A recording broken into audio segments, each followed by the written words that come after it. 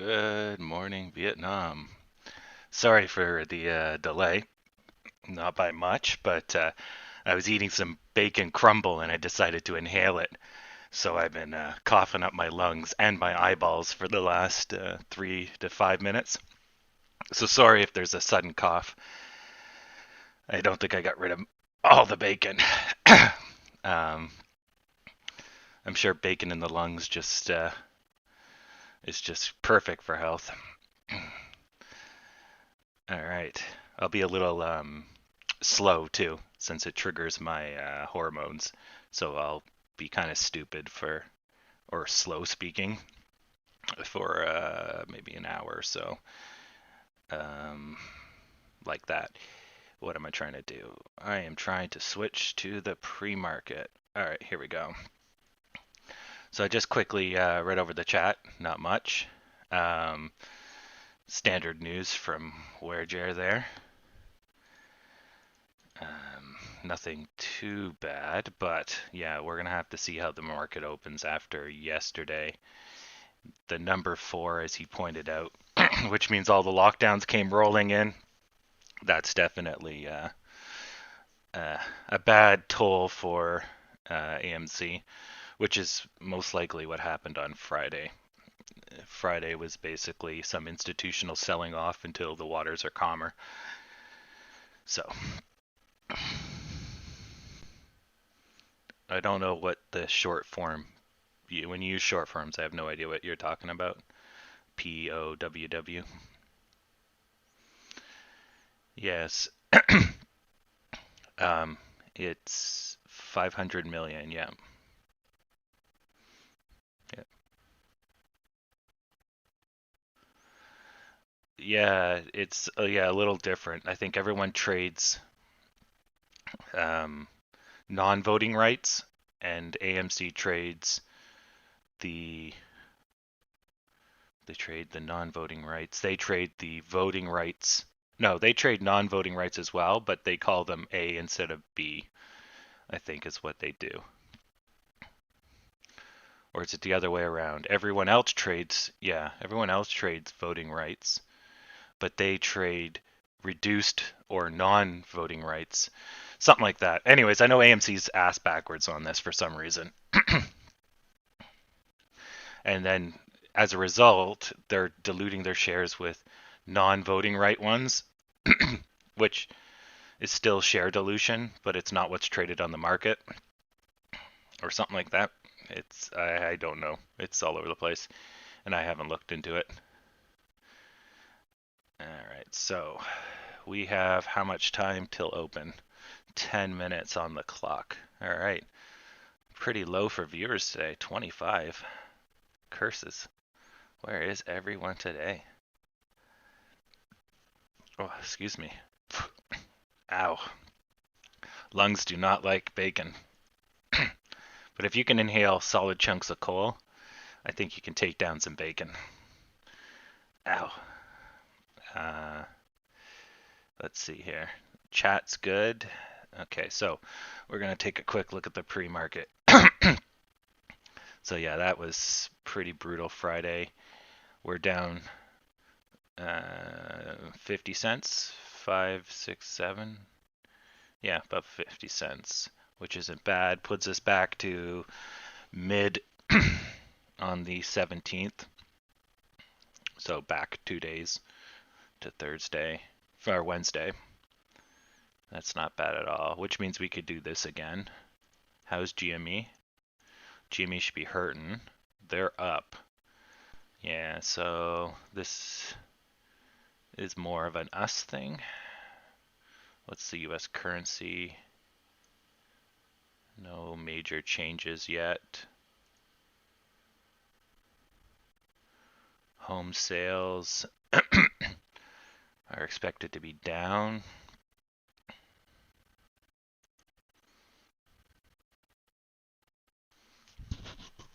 Okay. So there's a lot of news articles today, actually. So that's not good. Yeah. And then we have Imports. Okay.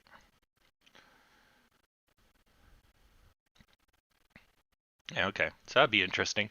So these are nice. These are economic indicators that come out. So up until they're released, everyone kind of has an estimate, and then the government comes out and gives the absolute, and then the markets correct accordingly, such as forecasted growth of home sales. If all of a sudden it comes out horrific, then you know what they thought was going to happen didn't happen. So then there's a course correction. You know, and there's showing growth of the market, or I think national activity is the growth of the GDP, and it's either that or it's a participation rate. Not sure. But anyways, this is gold to the US dollar. I just wanted to take a look at it. If gold goes through the roof, it's usually an indication that everyone thinks things are going to go sideways. Foreign markets, oil.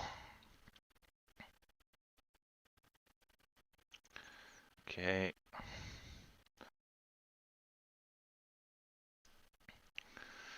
Oil's still going up, which is expected. I don't think Texas is completely rebounded. And the DAX is doing decent. Okay. So I guess we have 5 minutes till we find out what's going on.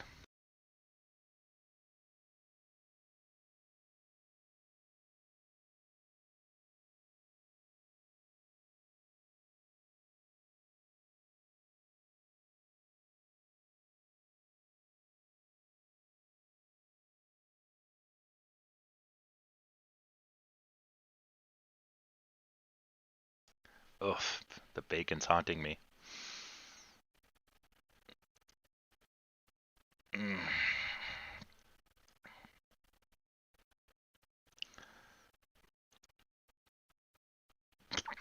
There we go. Sorry, I'm still dying from this bacon.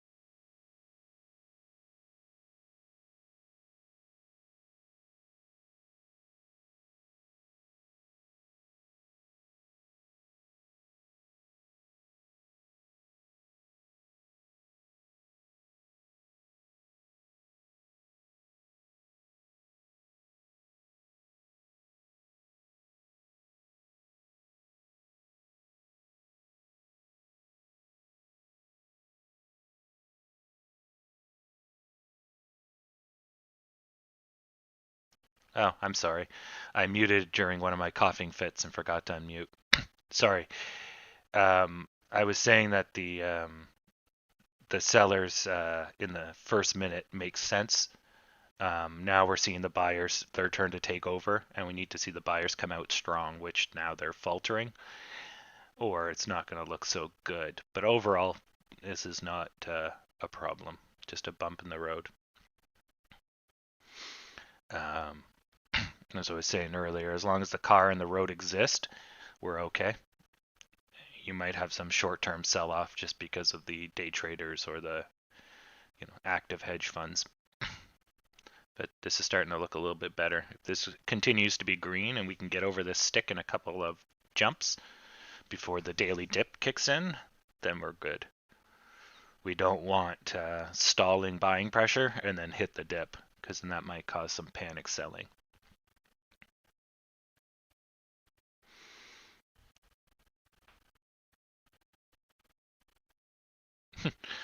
I'm reading the Reddit chat.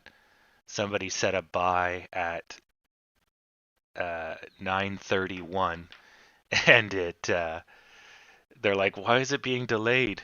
Why isn't it being fulfilled? Jesus, you're at 13. You think the stock's gonna go to 9? My God. But speaking of which, it looks like this one needs to be updated.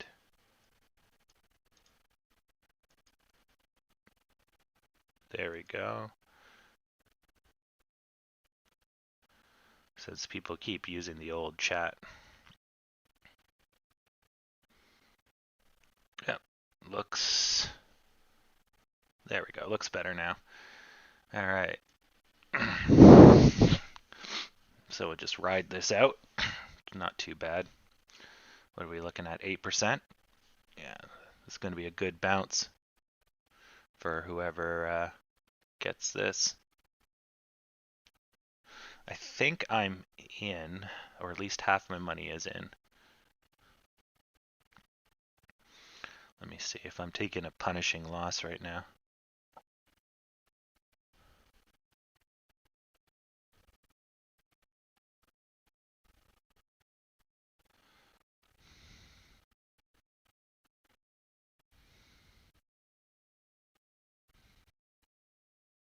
Yeah, I'm in. So I'm at down 10% at the moment, but that's fine. This will be one hell of a rebound for whoever buys it. But I'm all in. So, no money for me.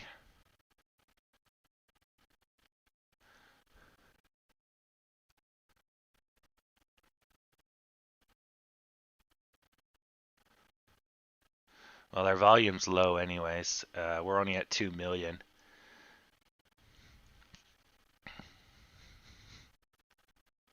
So even if we lock off the short sellers pushing it down, it doesn't really matter.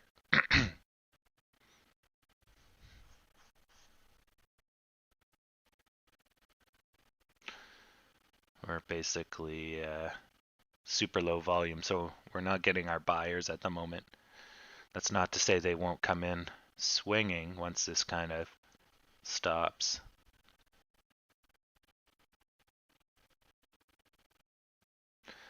It's not how the market works, Wager.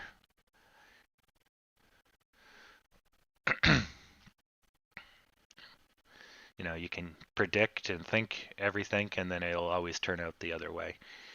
You have to base it in some reality. So going into Friday, we're hedging that Monday is going to have a lot of volume.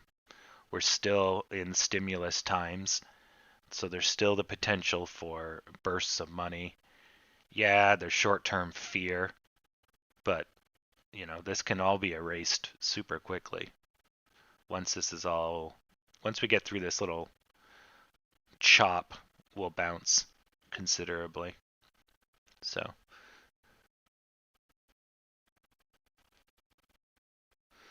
yeah, I think Tom nailed it right there.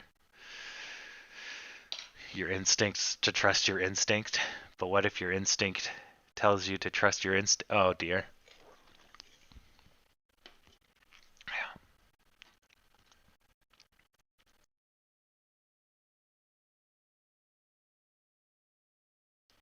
Ugh, just shot some bacon out of my nose.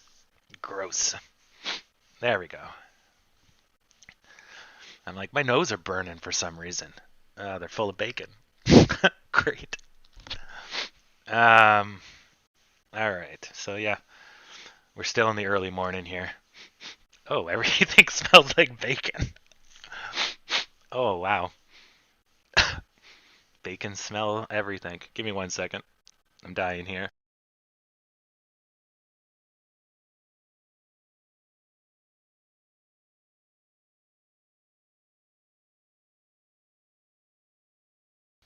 There we go. There was a few remnants. Oh, all right. At least I'm not coughing every 10 seconds. So yeah, we're still looking good. So we want to basically see a recovery to 1330 probably before 10 o'clock, and we might get it. Uh, and remember, it's not a loss until you sell. So as long as you don't panic, you're good to go. And if you bought in at the bottom here, you're looking at 8% returns in less than probably 24 hours, 2 days tops. I think we'll be out of this poop. We may not make new highs, but I think we'll be able to hit 14 again at least.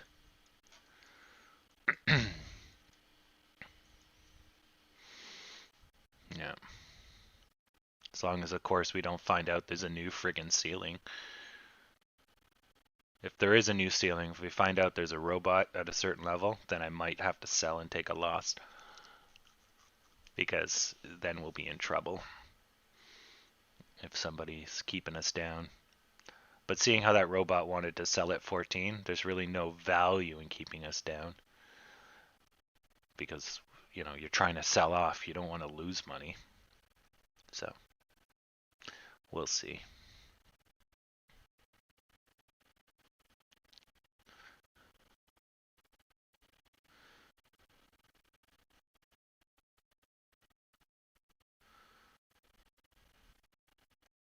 Apparently, TD Ameritrade is not allowing you to buy AMC.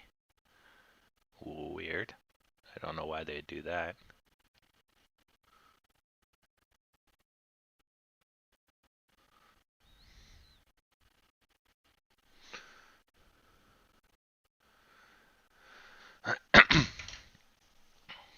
Well, that's how the stock market works, right? Just because someone wants to sell at 14 doesn't make them your arch rival, because they also want to be at 14 or higher.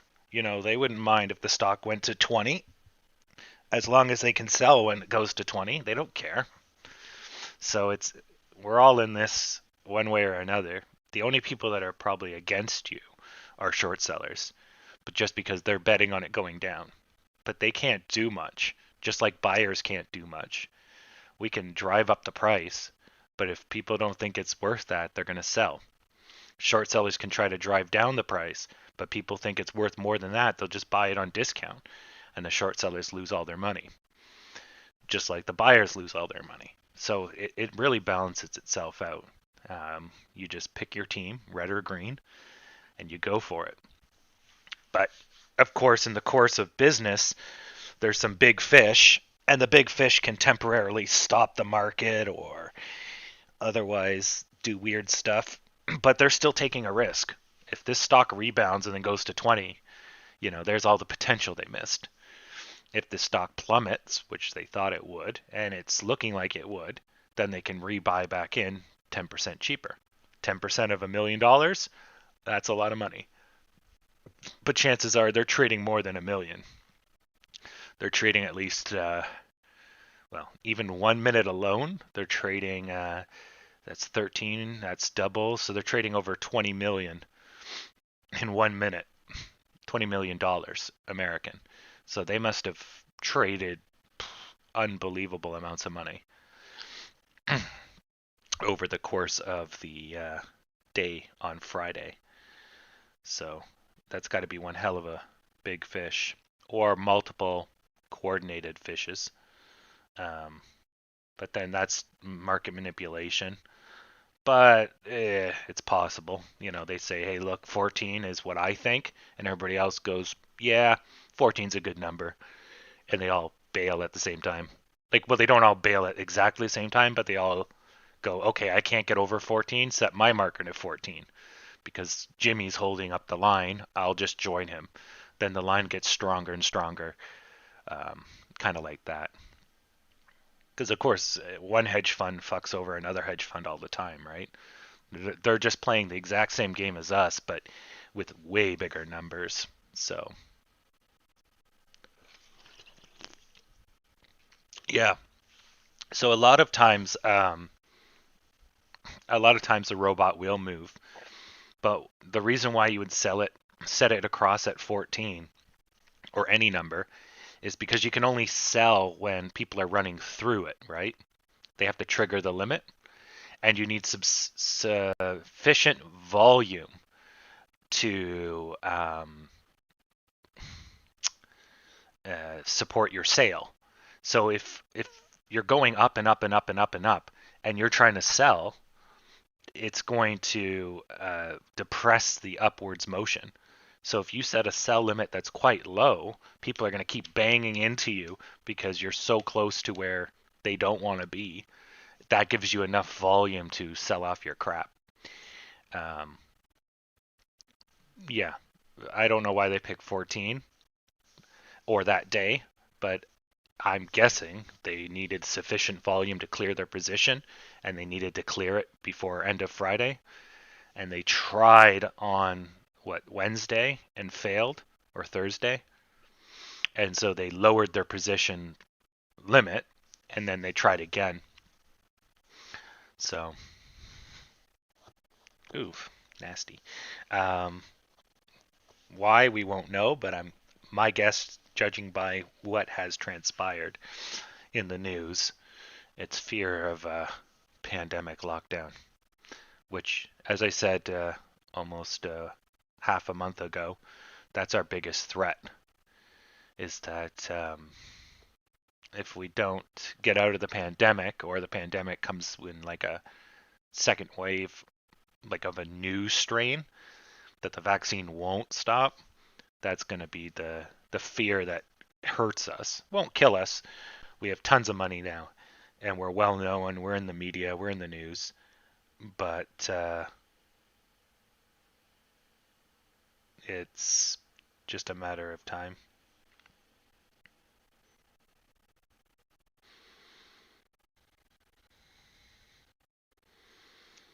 Sweet. I love spam email. I'm like, oh, I got a package that's going to be delivered. Oh, this is some witchcraft from UPS that somehow got my email and my address was wrong. Yeah, good stuff. So yeah, we might be going into the daily dip here, or we might be delaying it to probably 10, 11. If we go down, no, we're good. If we go down another 12%, 12? No, 15. So that's another 7%. We will trigger a circuit breaker.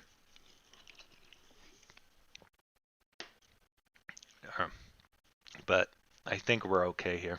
It's not looking too bad. The chart looks reasonable. Good pushback, almost 100%. It didn't have enough power, so it retracts. Fine, but it doesn't mean much. So that's good. Let's see how GME's doing. So they tried and basically lost their 2%. The Dow, good. S&P, good. NASDAQ, great. So the American markets aren't giving much of a fuck. There was a little bit of Friday overnight scare, but right now the markets are shrugging it off. So that is excellent. And that's kind of what we saw here. There's a little bit of panic. Oh, wow, that's really hard to see. A little bit of panic So this would have been the 18th, 19, 20. So the 18th is Thursday. Thursday, there's a drive up in price on gold. And then you have a crash, and then the price continues to go up as fear increases. Yeah. And this is like pushing an all-time high for the nearest future. Yeah, since the start of March. But there's nothing drastic. It's not, here flying through the roof, right? The pandemic it's going down. The pandemic is over, if you will. So we're, going into 2020, look at how it just went on a tear, right? So, yeah, we're not in the badometer yet, so that's good. Japan's doing great. DAX is doing great. Yeah, I think we're good. Yeah, and oil's declining, but that's fine. So I think, yeah, if we just give this a little bit of time to run, I think we'll be okay. So if oil declines excessively, then it's expecting that people are going to be locked in their house, that they're not going to need oil, less consumption, blah, blah, blah, blah, blah, as a general indicator. So right now, we're not really seeing that. There was a drop, brought us back to March levels, maybe even February levels, but, you know, gas usually goes up. This is futures, so I forget how far they go into the future. I think oil is 6 months, but oil products are monthly. But I think crude oil might be 6 months to a year. They price out. I think it's something like 6 months. So basically, you're seeing the price they think it's going to be at 6 months from now, or whatever number. So it's not daily. It is daily, but it's not for today. So when summer comes along, we should see basically, if we go back 5 years here. So we don't need oil. So here we're in 2019, pandemic comes along, and they basically, as soon as January hit of 2020, they're like, F this. So they're pricing in for the summer at around this point. Here they're pricing in in January, they're pricing in for the summer. So they go up, and then here they start to price in for the winter consumption, and then there's a supply. There's the winter in September, 6 months. No, we need July. So this would have been winter pricing in. Then this would be the lull in the spring. Yeah, October, opposite of spring. Yep. And then we go into pricing in for the summer again back in November and December, if I got these right. But then, of course, the pandemic hits, and they're like, well, we're not going to need gas in March, which is 6 months out. Boom, boom, boom, boom, boom, boom, boom, boom. But now that April, 6 months after April, is fall of last year. Yeah, fall of last year. Yeah. So then they're like, oh, hey, the pandemic is over, kind of deal. And then this is November. So this is probably when the vaccine trials got announced. Yeah, and then they priced in. So they priced in actual April. They priced in for an improved fall with more people traveling and pent up demand, blah, blah, blah, blah, blah. And then so this is the reaction now to where we will be in the fall. But it's not too bad. Like, I mean, it's not that, right? Or any of that. So we have a little tiny red. So, yep. I think we're okay, all in all. The market's just doing its thing. No heavy reaction. No, AMC's not halted. AMC will be halted if it goes negative 15. No spreading fear, Mr. Zach.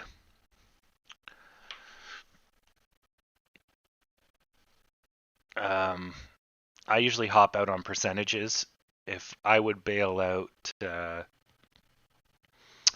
mm, I'm gonna bail out if I see a robot. I think.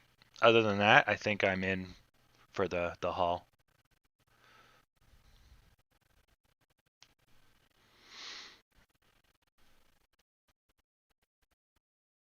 Yeah.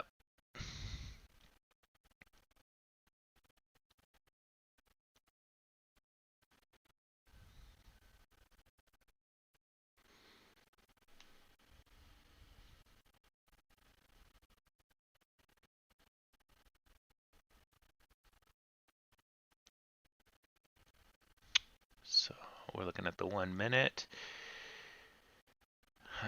GME is not doing good. Dow's great. S&P is great. Nasdaq's awesome. UK is taking off like a rocket. Yeah, so I think it is as I predicted. Fear, and the fear's over. So it was just everyone hit the panic button and they fucking overreacted. At least the UK is showing that for sure. The DAX is still uncertain, but happy. US currency is not great, probably because they're printing money. uh, Talk about share dilution, let alone printing money.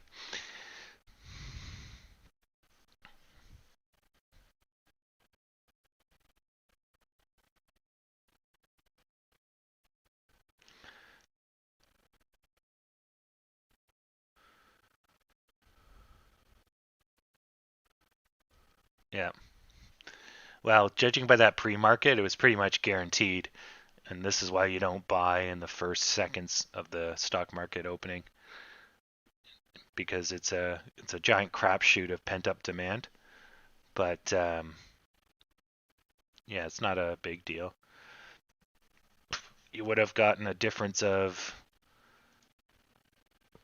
4%. You would have,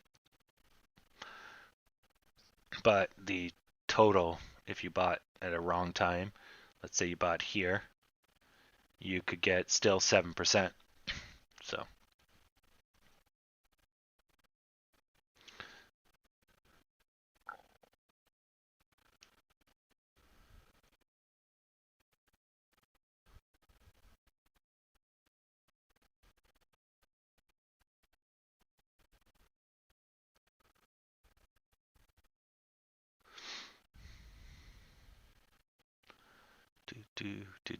So the floor right now is 1260 or so.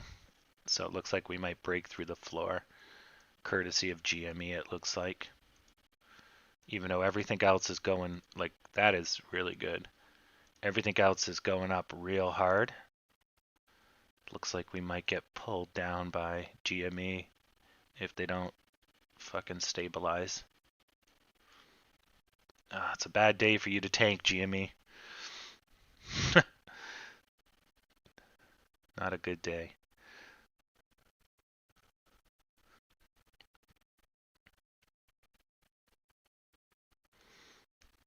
Yeah, hopefully GME just stays flat. They will have to do their dip, although if this drags on, it will be the dip. Depends on how much buying pressure. So we'll either get basically this going along and then the sellers take over because there's no buyers, or the buyers keep pushing up, but the sellers will have a little bit, a lot, a lot, a lot, then maybe a little bit. So the net will look like this because it's basically like a tug of war. So when the buyers are stronger, it goes this way, and when they're equal, it stays where it is. And then the buyers get strong again on the way out, and the sellers step away because if they were going to sell, it would have been here.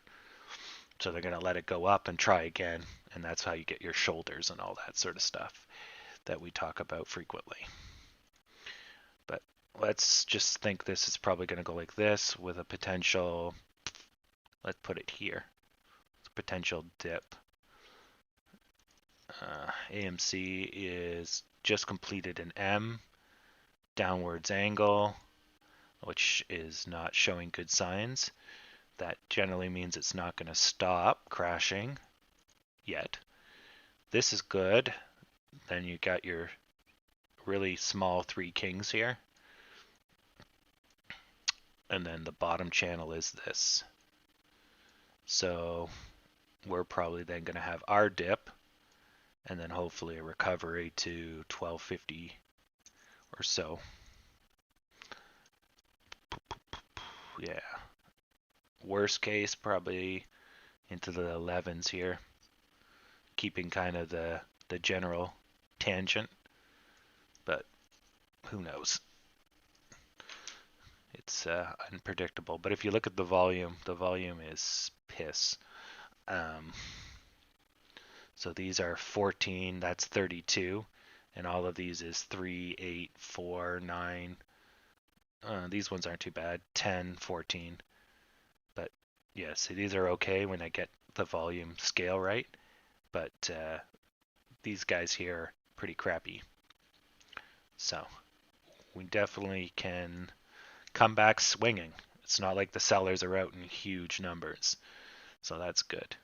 Nothing is worse than your volume being at an all-time high and it's all in the red. That means it's going down like the Titanic. Because somebody knows something and it's all hands abandon ship. But right now this is not the case. So that's good news for us. Yeah.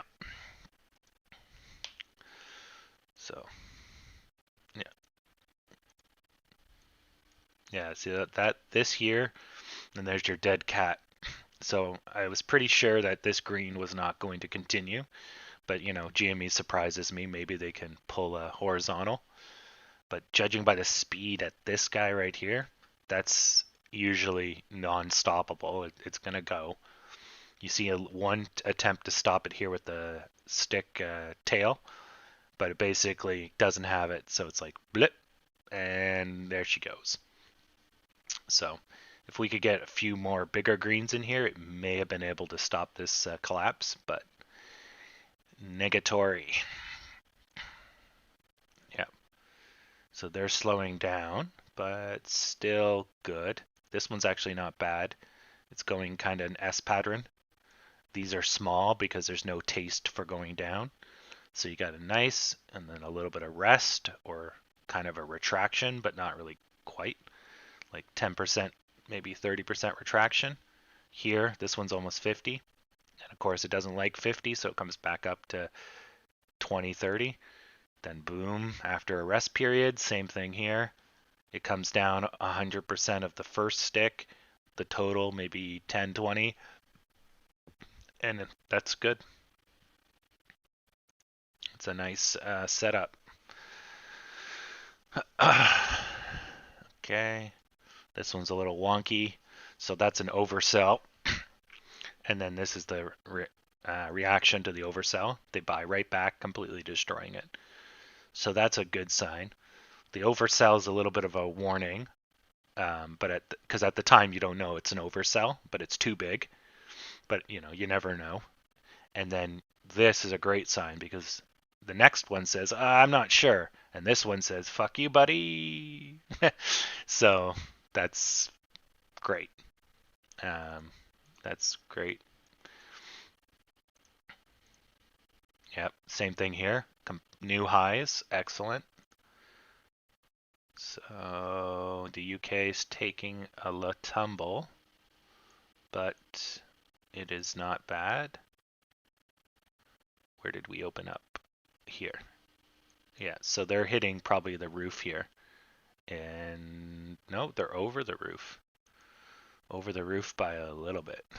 So my guess is that they were bouncing against the roof, but that's what these guys were here. So they actually went over the roof, got pulled back in, then they did a little rest, tried again, got pulled back under. So the next couple should bring us up to the line, over, down, and then they can break out. Potentially. It would probably look like something like this. So if I drag this down and put it like this, it'll be like bang, which is this one, down, then bang, small, and then you kind of oscillate kind of like that, over, under, until you get the energy to bail right up. Curious where this one goes to. So this one is probably the sticks of these guys. Yeah, so it is hitting the roof. Yeah, okay. I was just eyeballing it wrong, but it actually is basically bouncing off the roof. Okay, so that's fine. So we're going into our dip, also fine. Yep, still on track. So now we have an increase in volume, so this is fear selling. This one is 33, this one is 23. So there's people probably buying as this is going down, which is good. And actually, well, this one I don't know. You can't see the buyers. This one you can see the buyers. It's pushed the stick back half. So the buyers are definitely strong in this one, and as a result, we see a big volume. So that's good. It means that volume is not all sellers, which would be scary.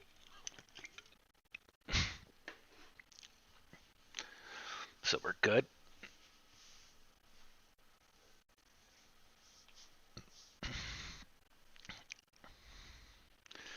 Yeah. This motley crew of degenerates.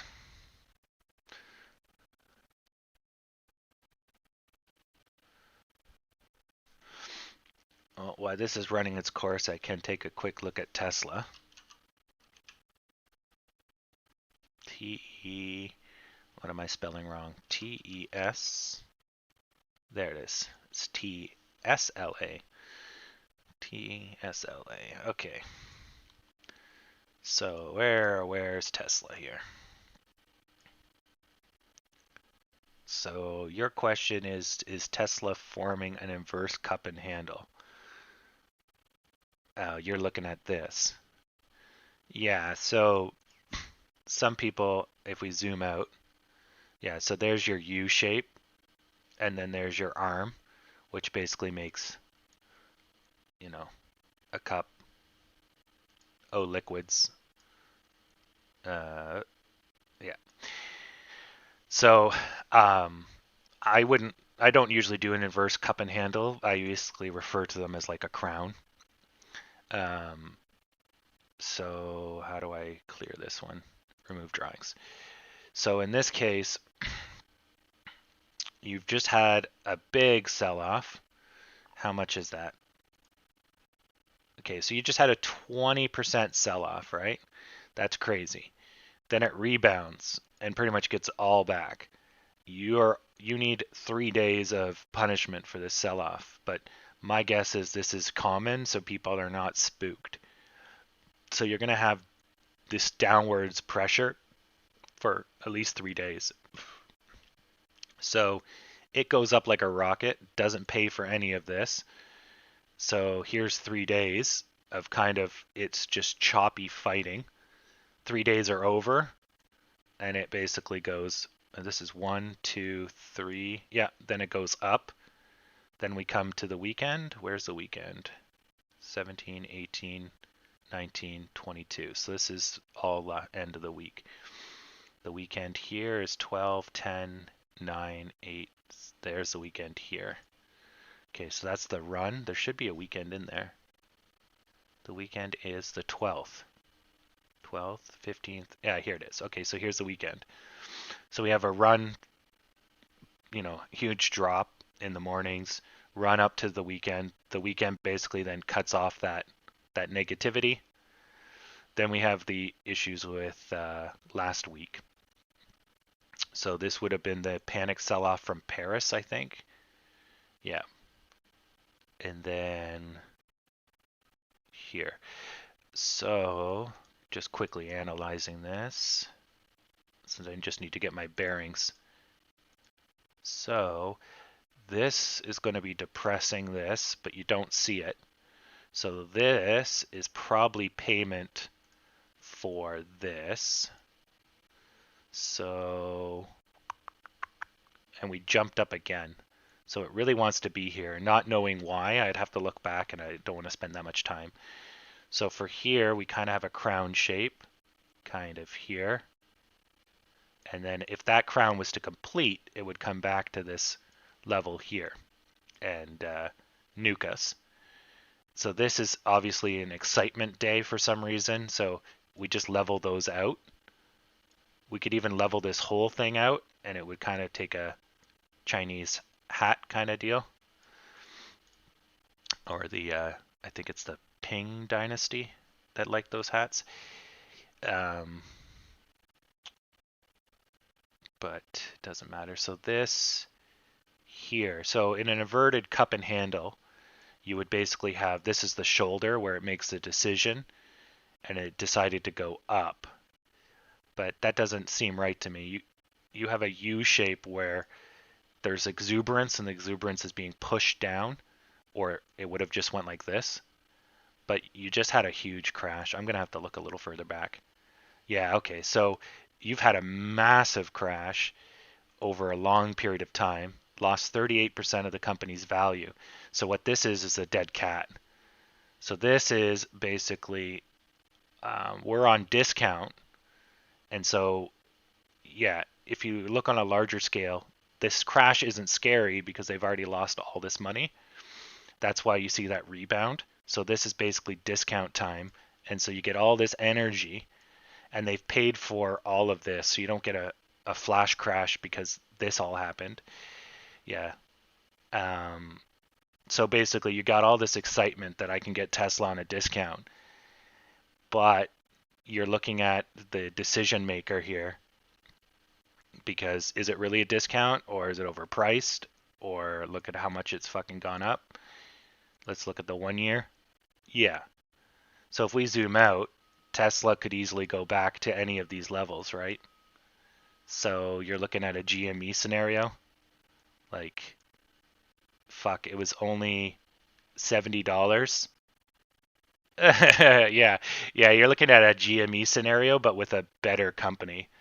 So it reasonably hasn't paid for a lot of this. So yeah, you're not looking so good here, actually. Anyways, so that's going to add to the negativity, because you're basically, you delayed the downward slide, but see how aggressive that downward slide is? So this is the bump because it's a discount, but that doesn't mean you're out of the woods. Because from what I can see here, they haven't had such an aggressive slide. Like this one had a lot of pushback, right? You can see they're like, no, no, no, trying to keep it up. You know, sell-offs to correct the price when it goes up too fast. Good. Pushing up, pushing up. This one was kind of grim. But then here, it's just no, no, no, no, no, no. With actually a little bit of push up here. But just, oof, that's not good. Not that we're doing amazing either. We're still going into our U shape. Yeah. So we're gonna have a price freeze circuit breaker if we haven't had it already. No, I don't think we're gonna go to 10. That's a lot too low.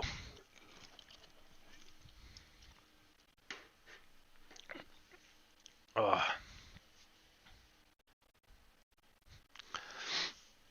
Yeah, the dead cat is an actual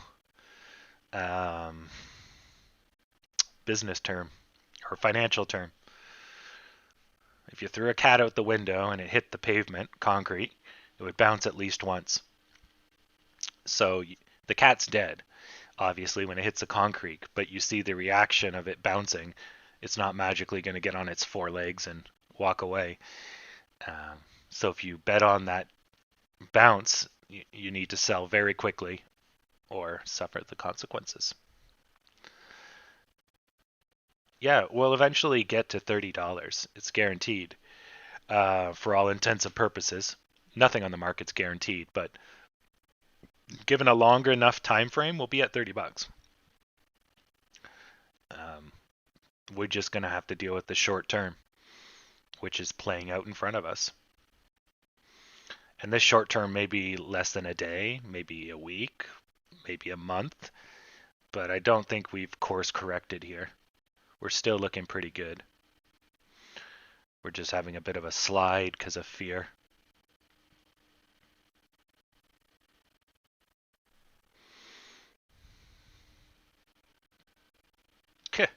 This is how you lose money, Wager. When it says 30% loss, maybe you can start sweating. 15% is nothing. We were literally at, 5% loss a couple minutes ago. You're now at 15% loss. Like, that was 5 minutes ago. Or, what are we, 30 minutes ago. Nothing to worry about. This is just great discount prices for whoever didn't have their money in overnight. And if you want a safe time to buy, it's going to be coming up probably closer to 11. If we see no growth at 11, then maybe lower your position.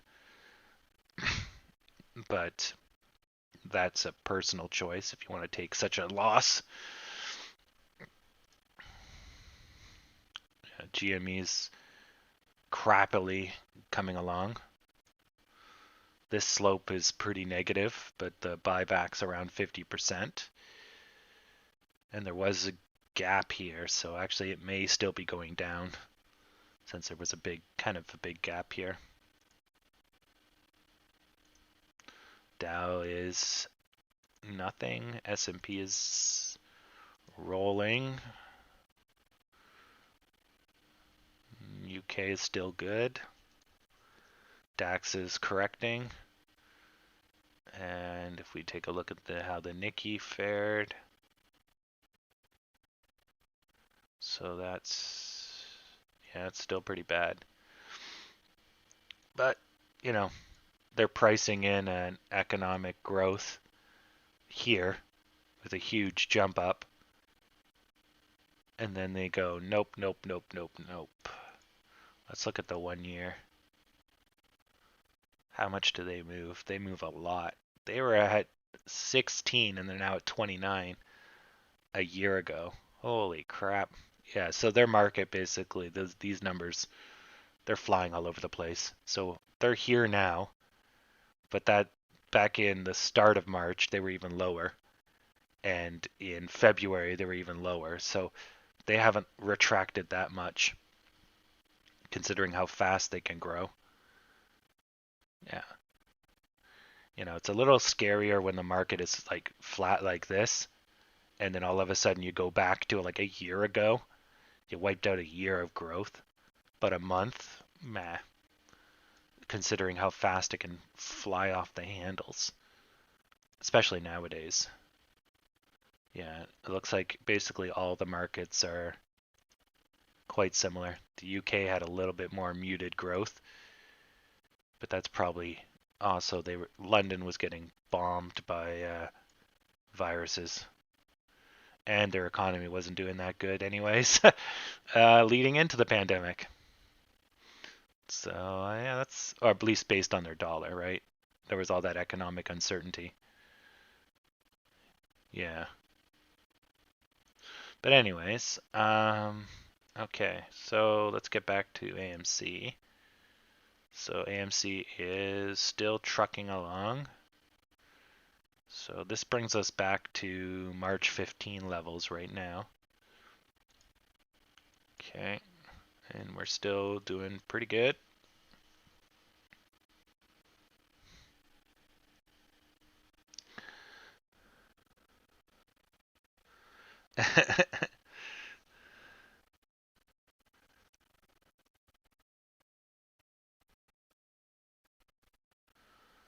Oh, so yeah, Tesla at 3,000. I don't know. I don't know enough about Tesla to place a bet. Honestly, if you think Tesla is going to be the king of batteries and high-tech cars, then the price is unlimited, right? The company can be worth infinite because they're just going to be ruling the world. Every car, the best cars come through them, the best batteries come from them, eventually the best electric motors. So if they can hold all of that, they basically own the future of manufacturing. They're going to be the go-to for electric engines. They're going to be the go-to for electricity storage. So you're looking at, an infinite price tag. But to think that nobody can compete with them in battery tech, that the Chinese can't steal and otherwise destroy their whole technological gain, like nothing they're doing is too revolutionary. Their brand isn't really that great. They can't sell on name alone like Apple can. Apple can just push out a turd and it'll make $1 billion. Um, they don't have a stranglehold over the market like Microsoft does, um, or Walmart. Walmart has a grip hold. If you don't sell through Walmart, you can kiss your business goodbye. So Walmart can determine the prices. Um, so really, the only thing Tesla has going for it is that it doesn't have really the bureaucracy that automotive companies have. So they can pump out cars that may not be super profitable, but they're super awesome.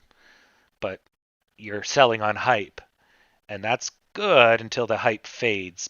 Or your cars show that they have problems, or they drive into a lake. You just need a few exploded rockets, and that's the end of that. Versus Ford had a whole bunch of exploding cars, but they have enough of a base that they can just go whoopsie and move on, right? GM sold turds for like a decade, and the cars were horrible, but they just kept trying to improve the engine, and eventually they got one that didn't suck, and then we just forget about the turds. So, but Tesla's too new for that. They can't just walk away if they have a turd wagon. So, yeah, it's hard to tell. I don't know enough about them, which is why I haven't invested in them. But that's the kind of stuff you have to uh, weigh out. But yeah, it looks like we're doing good. So that's a strong climb out of the dip. So that's excellent.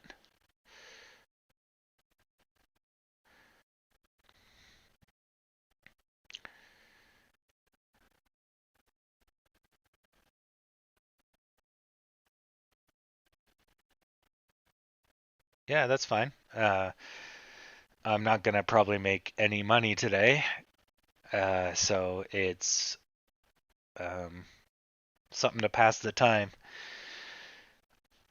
I mean, it'll be impressive if we go up 11% today, but chances are we won't. If we rebound, we'll rebound probably half of this, but we'll see. It might take 2 days to get us out of this hole.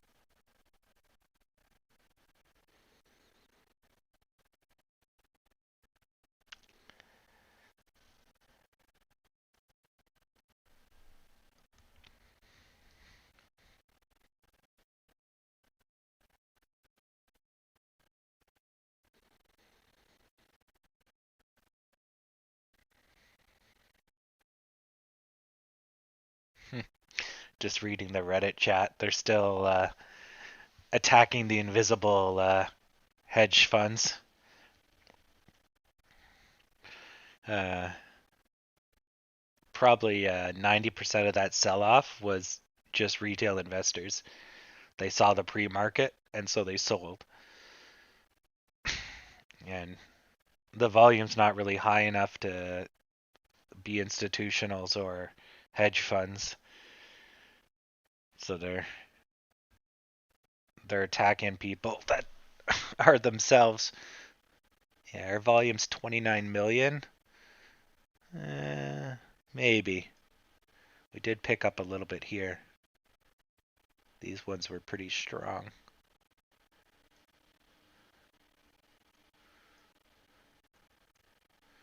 Let's see here.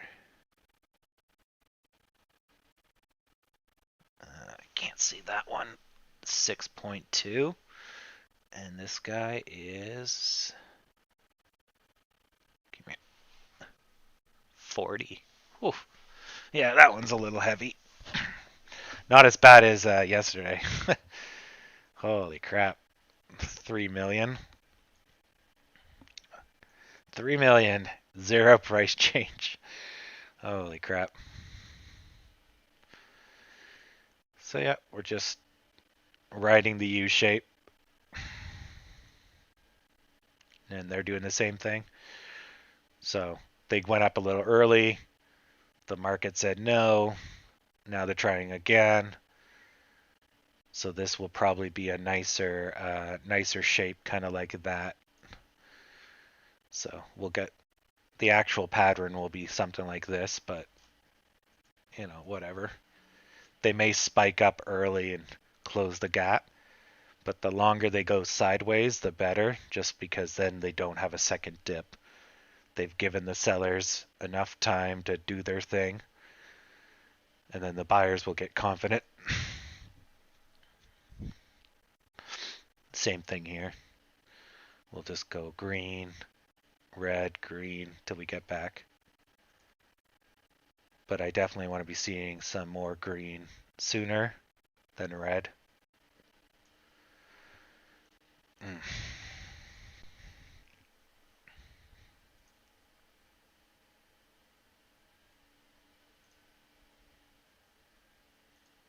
Good, good, good.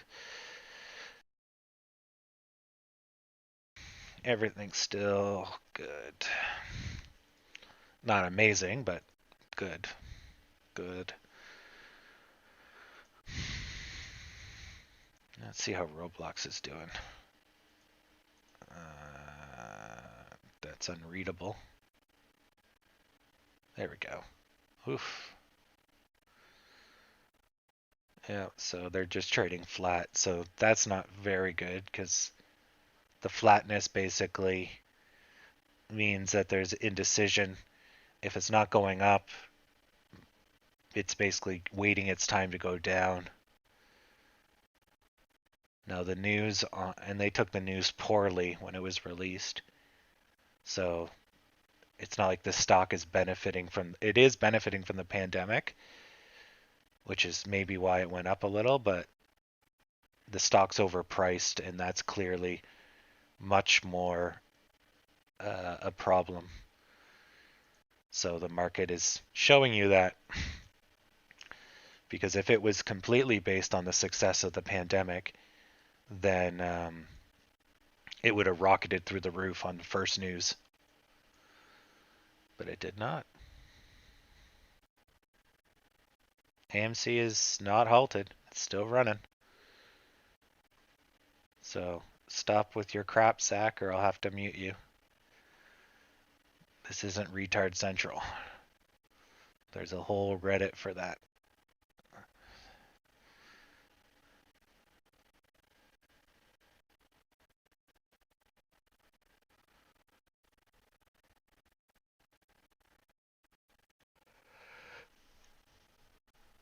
People are asking people to send them money so they can buy shares. Wow, that's the best scam I've ever thought of. Hey guys, can you send me $1 million? It's all going to go to AMC. Yeah, but you're still giving him $1 million.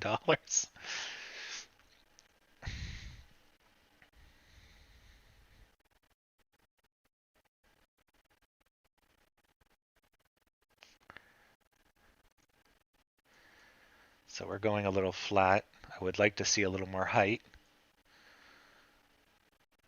GME is doing okay.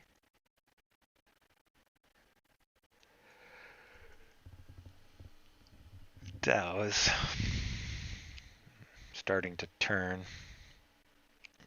Yeah. This green is good, but this green's probably not going to hold, and then we're going to come back down somewhere in here. We'll see. Still good. Still good.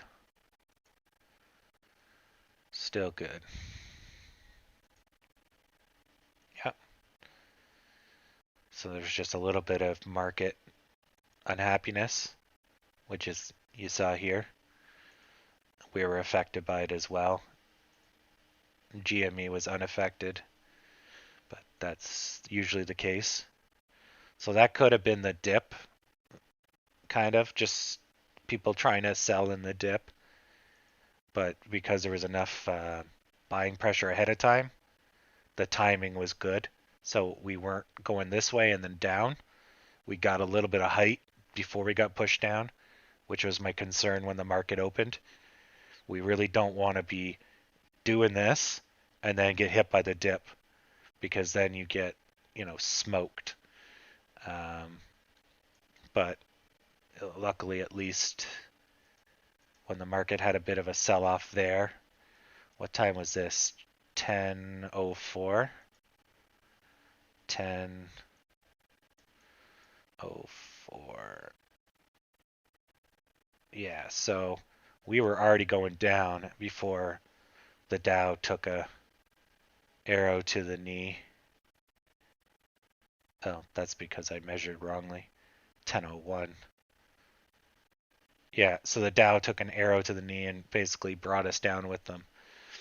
So this is us, nice and kind of flat, and then the market, lowers the water level. Here, the market lowers the water level, but we did get back to normal. So then the water level rises up, and that kind of makes sense with the moderately low volume. We're more susceptible to the tides, if you will.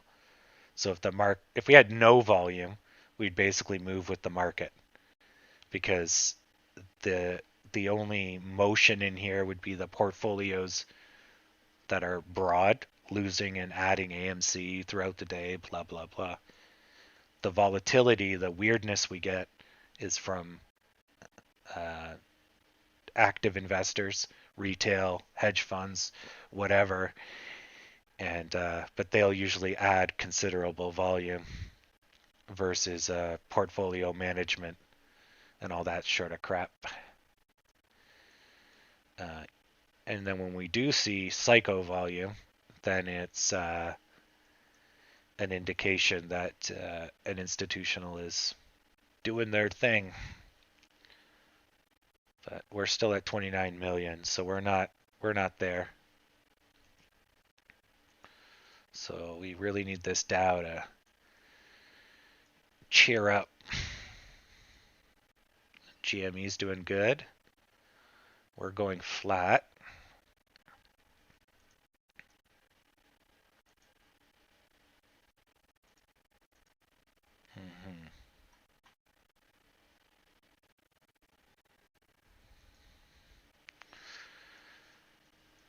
So that's not great, but hopefully that can turn around.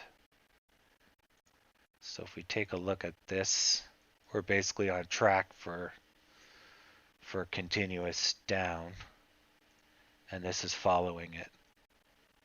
Oh, get out of here. But I want to see us deflect up. But all we need is a few good greens, and then or one of these. That'd be excellent. And then we're out of this poop hole. And then we'll probably make a gigantic U shape. But it'd be nice if we just kind of went like that, because we're on discount. But who knows? Anything's possible.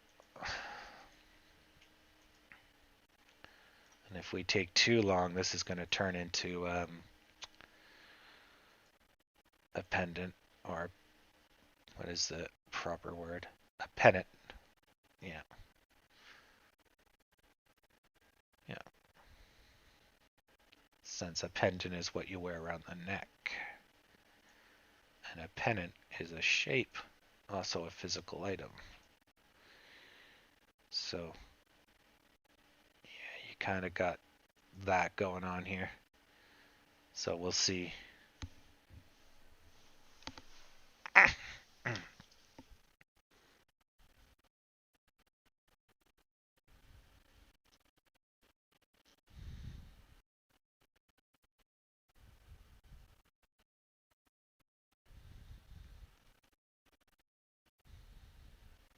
Yeah, sorry, I just got a text message.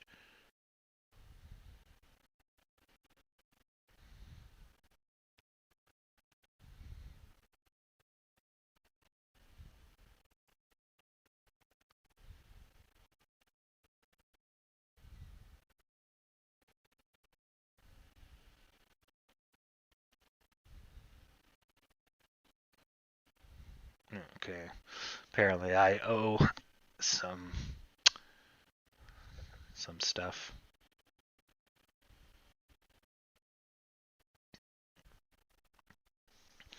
All right. Yep. Sorry, I'm just gonna make a business thing here. I'm good to go. Um,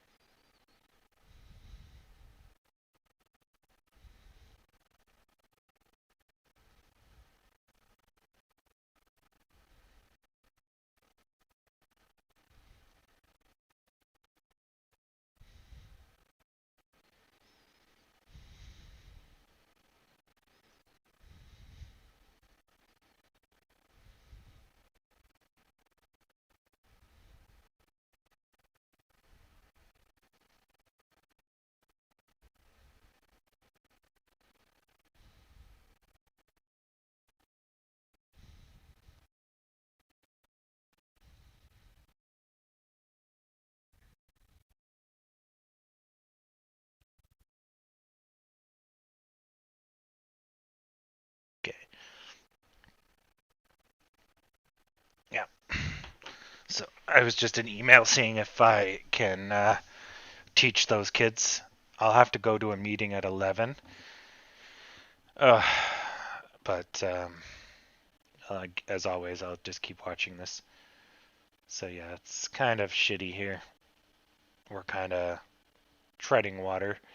Volume is awful, but hopefully the volume will kick up.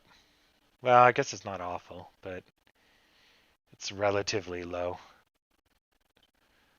But then again, we were in hundreds. Now our average is around 2. So 2 is now the low for me, but yeah, we're still doing better than some days. Some days we have 30 million by the end of the day. We're at 40 million. So there's definitely more interest. So I guess that's not that bad if I was to be more correct in speaking. Yeah, it doesn't look like there's a good bottom, but there's a good top. So we'll just do that. And let's do that. And we'll drag that down to those guys. Come here. What the hell? Here we go. And there. So that's pretty much where we are right now. So we either have a breakout down, which I think we're going to get. You're kind of doing, we're probably going to break down and then it will bring us into here. Yeah, this guy's probably going to grow. If we're lucky, this will get destroyed and we'll come back to here. And then we'll have a break up. But I think our break up is going to be later, closer to 10:30, 11.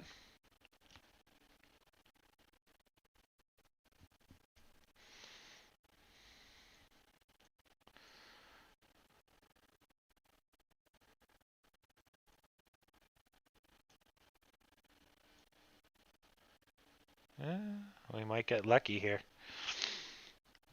Yeah. So my lines again are not an absolute science for all of you guys that are here. Nothing that a stock broker draws or stock trader. I guess I'm a broker dealer, but whatever you want to call yourself. All of it is just kind of a helpful guide because what you see on the market is just a psychological result of a ton of factors that I talk about frequently. But yeah, they're just visual helps. So really what's going on here is we have indecision. So you see a reduction in volume and you see the price oscillate generally over a fixed line because they're undecided if they want to go higher and they're undecided if they want to go lower. What price doesn't really matter because you're seeing the behavior. Less people are playing. Nobody knows where it should go. So the sellers push it down, the buyers push it up, but the sellers think it's not worth selling more. The buyers think it's not worth buying more. So we go back and forth. And so the indecision eventually leads to a point in time when then there is a sudden change where somebody says, you know what, fuck this, we're going blank. Now, usually, so that's the psychology. And now what that looks like is then a pennant shape where you get this kind of decision to go up and then it's quickly brought down, but it doesn't want to go any lower. And then it tries to go up, but it doesn't want to go any higher, especially past where it was, which starts the pennant shape. And by the second or third hump, you start to notice that it's happening. If not, it could just be a cat bounce or whatever. You know, you're going up too quickly and they punish you and come back down. The key is that it has to come up and come down and try to go up again. And then that's your key indication that you're going into a pennant, not just a W or a check mark or a dead cat or whatever. Um, like this is technically a dead cat, but it lasted long, so you're going. People catch the falling knives. The cat bounces, and then they're like, no, there's a dead cat again. It bounces again because buyers think it's at the lowest price, then thump, thump. So every time you have a dead cat, you can see the angry velocity. They say, no, we want it to go up. The angry velocity increases. And they say, no, we want it to go up. Angry velocity increases even more. So this could have been something. This tells you it's not going to be.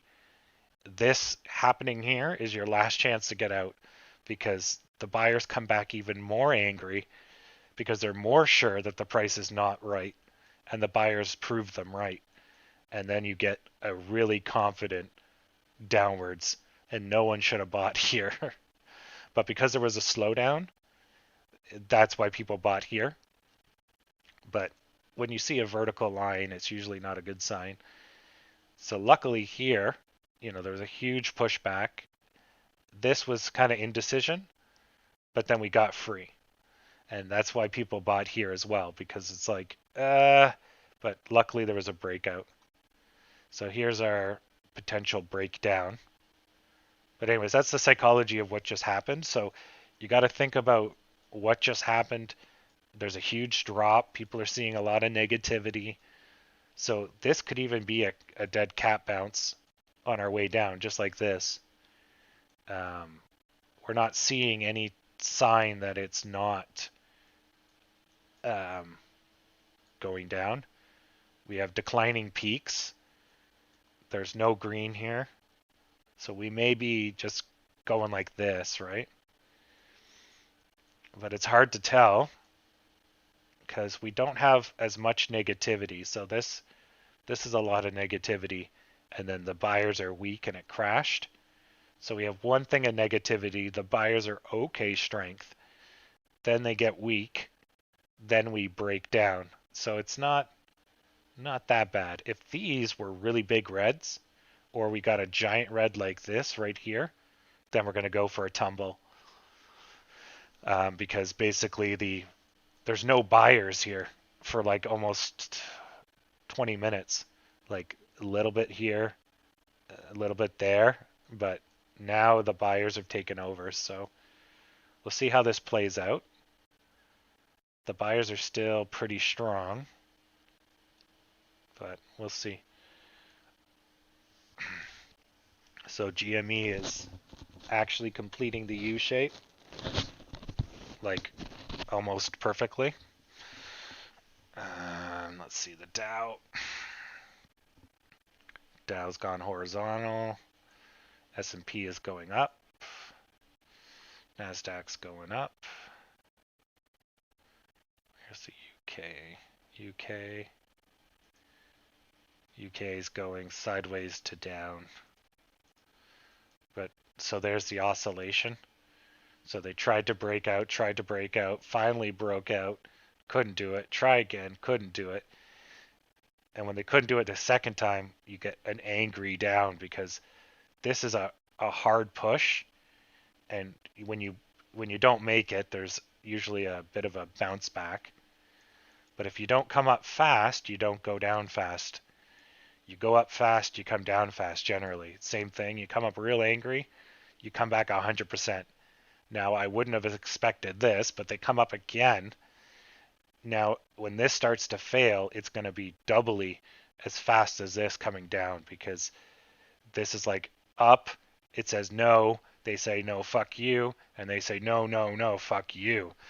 And so now this one, I don't know if the buyers have the strength to come back up. Can't predict the future. But if they do start trickling up, then basically they'll have an easier time being over this line for whatever reason. They can't get over this line. And since this is an index, basically the UK 100, whatever it's representing, people are saying that there's too much money in all these companies. Take the money out. And that seems a little odd, but it's probably because they're thinking all those companies are riding too high because of the pandemic news. And they're just not sure yet they want to continue to go to the moon. But they were more sure about 3 days ago. So I think this is just short-term indecision, basically. Nothing very negative about this. It's just if we zoom in too close, you're seeing the day-to-day indecision until they get their confidence back. So that's good if the UK represents, Europe. If we're just using it as a ballpark, that's good. It means all this weight will get off of us eventually. And there's the Dow going for a breakout. So same thing. They're batting against this line here. And then basically here's their breakout. So there probably will be a little bit of a pullback. If there isn't, then it'll start taking off once it clears kind of like a small bubble, which is usually like probably the distance between here and here. Like it depends on how much the stock moves, kind of air quote naturally. But see, once it gets past this distance, it's going to take off like a rocket. So right now it's doing amazing, but it might come back to where my cursor is, but we'll see. Let's see here. So if I measure this, it's about 0.10%. So here, right here. So it would have gained extra velocity right here. Or if this red might bring us back to this point. But once it got out of this kind of gravitational well, if you will, then, well, to this line, if I drew it properly. So if it doesn't pierce this invisible line, then basically the red will stay this big. Once it goes past this line, partly because it's 50% of the green, but it's also going to get pulled back towards this line. So you'll have two negatives, if you will. One, the combination of these two guys, and two, the combination of coming back. But if you get far enough away, then this starts to act like a bubble because you're now trying to go up, so downward stuff gets muted. So once you exceed kind of an invisible bubble of some sort. Um, so at this point, I still think it's going to get drawn back, but I don't know. I'd have to watch the Dow to see how that plays out. Because if I don't watch it, I can't really tell you the personality. Plus, the Dow's a major index, so it's not like it really has a personality, except for like animalistic.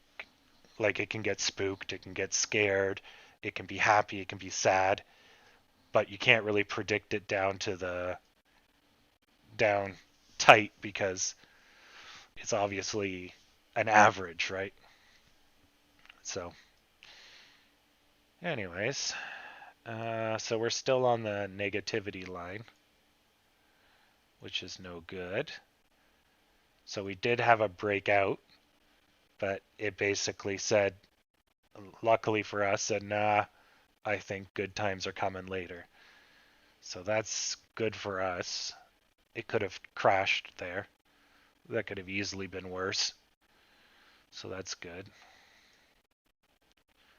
Not to say we're completely out of the woods, though.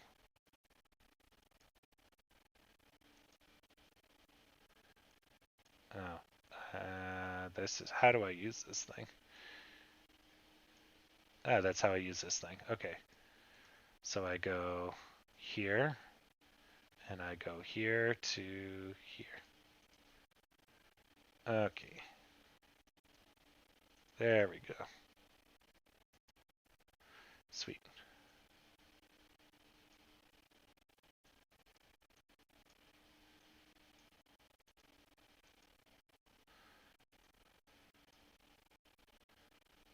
So it auto draws itself. All right.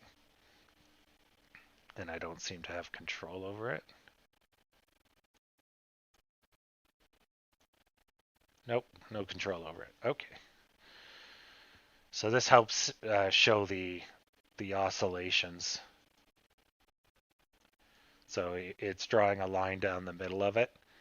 So you see how much time it's spent above and how much time it's spent below the channel.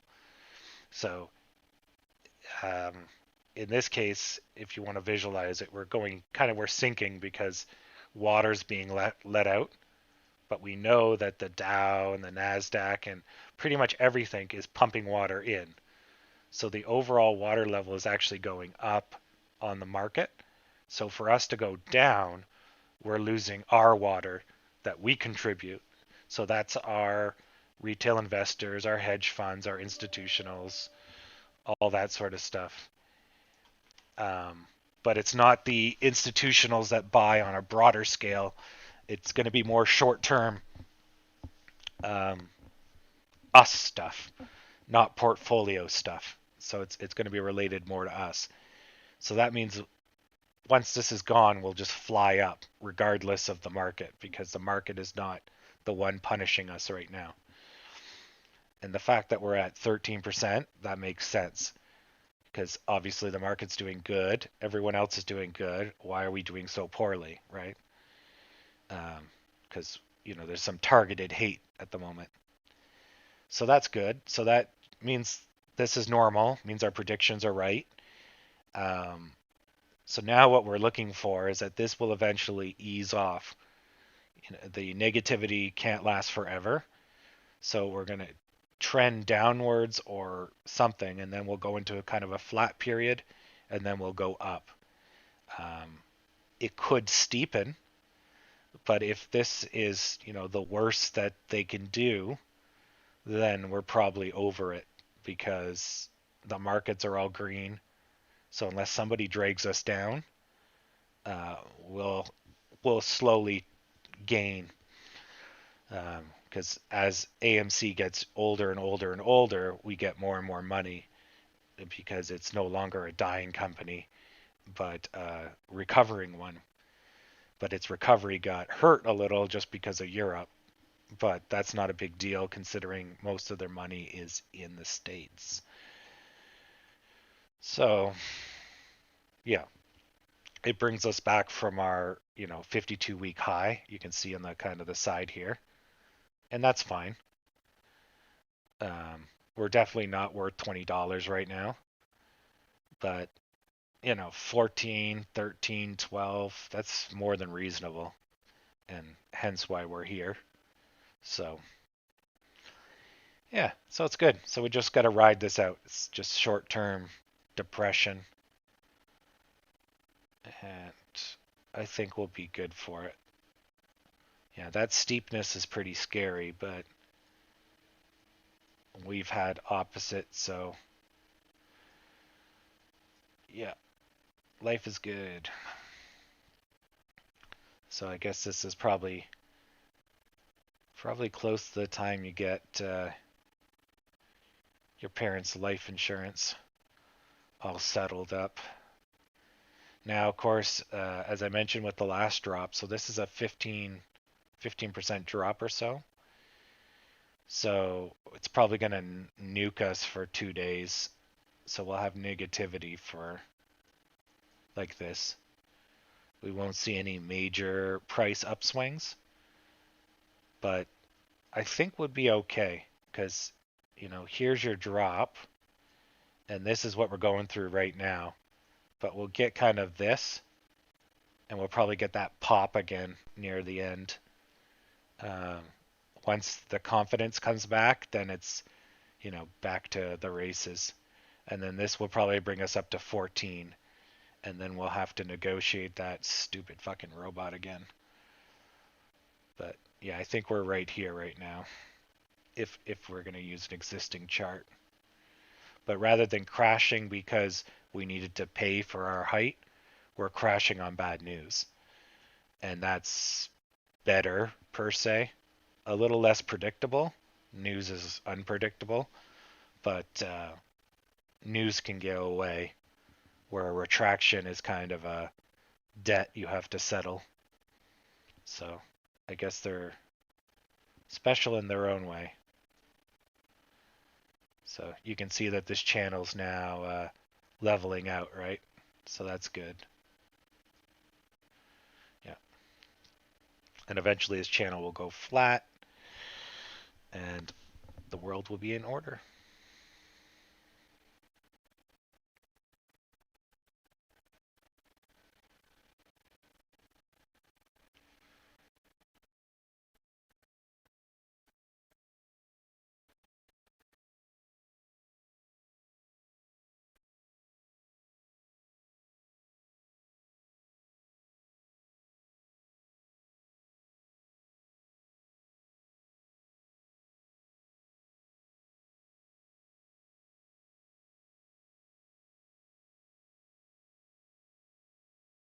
All right. I guess I gotta go to that meeting.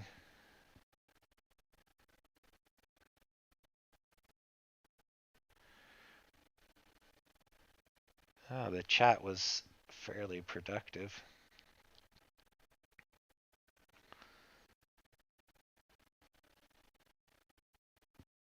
All right, I didn't miss much. Just a nice conversation about the difficulty of diamond handing stocks. If you can't take a 15% loss, then you're not going to survive in this game. The key is to kind of just analyze it. And GME is actually not screwing us, which is great.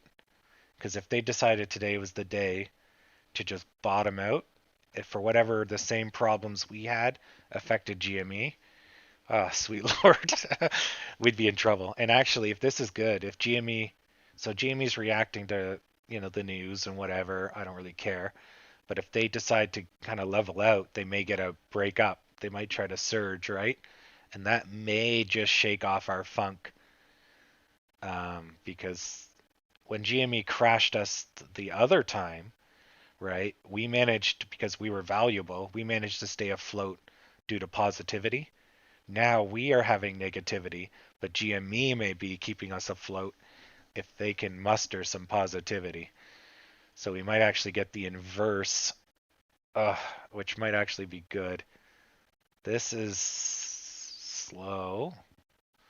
Yeah, it's low volume, but maybe. And if these can stay up, yeah, they're still okay. Doesn't look like it's doing a second dip. So see that organic growth? It tries to go through, but this is not as pronounced because they had organic growth. So it didn't. It did do 100% of the green, which is a lot, and probably why it's so big. Oh no, never mind. The green's this long. So yeah, they tried to crash. The green said no. The red said yes. So I didn't see the stick. So yeah, this is going to go a little bit further because of the stick. Um, and then the next time, so this is 1, 2, they probably will get it on this time. But yeah, they're not going to overshoot because of this nice organic growth. Yeah. And hopefully they can make it through. If they fail to get close to this line, then that's it. They're going to roll and probably wipe out all of this. Um, just nature of the beast. Okay, good, good. Wonder if there was some news at 10:54, 10:47. No, I think we're okay. GME is still good. We're trending which way now? We're going back down a little, but still horizontal. Still mostly above channel. If I bring this closer, yeah, that's probably a little bit better. Well, actually, I could do that. That's valid. Okay. All right. I'm going to go muted for about half an hour and I'll be right back. Just got to do my student duties as a mentor and professor kind of deal.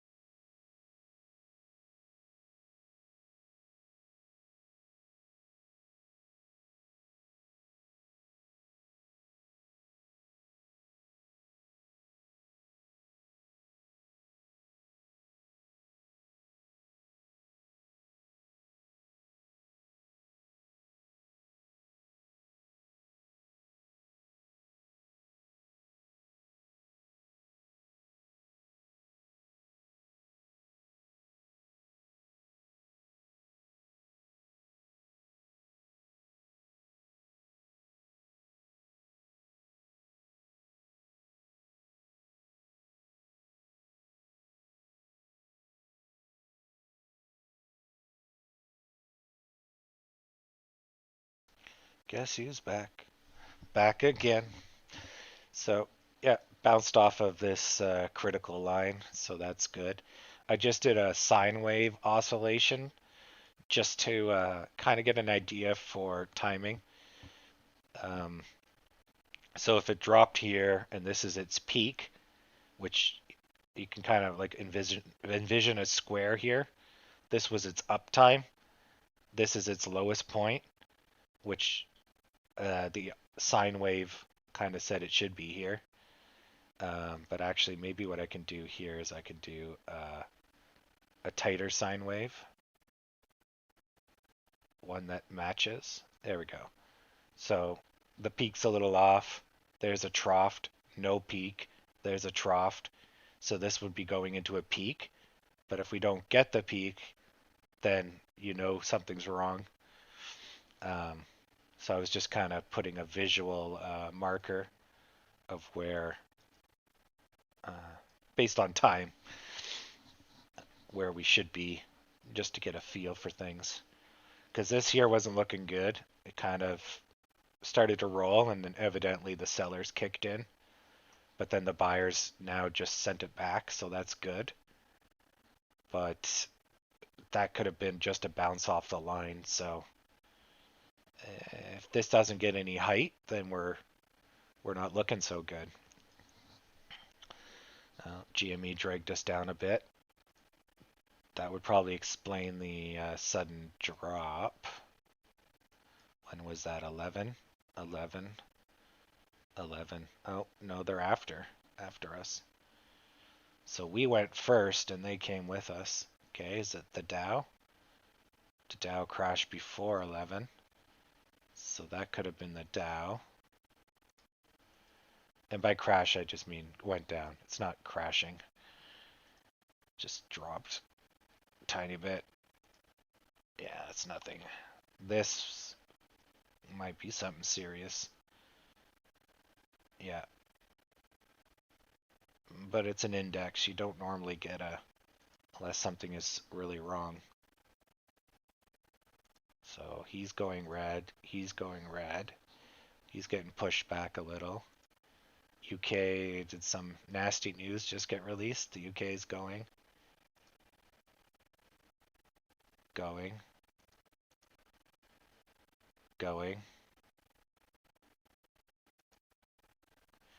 Oh, where's that financial news? Here. So, home sales have declined, which makes sense, but it's still pretty close. Yeah, still pretty close. The next one coming up is corn. Okay, so that's going to show agro, which doesn't matter that much. Yeah, there's something just that's closed. Something is transpiring. Yeah, that's quite the straight line.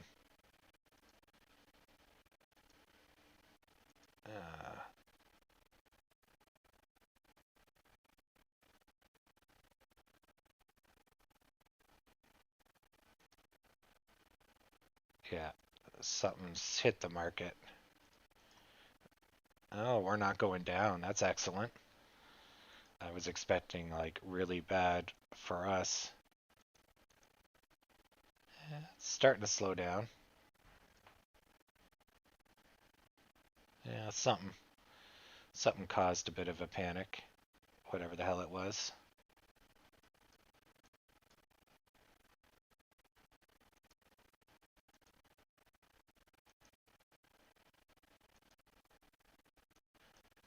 Yeah, gee, it's not good.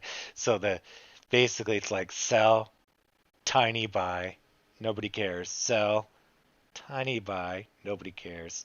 Sell. Oh. Now, if they start to roll, which would be about 1880 or so, somewhere around here, then fuck, we're going to be in for a a painful day, I think.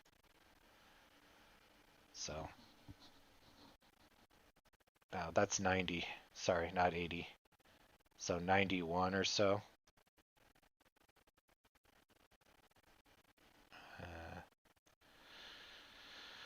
Oh, boy.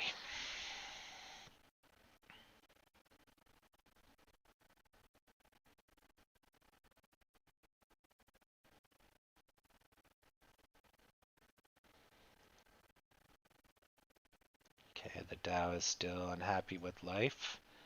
So it supported it for a tiny bit, and it still wants to go. Still good. And the UK is coming back. Yeah, whatever that was. So that's a kind of funky shape, but the UK seems to have a lot of funky shapes. Like, they just whiz in all fucking directions. Like, you don't see this kind of shape, or even this shape, or this, which is basically this again. That's very, like, ours look like V's, theirs look like fucked up roundies. Like, how the hell do you decelerate, go flat, and make a round? Like, what the? It's so weird. Where, like, if I go look at the Dow, see, it's going to be one, or it's going to be this, you know, sharp, pointy. This is odd, but it is an index. But no U shapes. Like, so weird. And when you crash, you come right back up just as fast, right? Yeah. Or this, jagged, sharp, just some weird ass shapes.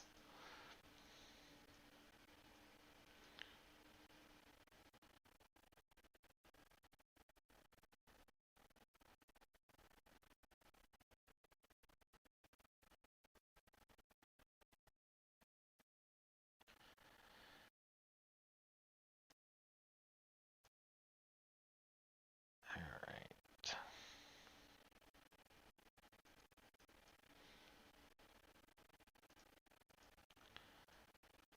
So we're going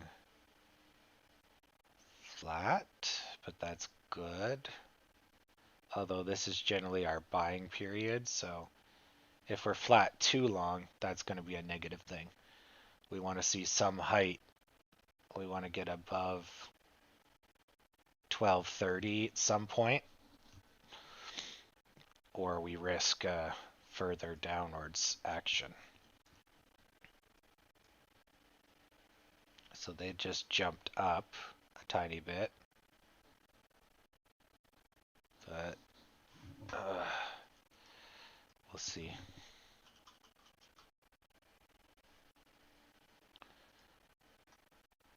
Still, I was just checking to see if I was unbanned on the chat. I'm still perma banned. I'm gonna have to figure that out. Although the longer I go without it, the happier my life has become. We should start using these more often.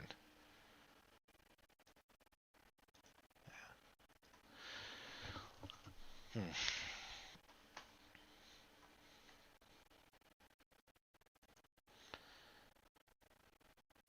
Do, do, do, do, do.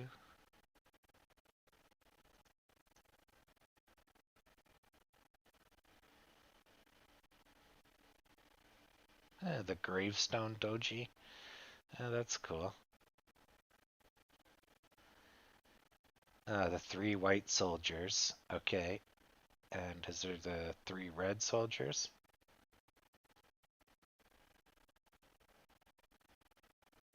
Three. Oh, the 3 black crows and the 3 white soldiers. Okay. So that's what they're called. Okay. Let's put that one in. It'll put a marker wherever it's seen. And see if I can spot one first.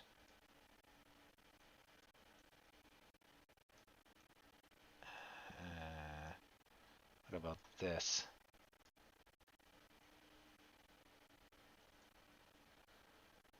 prediction, precision.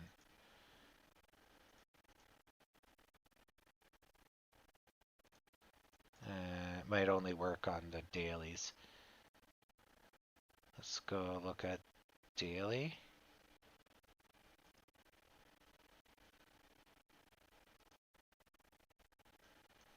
This, oh, there's a doji in the way. Where are you? Jesus. Yeah, there's nothing.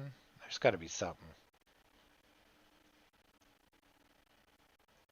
3 in a row.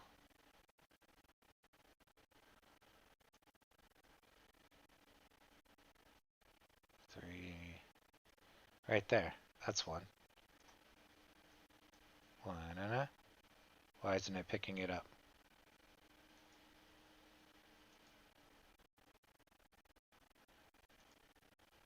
Okay, maybe that's not the pattern. Let's take a look at another one. Maybe that's the crows.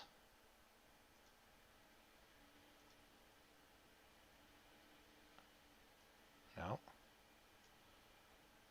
The hell is that then? Or why aren't you picking it up? Better question. I'm gonna have to Google what those are since yeah, maybe it doesn't fit the technical because they're not starting properly. There's your, I think that's either the gravestone or the dragonfly. I can't remember the names of all these. It's going to be a doji, which is a Japanese word for star, I believe. Is this it? Yeah. Well, let's say that is the gravestone. It's the bearish reversal, right?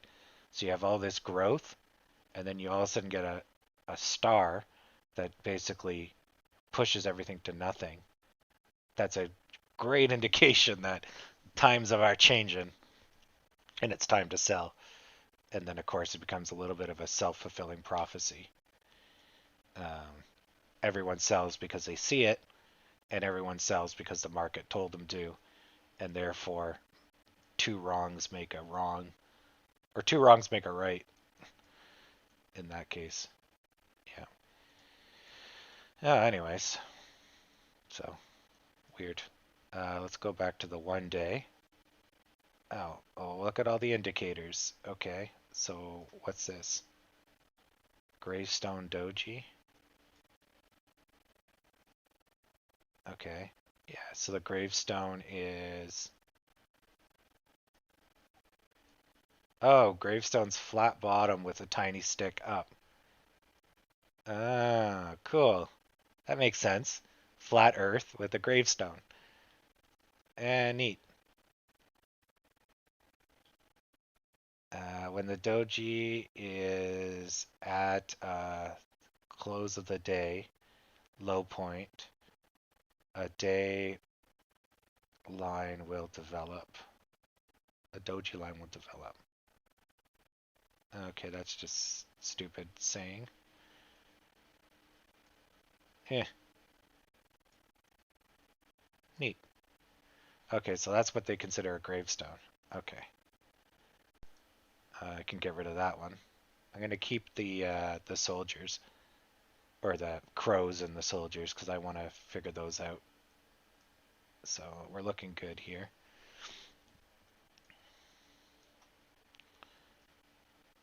Yeah, I'd expect something like here, but I guess they need to be bigger.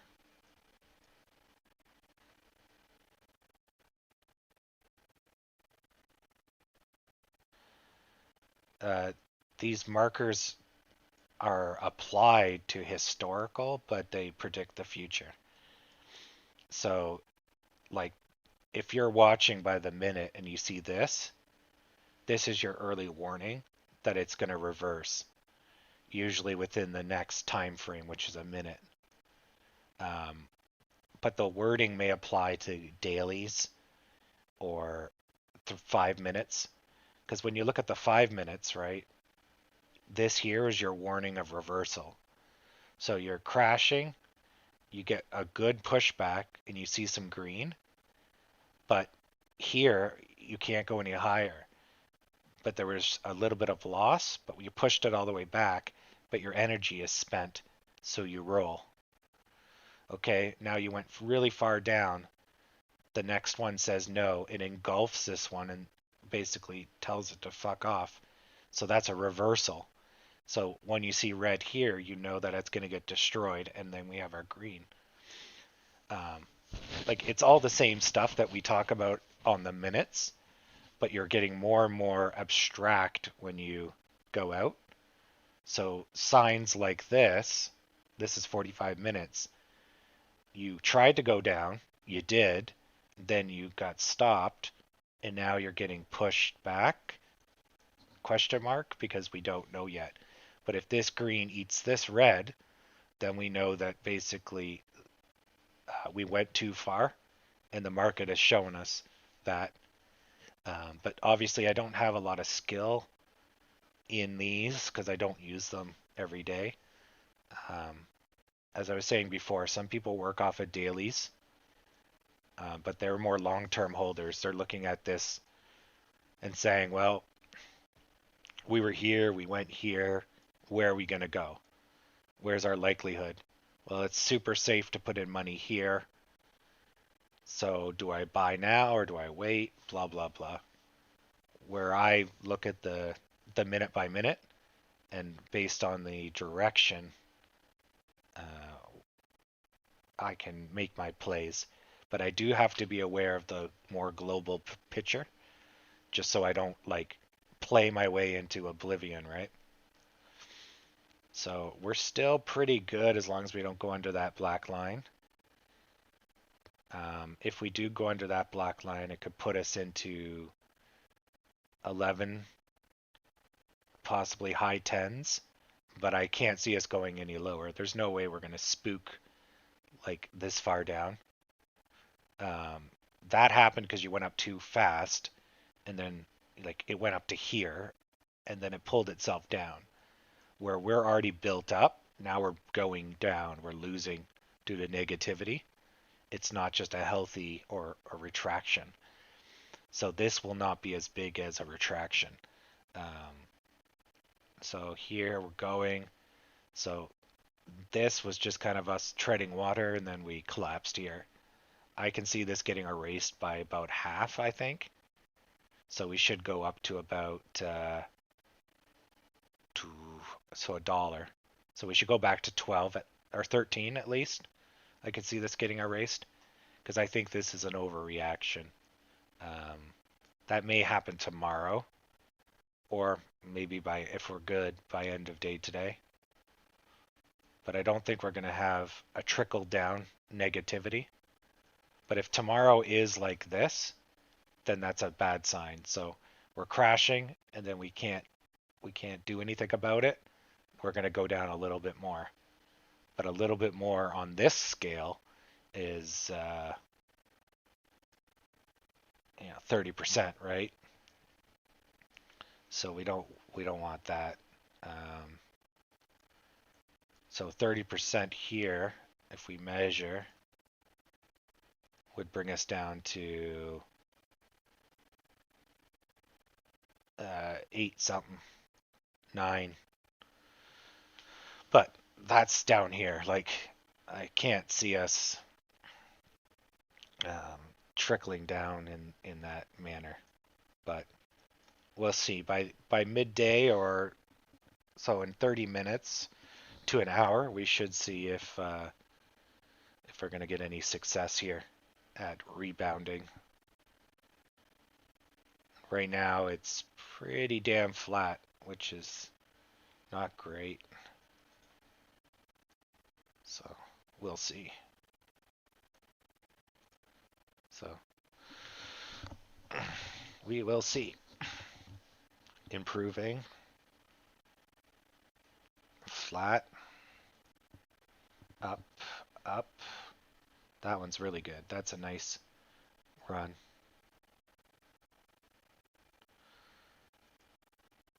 Yeah, so this is like tuk tuk tuk tuk jump tuk tuk tuk tuk good, but this is better. Douche douche douche douche like just straight up.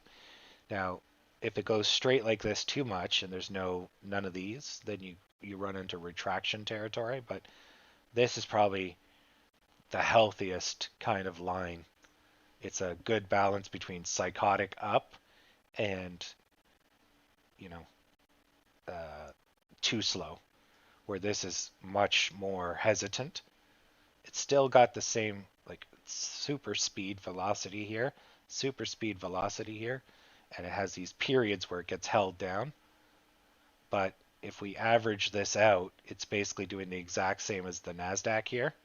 It's getting to the same distance, but it's doing so quicker, slowing down, quicker, sprinting. That's a good word. It's sprinting versus a solid constant run. That's a good analogy. Whereas the Dow sprinted, sucks, tried again, and fuck. So this is neutral, but leading to an unhealthy downwards. This little bump kind of saves it from being too negative. So we're kind of almost truly neutral. But if I was to measure the bottoms, we would see that we're floating upwards slowly, which is good.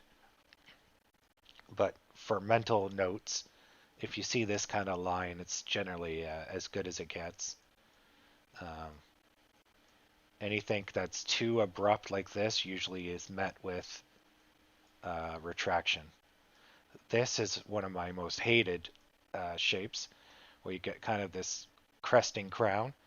You went up slowly and you're going to go down slowly, but when you start to go down slowly, there's no hope of going back up for a bit of period of time, because if you went up slowly and you're going down slowly, the slow is reinforced and the up is reinforced.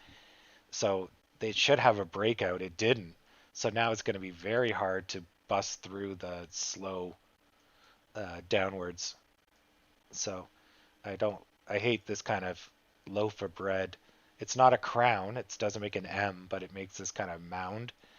It sucks. So there's that nice growth again, and then it jumps up. This one's a little too sharp. What's this guy?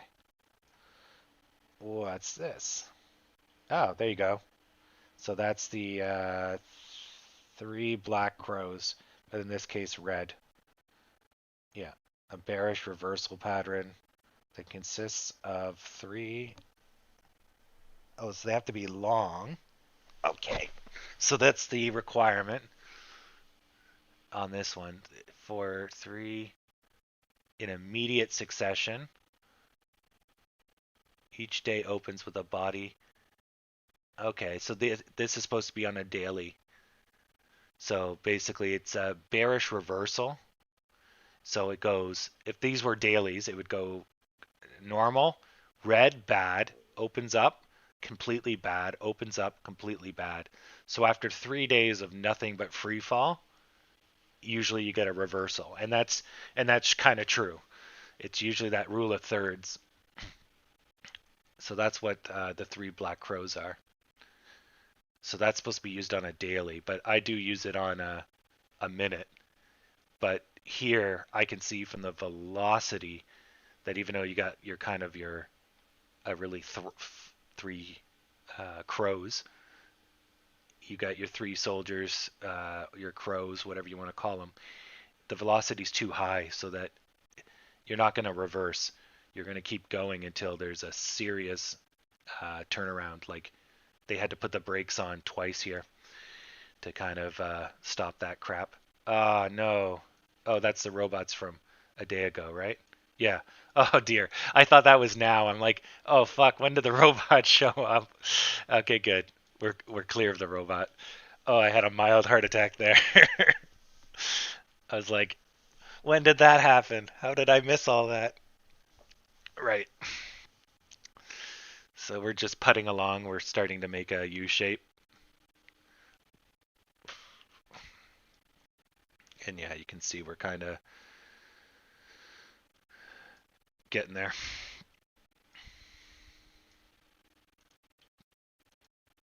and we're getting more into the blue and less into the red sort of deal.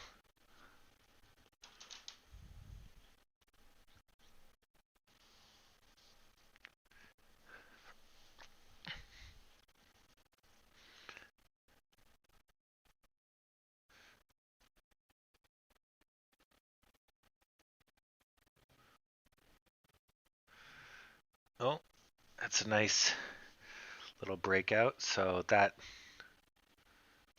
might not hold. So that's the breakout for these guys here. So the next stop is going to be probably right here. Now, is everybody else breaking out? Oh, just a little. Okay. So what about the UK? Oh, she's just decided to go full psychotic turnaround. Yeah, see how they have the weird, like, almost two at the bottom. They have two at the bottom. So weird. And such indecision. It's kind of weird. But maybe there's different rules for how you trade on the UK stock market. So that's probably why it's different. Okay, we're still good. We're still good. And I can probably get rid of this now because I think we're over trending downwards.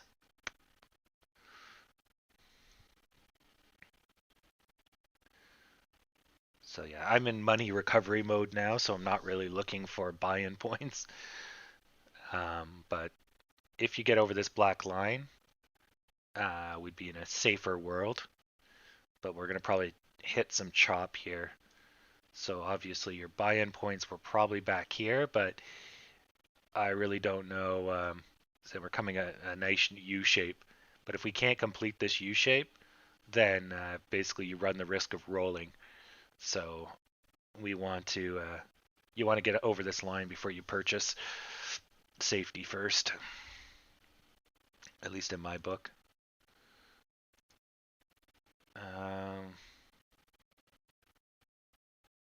Yeah, cool. I'm gonna turn this black.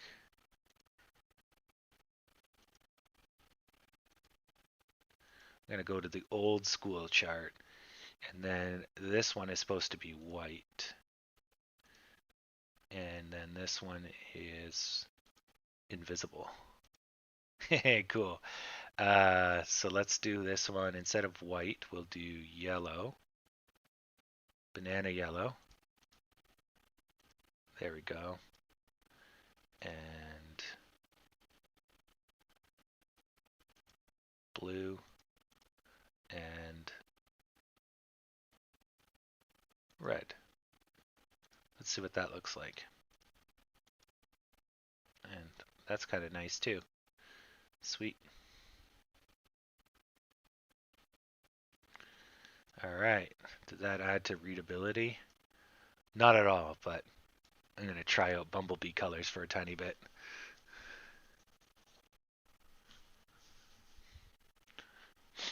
So one thing you can do is some people basically, especially if they're afraid of price drops. Oh, it almost looks like there's a shading now. That's kind of cool. You can just turn off the black and basically make it disappear.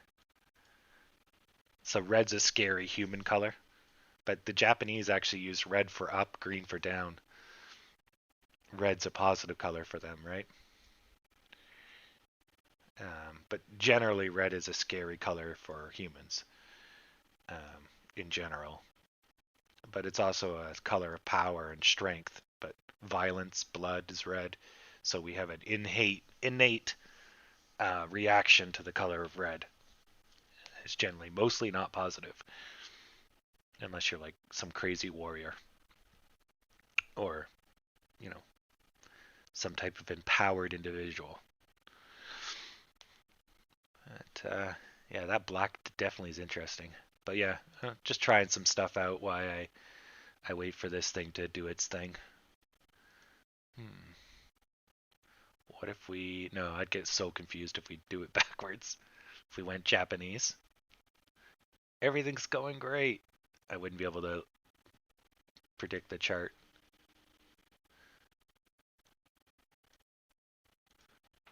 Yeah. Send this back to normal.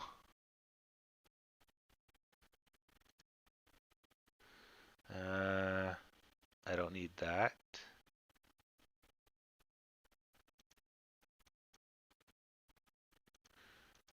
And that's good.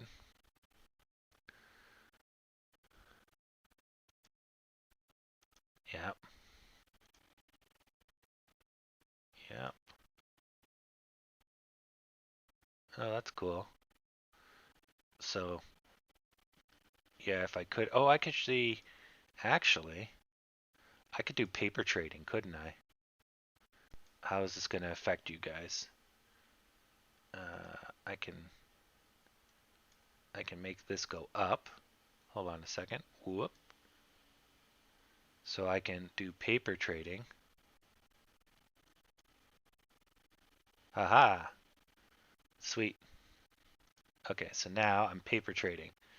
So I'm starting with $100,000. Nice. I can still trade. All right. So let's open a position. Okay, sweet. There, that gives me something to do. So I'm going to think we're going to at least try to get to this line. So I'm going to open a position here. Where is the buy and sell? Open, buy, one. I don't want to buy one. Trading settings. Give me lots. Trade, new order. Ooh, this is useful. This is kind of cool. Give me 1,000 at market price. All right. Ooh, I like this. Ooh, look at that. All right.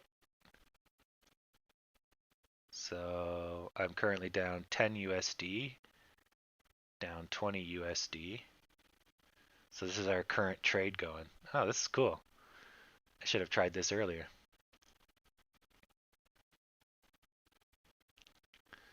And then I can just sell when we hit the line.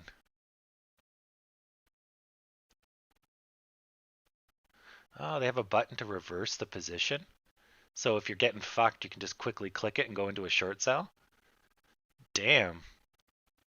Wow, I wish that button existed in my brokerage. I could just be like, switch, switch, switch with like almost no money loss. Oh my God. I didn't even know you. Yeah, why couldn't you do that? That's awesome. Fuck. I want this button.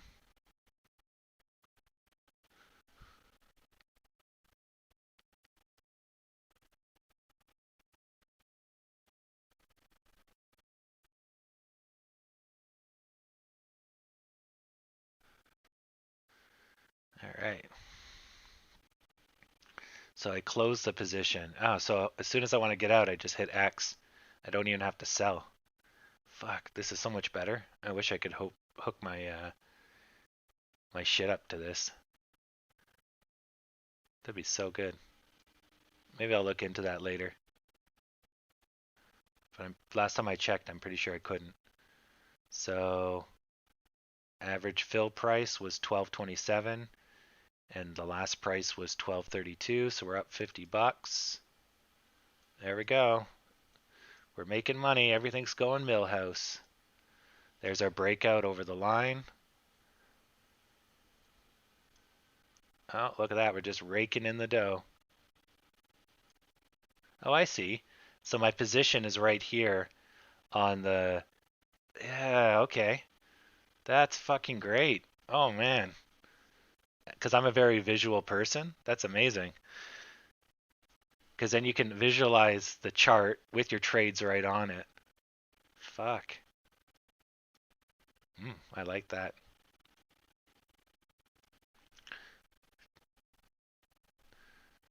Yeah, so too fast, too quick, but let's see this line bounce it and let it go up.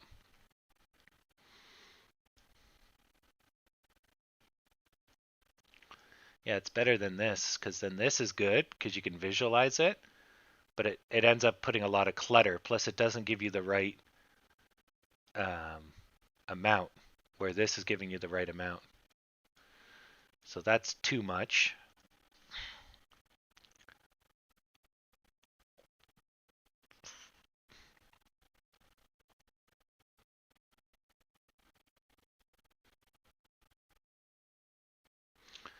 Apparently, Robinhood's now stopping buys. That's weird.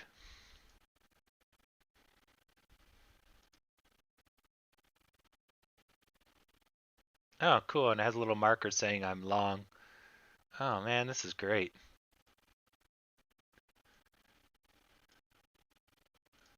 Oh, I really wish it hooked up to my account. Or maybe I should just move my account to some US company. And it even keeps a journal for me. Man, ah, so nice.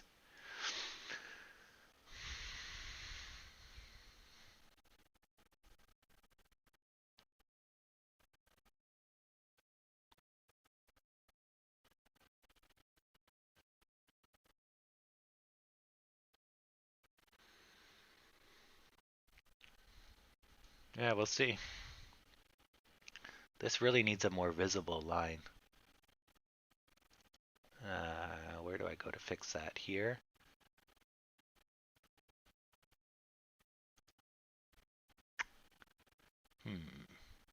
Settings. Forget where it's. Oh, settings were over here. Yep. So trading. Straight line. There, that's better. Now I can see it. All right, now we're losing money. Dun, dun, dun. Now I'm curious what happens when I reverse the position. I mean, it's only 1,000. Oh, protect position? What's that?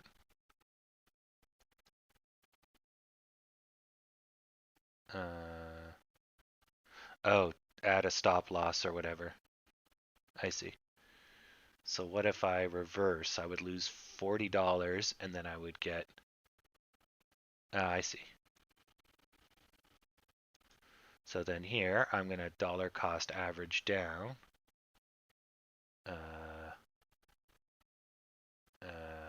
How do I do that trade? Create a new order. I'm going to buy another 1,000 at market. So that brings us down a bit.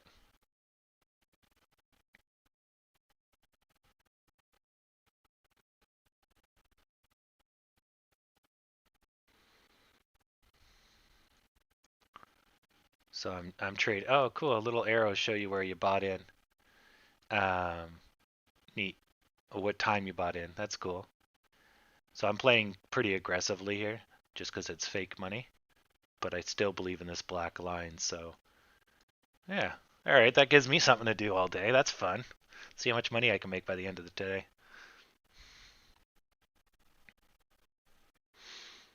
All right. So that's pretty positive. So I'm going to YOLO all my fake money, or at least half my fake money, because I don't want to give you guys oh, that is awesome. How do I buy more here? Trade, buy. Um, Give me a calculator. I can do probably. I got a lot of money, so let's just do 20,000, and we'll wait for this dip to run its course. All right, I'm gonna buy 20,000. Oh, this is cool. You can adjust the bid ask. Ah, cool. I'll take the asking price. Yeah, -2 down. Yeah, that's good.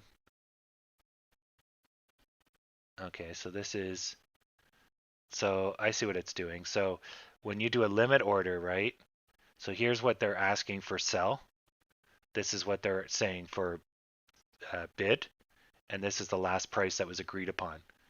So when the last moves to the bid, it means we're going down.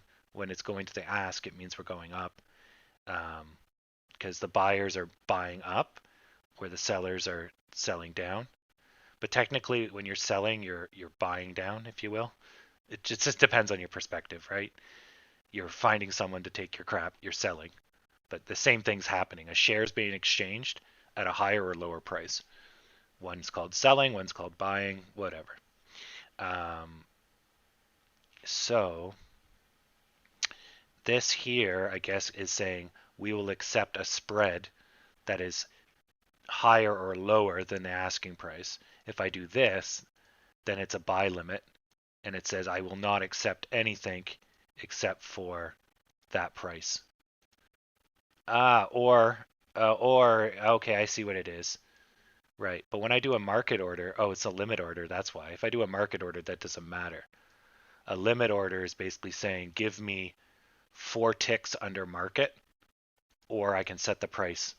Ah, cool. That's neat. That's a good way of doing it. Give me 5 ticks under market, and then I'll sell when it is 4 ticks over market. That would probably be for frequency traders. Ah, cool. And then a stop limit. Yeah, or a stop limit. Kick me out when it's 3 times under the ask or whatever. Okay. Ah, that's pretty cool. Oh, and it already does the math for me. Okay, so if I buy at market, it's going to cost me 2,200 and I don't have that much money. So I don't have that much money either. 8,000?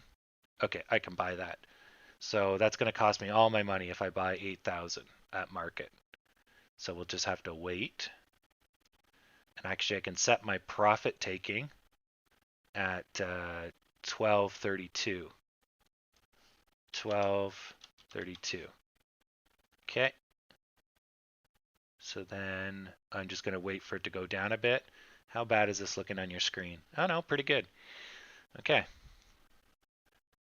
So you guys can't see the order info at the bottom, but basically just below that blue square is it says it's going to cost me $98,000 to buy 800 shares.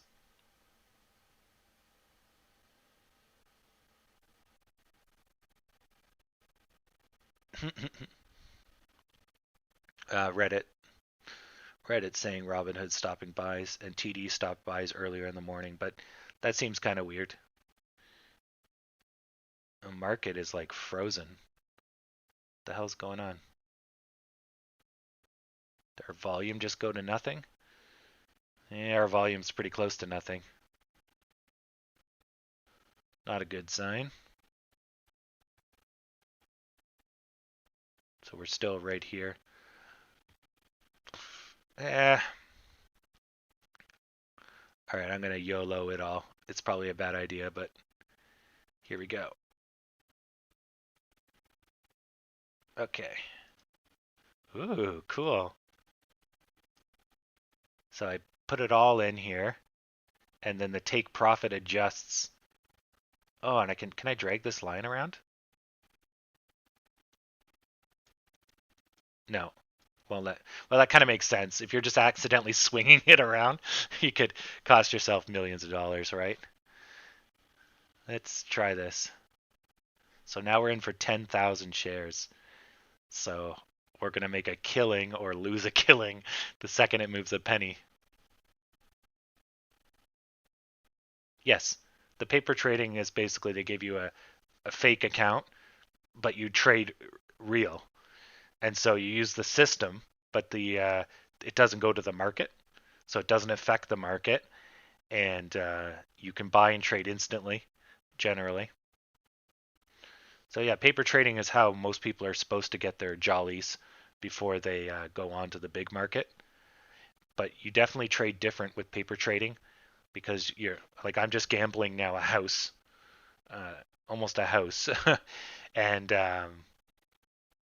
you know If I lose it all, I just make a new account, right?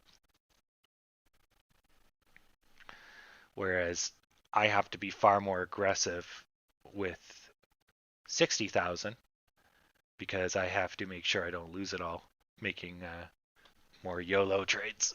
Um, but this profit is moving. I don't want it to move. I want this profit to no. I don't want it to. I want it to 36. 1236. Yeah. Huh, I got this all wrong. Oh, I moved the line. I see where it happened. Oh, right. Whoops. Yeah. Yeah, you stay there. Or I can just close it. Yeah, there we go. That works. Right, I moved the black line. So the new black line is here. I think we can go to 38. You know what? I could adjust this. Let's go up to 38. So we'll sell at 30. We'll sell at 38. Modify. Perfect. Yeah. Yeah, because if we surge up, then we'll probably get penalized, and then I can do a quick buy here and then go for round two. So by trading this much money, that little drop was $600. Wow. I've never traded with this much money. That's a lot of money.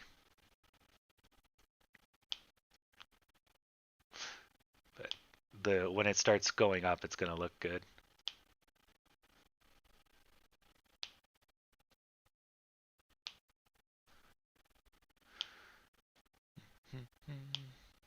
I want to try this reverse position button. I guess I should have tried that button before I YOLO'd all the money.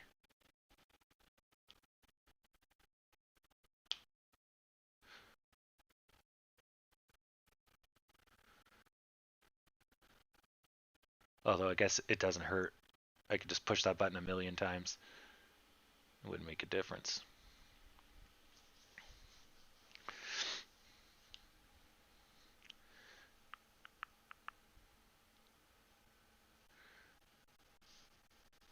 People are talking on Reddit that technical indicators don't work because there's a huge sell wall. Silly. Your sell wall is no match for technicals. So, yeah, that's not a good sign. And if this goes past this or this, it's going to keep going, which I could then try out this button. I guess, yeah, they'd allow me to short sell. That'd be good. Since it's a mythical account, right? So short selling would be, yep, we're going to go. Flip. Yes. Okay. Oh, fuck you. She's not done yet. Oh, this thing is like really choppy. Okay, so there's the bounce from this guy here. This guy here. But no, we're not done. We're going to go a little bit more. So how much money did I lose? So I lost 800 bucks. Okay. Oh, and they call unrealized profit, they call open profit. So I lost 890 bucks. That's good. I like this. It shows you the win-loss. That's good. Mine doesn't show me it. It just shows me my balance, and I'm really bad at math. So it's nice when someone spells out how much I lost or won. Yeah. Yeah, that's cool. I like it. All right. So the volume just kicked up on the sell. So this is not a good sign. We're going to go down. I'm going to go grab a can of pop or soda, but I'll let that run its course.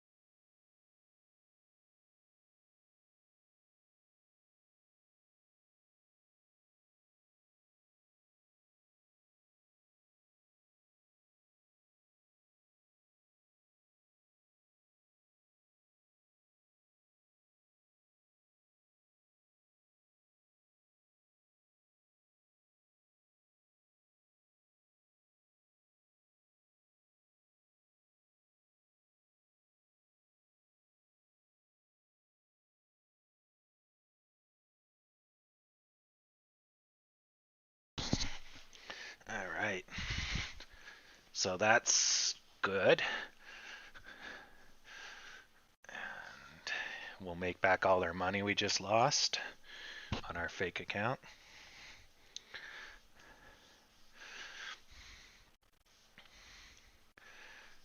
Do, do, do, do, do.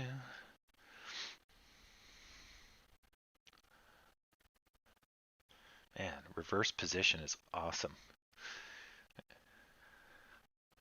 That is so good. You can just click one friggin' button. If it didn't give me that dumb prompt, I could be even quicker.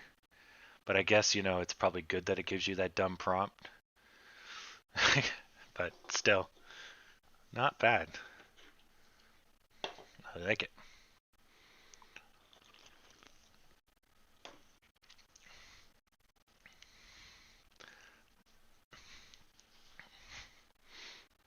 Well, since this allows me to short sell, you can bet on the way going down,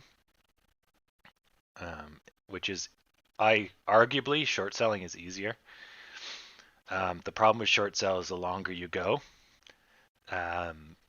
your odds get worse and worse and worse. But in the short term, guessing negativity is easy because negativity is an elevator down and then positivity is stairs up. So once you see it go, it usually goes, right? But if you hold on for too long, then you basically, the water's always generally rising. So your position becomes weaker and weaker over time. I don't think this is the bottom, but I think I will lock in my 300 bucks. I'll take those. Thank you. All right. I got $300 on that one. So we'll let it figure out if it's going to make an S, if it's going to drop. So I'm still got to win back my 890, but we can do it. Okay. So it looks like it's going to go up. Oh, this is cool. So you guys can see this pretty good. So, all right. So we're going to let it figure itself out.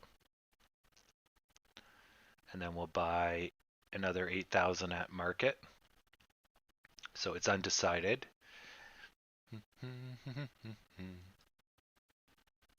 So I could short, oh, cool. So I can short sell or just buy. That's awesome. It's so nice to have it at the power of your fingers because, yeah, doing it over a phone, I got to switch accounts and it's just fucking horrible.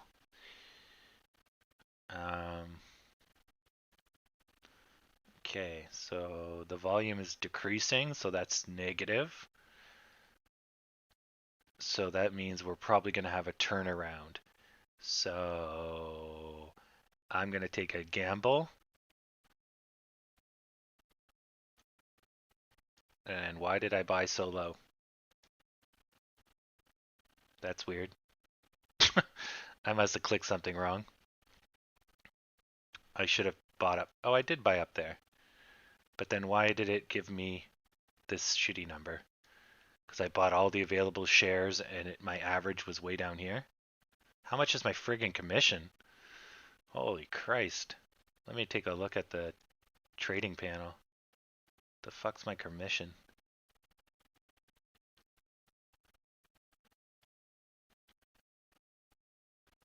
So I bought at 12.13. Yeah. 12.13, 12.14. Okay. Weird. Okay. I'll have to keep that in mind.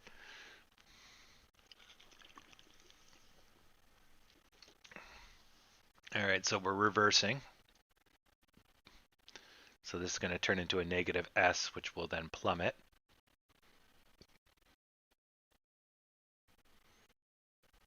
Oh, countered. If it gets over this, it could take off. Then I'll have to reverse position.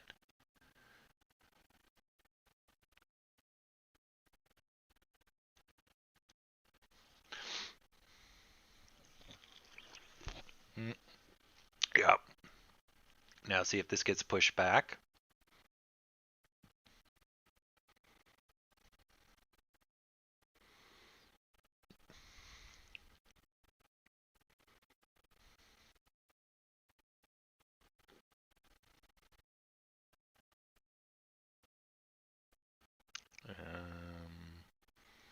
We're not moving.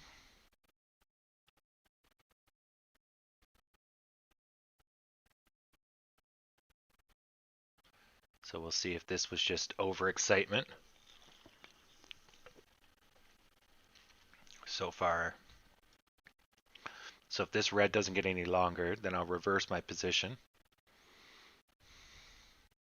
But now you can sort of see how aggressive day trading doesn't make much money. Okay. Because you're losing when you flip positions like that, and those are real losses. And if they don't play out, you're constantly eating your principal. Whereas swing trading, you just sit through all this and you wouldn't have taken any losses. Yeah. But this gives me, I can be really aggressive, which obviously you're seeing is not paying off. But it's fake money, so who cares?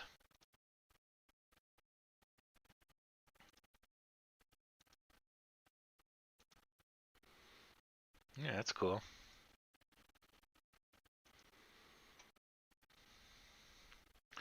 Ah, man. I see why there's not a reverse button. It's too easy. That little bit of hesitation saves you money.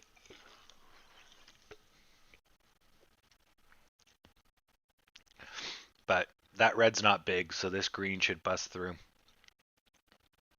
You kind of want to have a little bit of retraction for this, but we're pretty zoomed in. So it's looking pretty positive, at least in the short term.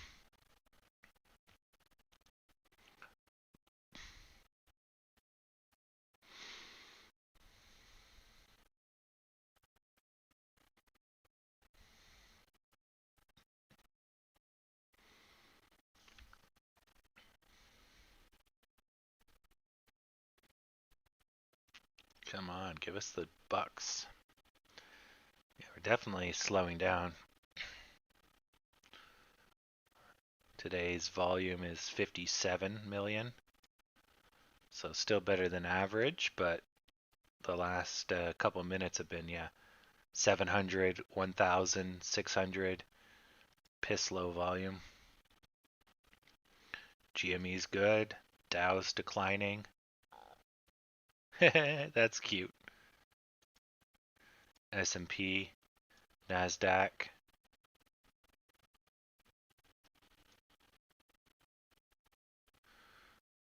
Okay, looking good. Yeah, I think we're just in a temporary lull and we'll get popped out. That should be right about now-ish.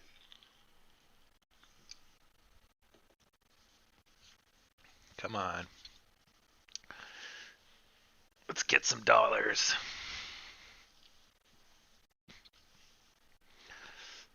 Yeah, but yeah, all in all, we're looking pretty okay. There's our U shape. You know, this negative slope petered out. Now it's flattened out.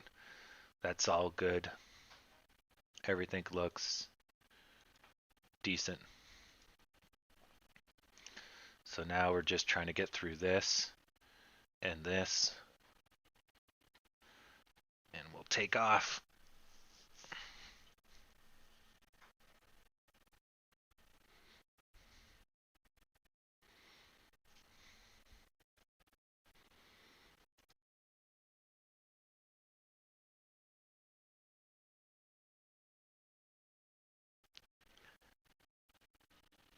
Yeah, that's really confusing. This thing must take a second to update. Because it's like you're up $80, but my line is here and my green line's above. But maybe it's factoring in that if I tried to sell, the bid ask would actually screw me. It's probably it. Um, or it's factoring in that if I tried to move 8,000, then I would also get screwed. It's probably something to this number. Either way, let's see some green. So I'm trading so many shares that probably even a half of a cent, which is probably going on in the background, gets me 80 bucks. Oh, every penny should get me. Oh, never mind. Every penny should get me about 90 bucks. So we just went up 3 pennies. So just under 300 bucks. All right, let's let this baby roll.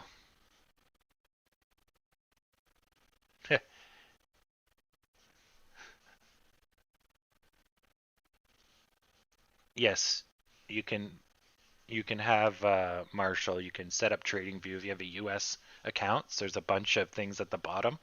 You can link your account, and then basically TradingView would just send a command to your account, and your account would then execute it. But my Canadian account can't do that.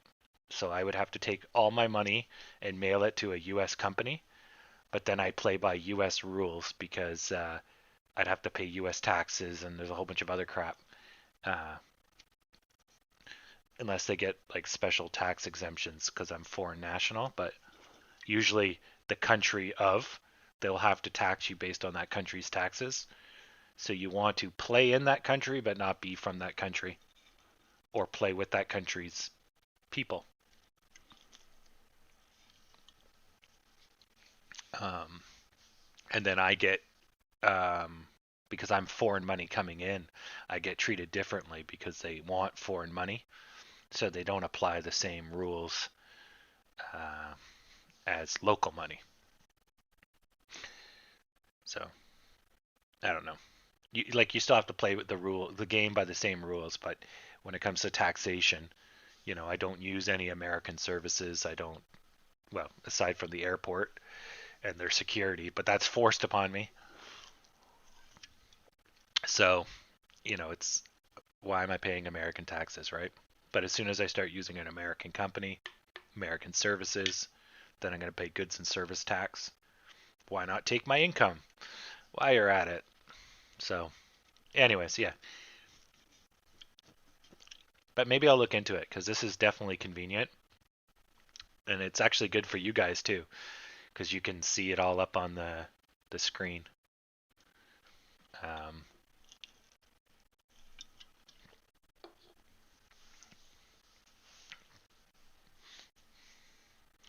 Plus, when this like turns into like 1,000 bazillion dollars, we'll all be cheering.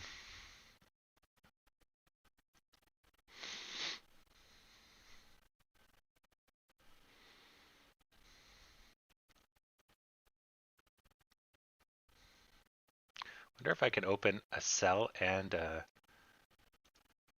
the same time. Most companies won't let you do it. Can't take on a contrary position.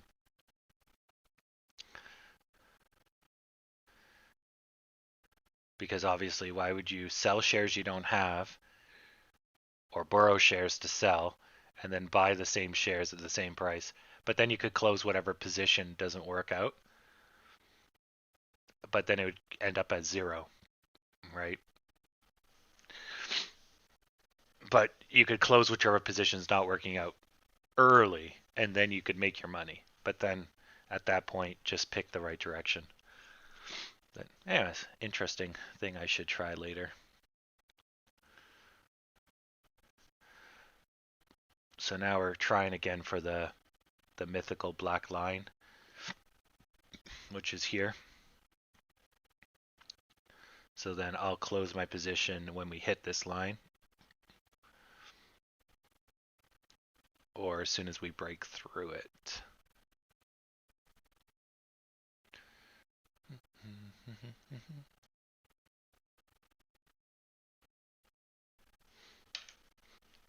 All right, well, that's going to take a couple of minutes, so might as well get comfortable on the old coucharoo. This couch has seen me through so much money. Good times, coach. We've had some good times. Oh, at least the frigid air of last week is over. That shit was cold.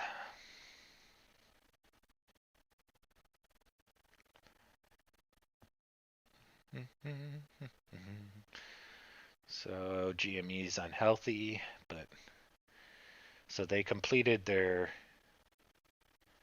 where are we? Yeah, so they completed their U shape here. Yeah, 19, 12, 22, 10. Okay, here we are. So they completed their U shape there, but then they didn't get any height, so they petered out. And now we're going into the flat. Am I looking at this right? Yes, I think I am. It's hard to tell. U shape. Yeah. I think we were predicting the U at this point here, but it didn't get past this part here. And so this was too early, and we got a correction. But now we're not getting any new height. So basically our only course of action is down, and they're about to go la poops. I could actually short sell GME. Do I have any money left over?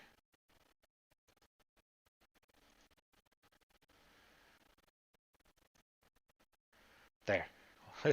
I'll short sell one. I'm going to make a killing on that. A whole couple pennies. Yep. Hey, that's awesome. I like that. Then you can mouse over and be like, ah, man, that is useful. So we're up 720. I should have sold there, but I wasn't paying attention. So we'll see how it interacts with that black line. It looks like it's still going up. Okay, let's look at GME. GME has bounced up somewhere. Where the fuck is it right now? Oh, it's just under my line. Okay, so it's here somewhere.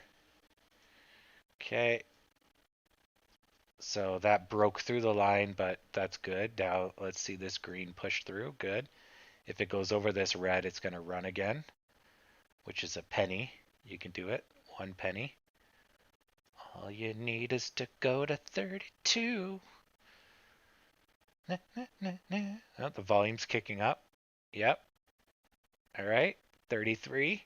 33 and a run. A smoke and a pancake. Yes, put it in the skin box. Come on. Let's go. Ah, it's showing indecisiveness. All right. I really shouldn't close my position. No, we're still might be okay. Come on. Push through. Christ, this volume.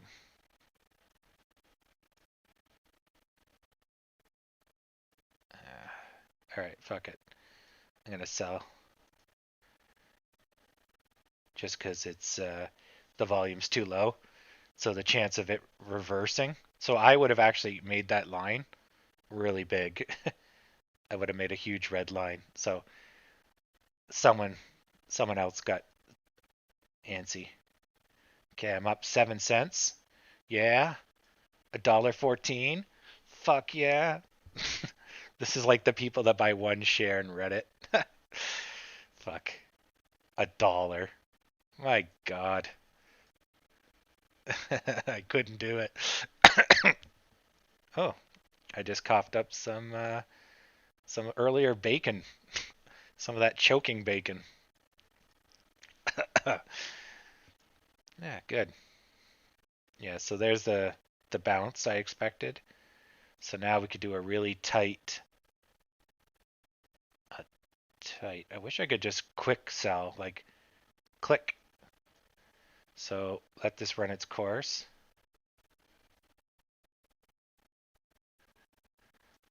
Oh yeah. Yep. Get myself a 6 pack. Well, I only buy the 24s, but I gotta be thrifty. Oh, that's gonna get pushed back. Nope. I'm in. All right. Let's YOLO this bad boy.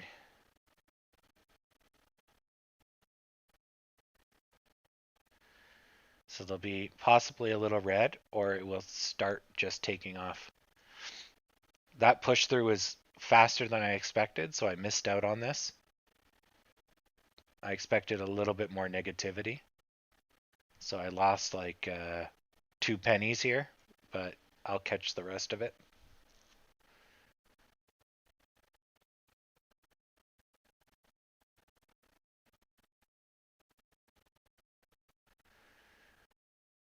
Oh man, I couldn't do it backstop because one bad trade. Damn. Well, at least you 10 times your money. Pretty good, Eric. So there's more money in the bank. Oh,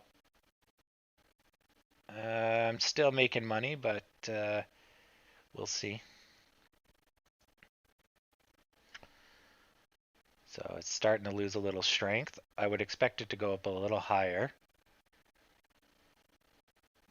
Yeah, and then it's going to have its retraction. So I'm going to sell early. Nope. I'm going to sell now. Okay.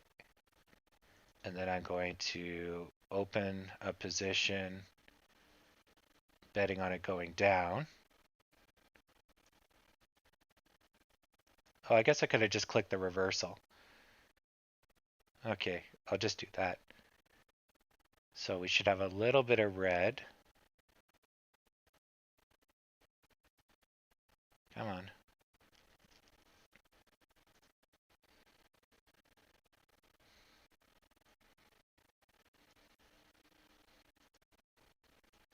Okay.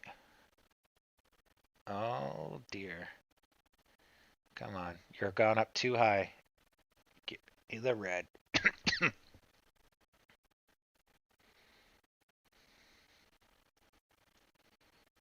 Nah, this is going to get wiped out by big red. Oh, look at the amount. That is painful to look at.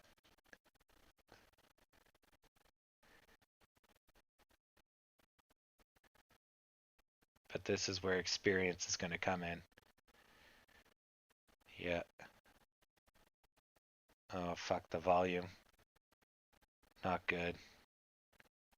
Come on, sellers. Push it down. Oof. If this isn't red, then I gotta switch at a $300 loss. There we go. I'm gonna still have to switch anyways, because this red's probably not gonna be huge. Volume is shit though. 400. Which means a buyer can come in and just wipe this out. Or sellers can come in and make it huge.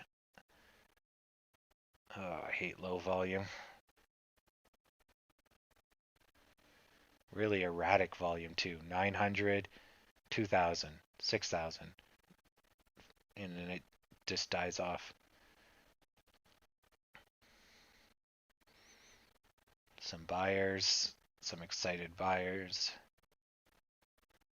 Yeah, we're going to probably go back down to my line at least. Okay, let's look at the Dow. Dow starting to go, NASDAQ. Up, up. Eh. Yeah, give me some red. Give daddy some sweet, sweet red.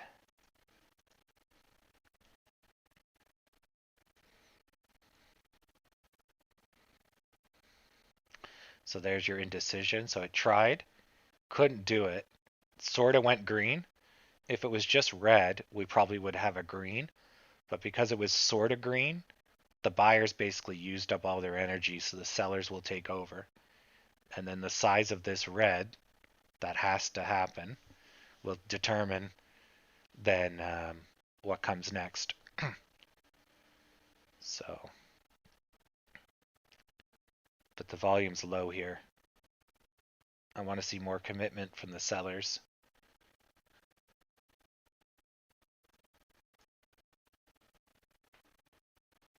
If not, we'll get a green and we'll be off to the races.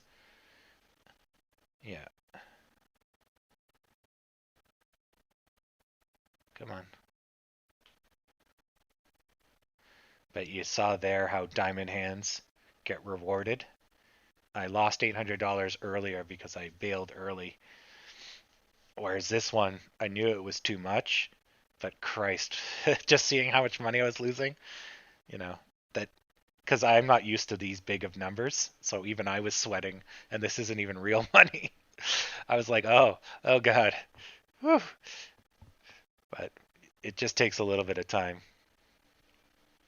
The buyers are definitely stronger than the sellers right now.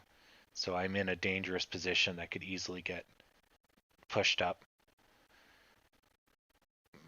But the volume's so low, it's anyone's game. It's hard to tell. See, the buyers come in with more volume, but they can't get over this red. Or didn't get over this red, I should say. Shouldn't say can't. Can't would be if there was like a bazillion volume, like we saw yesterday. That's a can't. There's a psychological reason they're not going up. So then if the sellers would just show up, they like we've been nothing but green, but we're not going anywhere. So as soon as the sellers come back, it's going to go flying down. Yeah.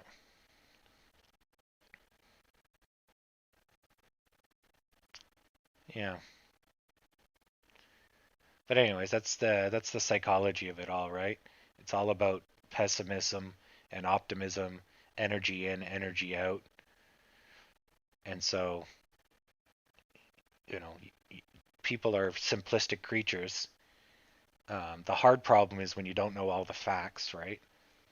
But the chart is telling you what is happening, so you just kind of have to listen to it. Why the chart is showing you what it's showing, that's hard to find out. But once the chart tells you, you don't really need to know why. You know what's happening, so then you can react to it, and you can predict the near future at least. Um, but when you know the why and the chart is telling you, then you're in the gravy train because nothing surprises you. So like this, we know this is a drop-off point based on technicals, blah, blah, blah, blah, blah. So we know anything up here is good after seeing this. We know we're good for a long, short position. Here, we saw that it couldn't go up, so it's treading water. So the likelihood of it going up is small, and if so, it'd be here and I can get out. But the likelihood of it going thump is pretty high. So I made a bet, and now the black line is going to give it support, and we'll see if it can keep itself from sinking. But anyways, yeah, so you can do little plays like that. At least that's something I've become good at. I have to get better at the timing the bottoms, but that shit's hard because if you bought here, it still has there's still a good chance if it went any further, it would have just gone. So do you really want to make a bet? But then the reward is awesome, right? So you have to kind of risk and reward, right? So we might gap under. Let's see. Yeah, it looks like it. So we're right on the line, which means we'll probably go under, but the Dow is going down, S&P.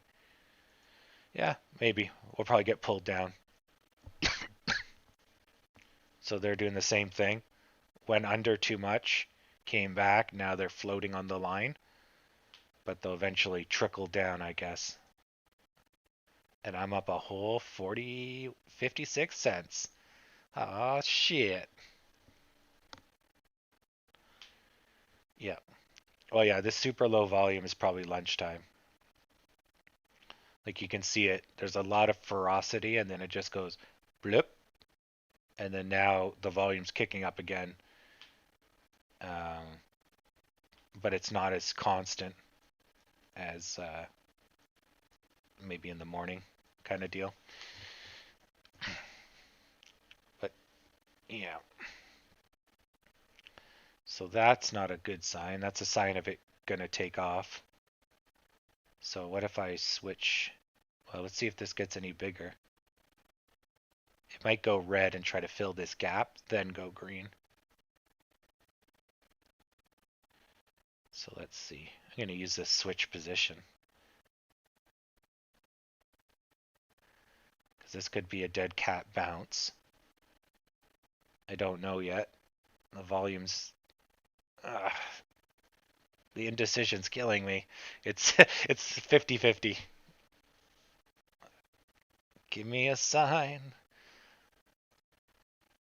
I'm still making money, but it looks like it's going to start going up as well. So I'm going to reverse my position. Okay. And this one's a small red. How much time's left on the clock? 49 seconds. Okay. So if this gets bigger, it will stop.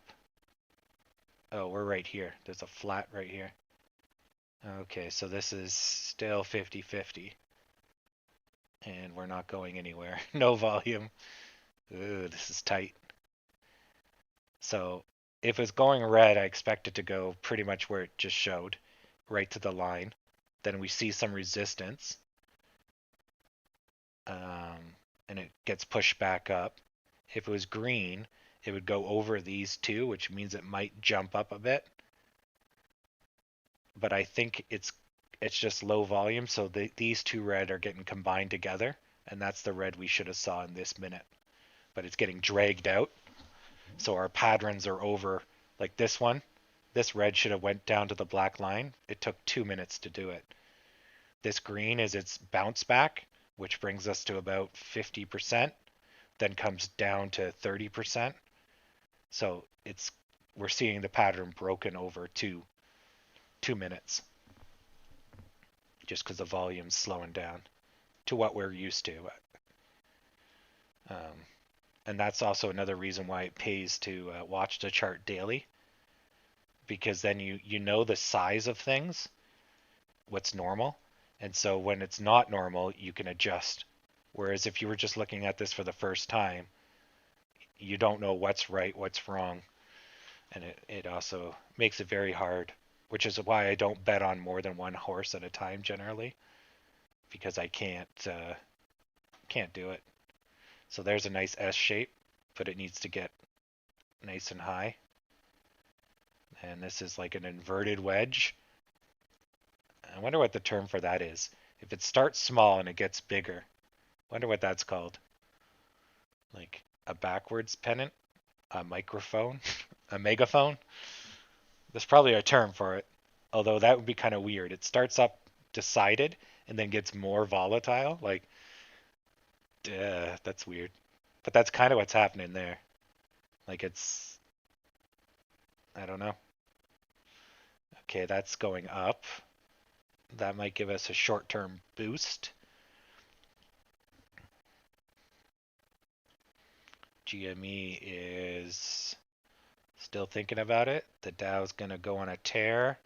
Okay, I'm going to close my position and go to a buy. Okay. So I think all that positive energy, that might have been a little too aggressive. We'll see. Oh, don't fully retract, or I'm going to... Oh, you bastard. Don't do it. Don't do it. You were going to go on a run. You lured me in. So that's a reason why you should always kind of arm yourself and then give it a few seconds to show you what's going on. Okay, that's looking better. Yeah, that's a small retraction. That's healthy. Oh, that's even better. Perfect. Still hasn't moved. Oh, it dropped. Oh, I was wondering. I was like, man, it hasn't moved in a while. Oh, okay. It was it was down there. Yeah. Uh, so that's oh shit. So that's not good. AMC is probably going to go with it. Crap. Oh, extra crap. I'm going to start losing money on this position. Come on, give me some green so I can get out and switch. Yeah, give me some green. There you go.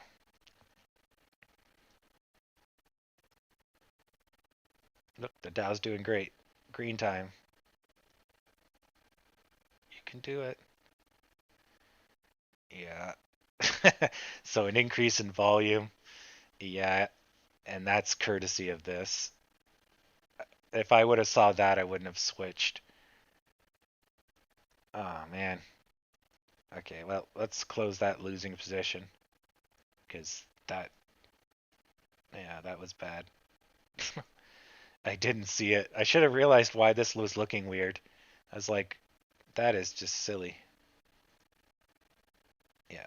So we're still getting supported by this line.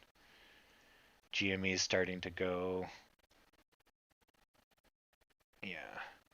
Where does it stop? Here. 83. And then it stops at. It seems like yesterday we were just here. So that was the 16th. And we were visiting these lines. Okay. So we're still okay. But yeah, this one will be a little harder, but it's going to free fall to this one more than likely. Fuck. Yeah. And I'm going to go with it. All right. I fix my bad mistake.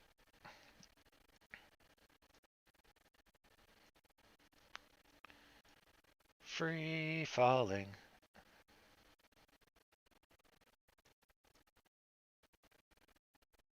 How much money did I lose there? 800. So I've made. What have I made here? So I'm down 1,600 and I'm up 1,800.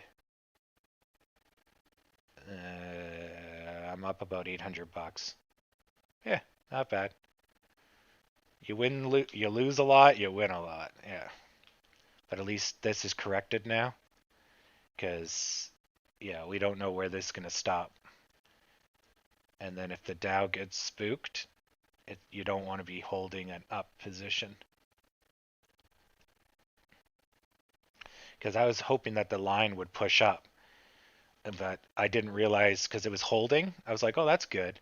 I didn't realize it was collapsing. So I used bad evidence to guess the bounce. Or I would have short sold betting down once I saw this. Yeah. I haven't bought it all today because we're in the hole and I'm out of money. I do have some in reserve, but I'll get a margin call because of the percentage. So I have to keep a certain amount of money in reserve so I don't get yelled at by the bank. Why this takes a day or so to recover.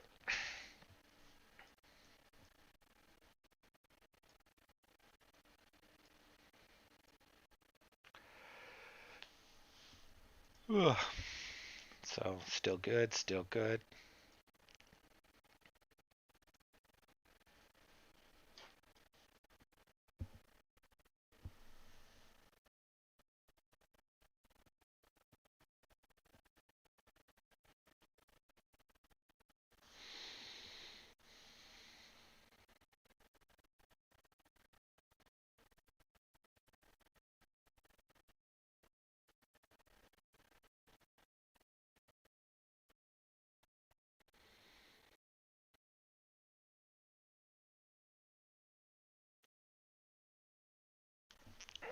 Okay.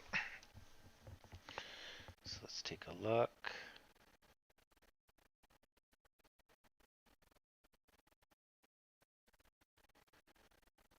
Nah, there's no malicious actors. So momentum is how I do almost all my trades. Is kind of feeling momentum.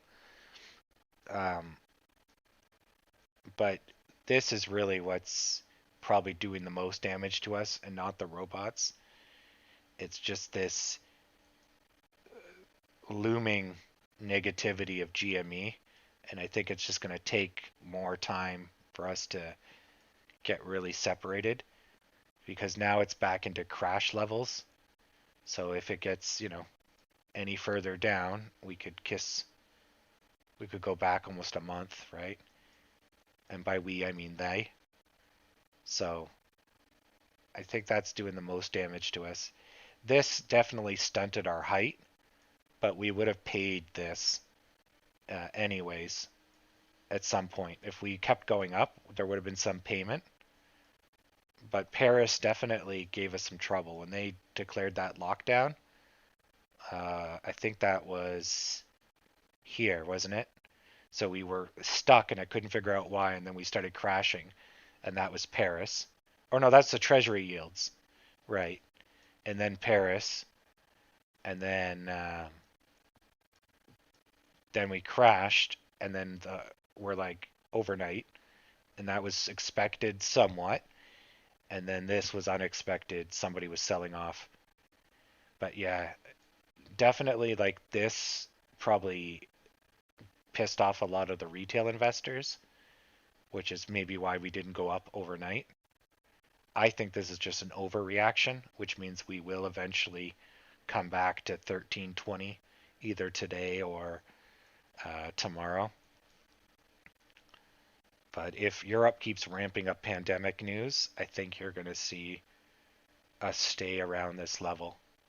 But I think the majority of the damage is done. 12% is a lot, and really that news is not that scary. So once people get their confidence back, we should rebound. But that might take more than, 3 hours.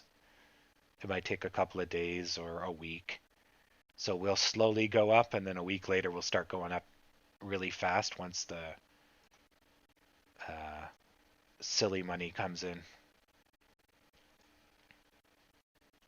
But GME does weigh heavily on our soul. Like, they're a huge titan of money, and every time they go, we go. So we have to get rid of them. And oh, their earnings is coming up. Yikes. Wonder what that's going to look like. The earnings is tomorrow? Shit. Yep, it is. Oh, and they're crashing before earnings? Eek. So if earnings is not good, which I doubt it is, and because the pandemic is going on, oh, they're gonna crash hard today. So people are holding on hope that maybe the earnings would be positive, but then you got the news yesterday that basically just said there's no hope in hell they're gonna make any money this quarter. And then, yeah, that's not gonna be good for GME. And then us, well, fuck, who cares? Our American theaters are open, but then GME, the American malls would be open, but they weren't doing good anyways, and they're hyperinflated in price. So I wonder if these earning calls going to give it a massive course correction because they'll come out and they'll release their numbers, right? So you'll know exactly what this stock is supposed to be worth. I wonder if it's just going to like destroy the stock price. That'd actually be interesting. That might even be worth a short seller play. I wonder. Hmm, something to think about. Oh, I would not buy today. No. Even though like if you didn't buy the dip, I'd probably hold off until we see um clear upwards. right now I'm still betting it's going to go down. That's what this short sell is all about.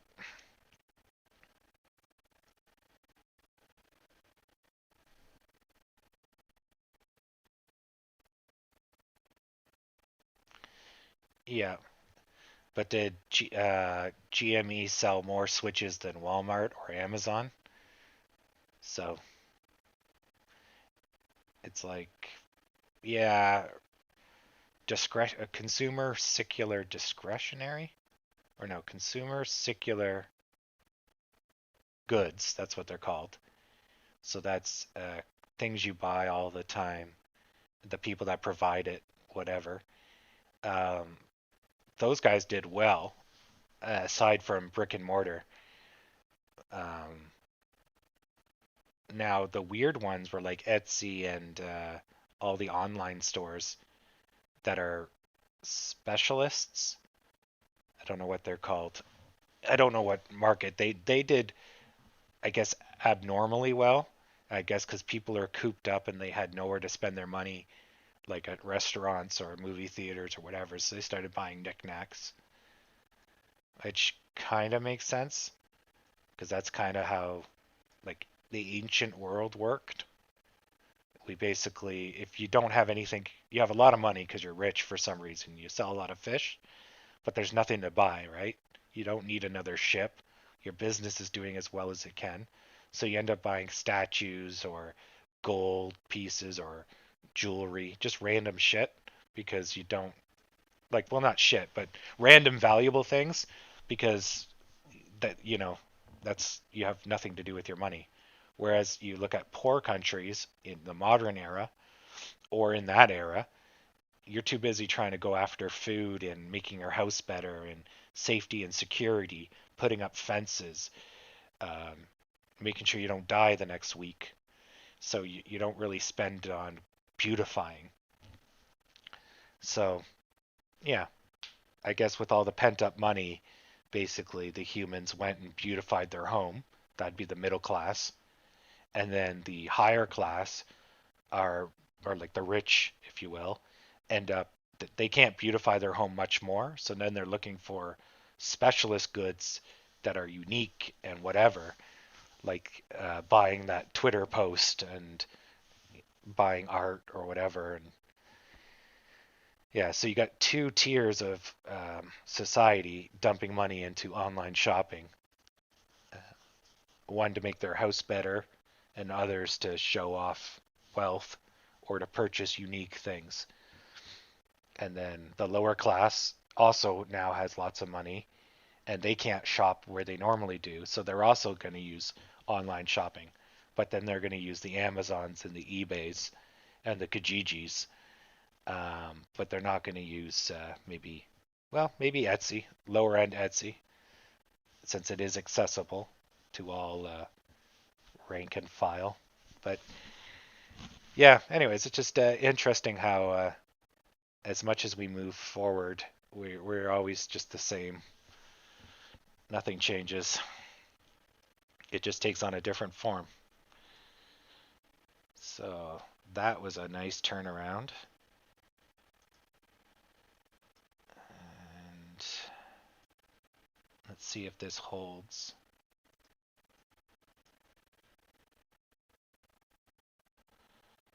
Yeah, this could be a giant crown, you're right. One, two, and crash. Yeah.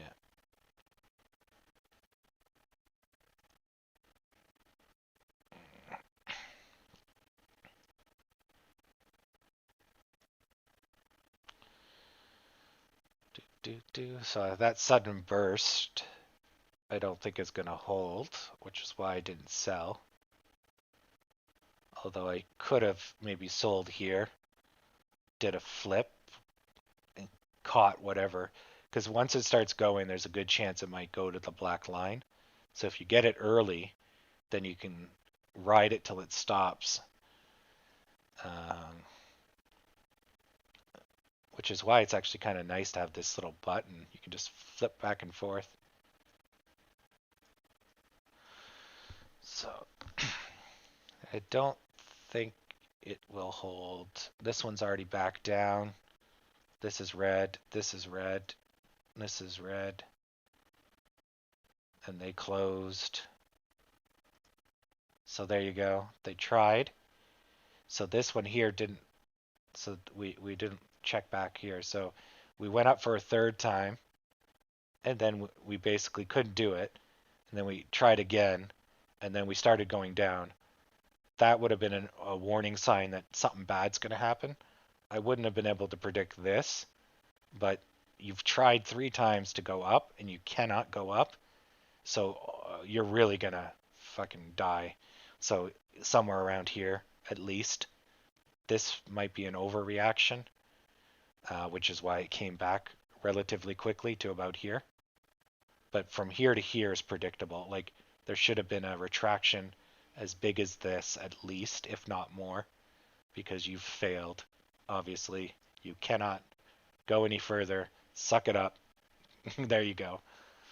So this would have been let this thing run its course. That would have been a good buy along this line, because it's too much, and an index doesn't move that ridiculous. Or like this, it's curving up and then it crashes. So if you buy anywhere along the curve under it, you can sell when you're back at the curve or when the curve starts to change. Same thing here. But this one's dangerous because it's so fast, you don't know where it's going to stop. Whereas this one, it is fast, but you can always just buy back in once the bottom starts to show up. And then if it does go a little bit more, it's going to come back quickly because it's just too damn big. Yeah. But that's good, actually. That's good that it ended that way. Yeah, this is going to go, this is making a classic S. Yeah, I got to pay attention to my money since it's moving quickly. So this looks like it's going to break out to the black line. And GME is just somewhere. The Dow is undeciding. Yeah, it might go down still. Even though this is a very positive symbol, and it's rare that this would turn long red. But it's hard to tell. Nope. It looks like it's going to go up.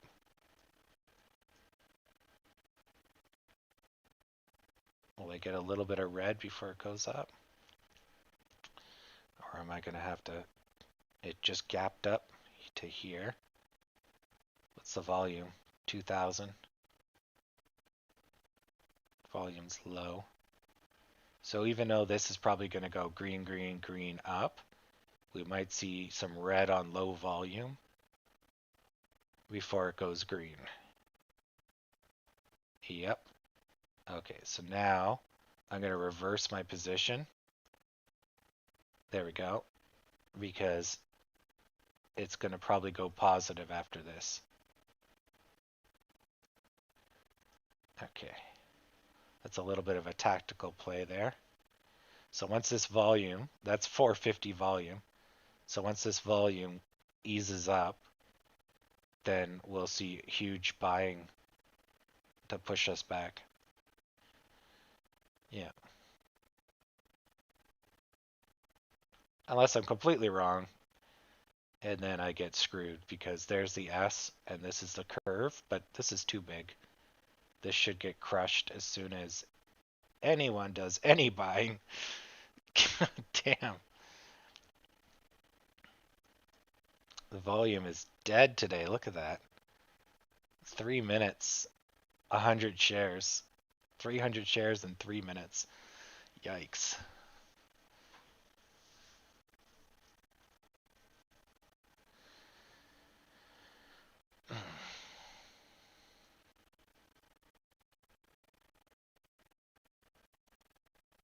Holy crap. That is Deadsville. Oh, of course. I changed my position and it gaps down. You bum. You bum. Last time I looked at you, you were trending green, and then you indecided. And yeah, that's right. Fix your shit.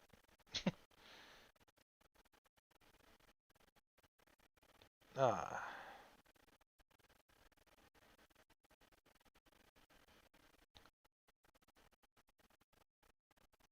still no volume. Literally no volume. Maybe I could re-energize it with some citrus. Let's bring you back to life. Maybe you need some citrus as well.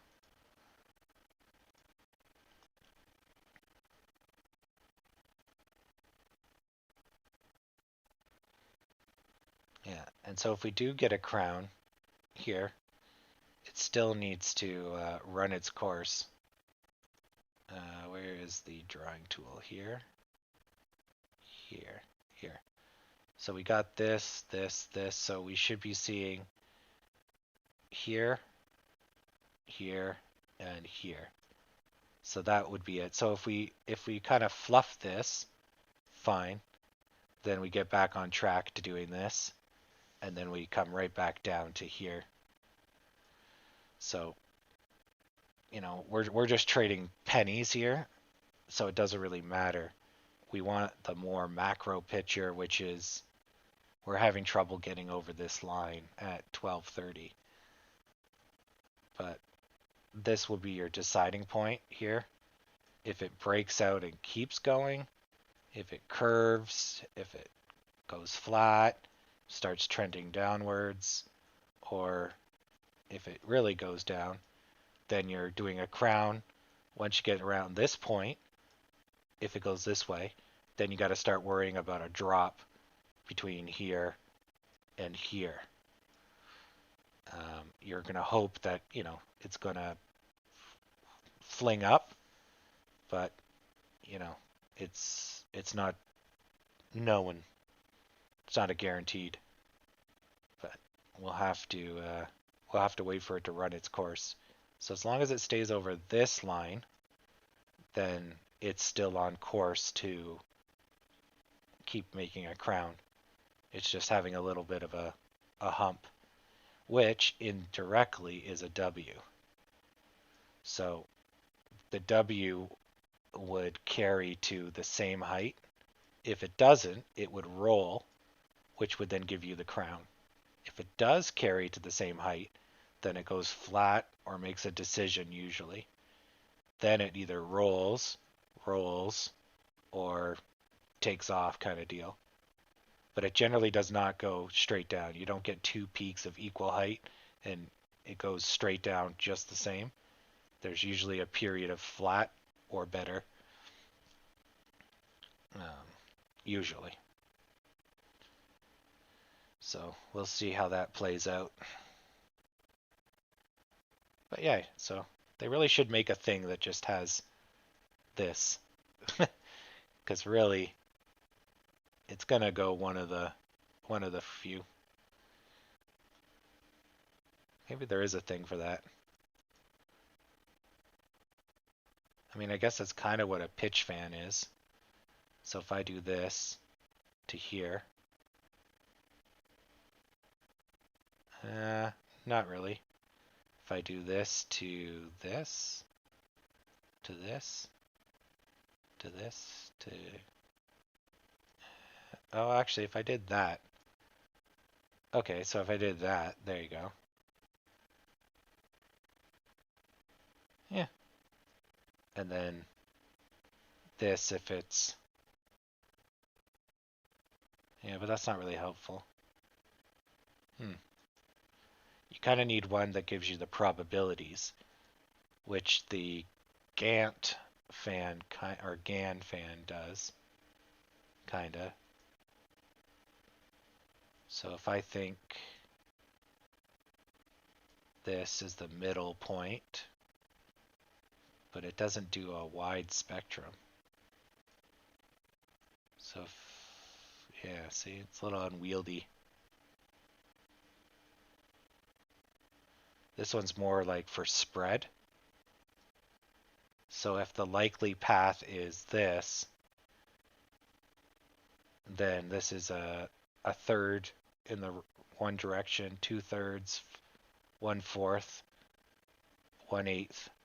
So it keeps getting subdivided, but it's more useful for like a retraction kind of deal, like doing how likely is it to deviate is how I use it. So when you start exceeding a certain path, we're still on this path. So there's, you could argue that until we get to this purple, we haven't really confirmed we're going to liberate ourselves yet. We're still trending on this channel, but we're now shifting, right? Which corresponds with what I think is going to be the W. I don't know if that's the proper way to use that, but that's how I use it. If I feel the need to use it, I guess. So let's see if this W plays out. And then let's see if this crown pays out. And let's see if we can't get some radiation up in this biatch for anyone that plays video games.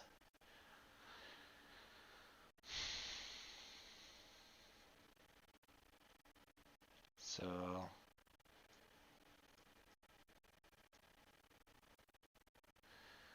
this is pretty choppy. So this is going into an S. So we come down, or like this. So if this gets any longer, especially here, it's going to crash some more. We don't have a lot of support in this territory, so everything here is going to be very long, which you're already seeing. Like when it crossed this line last time, that's quite big, right? Compared to all these guys. So we can fly all over the place, and who knows?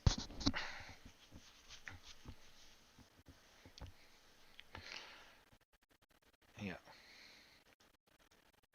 Was that his original goal, was just to go get some coffee? No, his original goal was to change power coupling, wasn't he?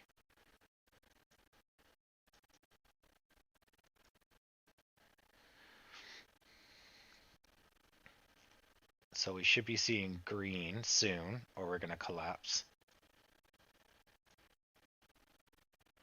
1, 2, 3, 4. 1, 2, 3. This should be green, or the next one.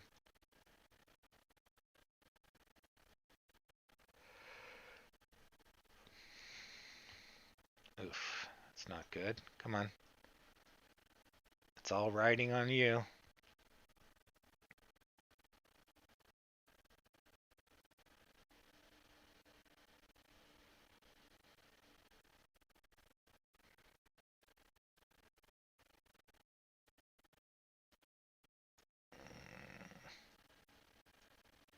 We really should be trending upwards, but this isn't good. And then also too, so when you start to do a W and you're starting to collapse down here, there's a support line from this guy here and from whatever other spot you came up from. So this is what's keeping you from collapsing here. But if you do manage to collapse here, then you fall, because normally the other side, there was only one support on the way up of the peak that's making the other side of your W. So it gets pretty dangerous if you don't see green here. So then we could go right down to 1210. So the green's finally coming in good. Yeah. But yeah, so there's multiple things at play all the time. Your support and your resistance lines are always in play. And then you have patterns that are a byproduct of support, resistance, and previous motions that create support and resistance, which are your peaks and your bottoms, roughly. Um, yeah, and psychological numbers like 1230 will be one as well, or 1250. Whole numbers generally, especially major numbers, and sometimes percent, like 20% or 10%. The people that trade on percent tend to be the more active investors. So if this goes up, it might stop at 1%, and that would generally be an active investor instead of a retail investor.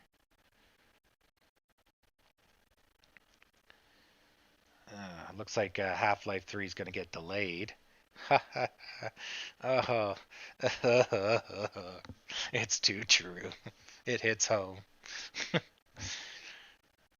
Yeah, so we're going to have a really ugly W. Either that or it's going to collapse on itself, one of the two. So we got this, and we got W, maybe.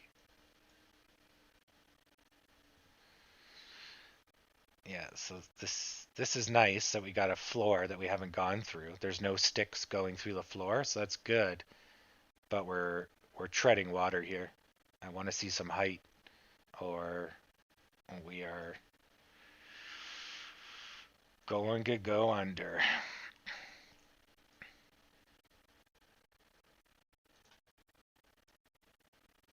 Yeah, no one's penetrated the floor yet. No. Though this red is basically making a new floor. Yeah, the red is pushed down by 1 cent. It's really hard to tell here. All right, so still good. We're actually at the door here now. Jesus, it's so hard to see with all these flats. Okay, up, down, back here. We're at the top of the channel. That's good. So it did do the S shape, and then I think it just bounced up. So instead of crashing, it went the other direction. So I don't know what's going on. It's so hard to see. So it went like this, this, this, this, this, this, this, this, this, this, this, this, this. Oh wait, this, this. Okay, whatever friggin' shape that is. So if it's doing that, it might do a crown. It might go off. I am expecting it to kind of free fall at any point. It'll get support from here if it does free fall. So this will act as a new support, but depends on its speed. Let's put it here. So yeah, we're breaking through the floor, which then puts our next support at here. So that if that gets a big red, we'll know. If not, it'll come back over the line. But see, we took too long. So then it starts to roll. This one's big. It didn't shrink. So then we're going. Because look at how small these guys are. The confidence to sell. I mean, it's only a penny, but you can see it. If you get in the right mindset, you can see how the indecision basically led to a sell. And if this gets bigger, it could run. But the fact that it didn't get bigger and didn't go down to this black line means there's a chance the buyers could push us back over the line. But then we might be just delaying the inevitable. But at least if we're over the line, we have a chance of going up. If we can't get over the line, we only really have a chance of going down. Or maybe sideways if we're lucky. Yeah. So this is a collapsed W. It basically had a stroke. So here's our W, and we failed to take off. So we dragged out, and then that's like we built a shoulder, and then we gave up. Now are we going to do this? Or are we going to come back? Or are we going to just reside to our fatality with the spikes in the Mortal Kombat pit? There we go. We will see. I was hoping for better. So, crappy. Dow is trending upwards. Even better than earlier. So that was earlier. Then we had that. Now we have this. And we're sort of going that way now. But it's still pretty good. And this one is just nothing but air. Oh my god. How much have they lost? They've lost 17% in 3 days with almost no, except for this one, almost no stop. Except they also went up 17% in less than a day. So really, does it scare them? I don't think so. And technically this is like their dead cat bounce from this. They come down, here's a bounce, and then they go for a second bounce. But this bounce is the same height as the other one, which is actually pretty good. This might have been a breakout, and they might have recovered a little bit of this, but then all the bad news basically sunk them. And yeah, good luck. So we're pretty low. We're starting, yeah, to tread a drop. I was hoping we'd probably get back into the 12, 13s. Yeah. We should be up here. And we kind of tried to do it here. Yeah, I'd expect us to be kind of here. So it's okay to have a bad day, but yeah, we should be up somewhere around here. Oh, we'll see. It looks like we're going into the Mortal Kombat pit.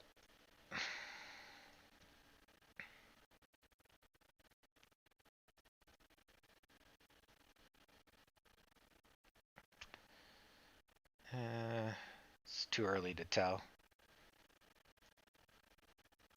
So that green was not big enough. Then we went to a flat. The flat was a giveaway that we were going to crash, since it was unable. And by crash, I mean just temporary. So we just broke through the line, which means we can now free fall till we hit, I guess, these guys here. Down here. Let's hope we stay over this black line. Oh, that's not good. Oh, that volume's low. It's only 4. Okay. This volume's all so friggin' low. I thought that was like 20,000 or something. Yeah, that's only 3. 5. It's still low volume. It's not as bad as it looked. Good. Still, this going up, this going up. That's okay. So we might actually get back to this black line. I am now down $1,380. Oh, sad pandas. The bad news of the treasury yields and Paris going into lockdown was what kind of kicked off this downward slope, right?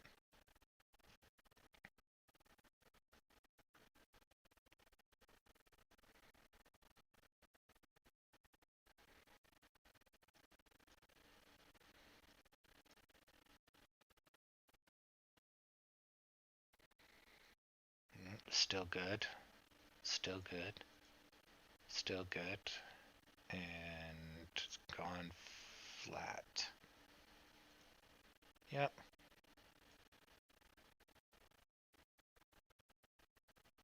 Yes, that was a go. I was looking at previous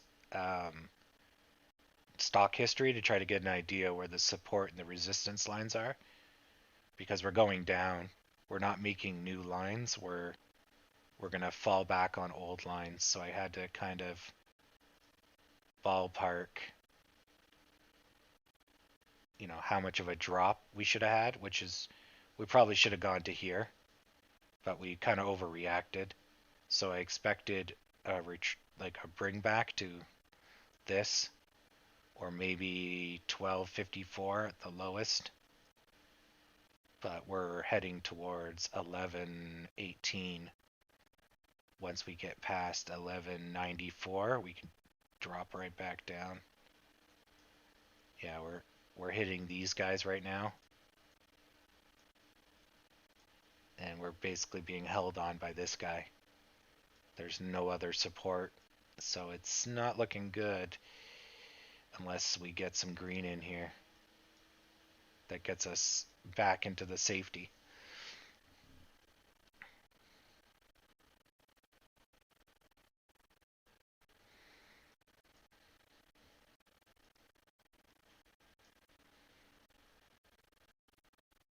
Yeah. We definitely don't want to be here. This is not good world for us. And the Dow's doing great. So yeah, so it's following that trend line I drew. That's good. So it might go up a little higher and then it'll come back down, and it'll stay along that trend line versus this one. Hopefully. So that's good. Yeah, see? Trend lines are a thing for a reason. Because the stock oscillates. So putting a straight line tends to oscillate over the line. You could even raise that up a little. But if you just keep with the bottoms, then this is where it is. Yeah. Yeah, good. All right. So what kind of depression is that? If I expect us to be here, we are looking at an additional 11%. If I go here, so we're, let's say, unduly down 5%. So there's a 5% upside I can see at least. Yeah, that makes sense. A 10% loss for us is not bad. An 8%, 5% negativity is normal. So we're getting about another additional 5 or so on top of our normals. So yeah, 5%. We can do 5% overnight. You know, like what was this? 6%. So we might be able to shake this in one to 2 days. Or yeah. If we do 5% a day. So we'll do 5% today. And that'll bring us up from our low, which is here. So it'll bring us up to 1246 to close. And then tomorrow we go up to 1310 or so. And then 1310 back to where we were at the 14. If this is just temporary bad news, I think we might, climb out of this.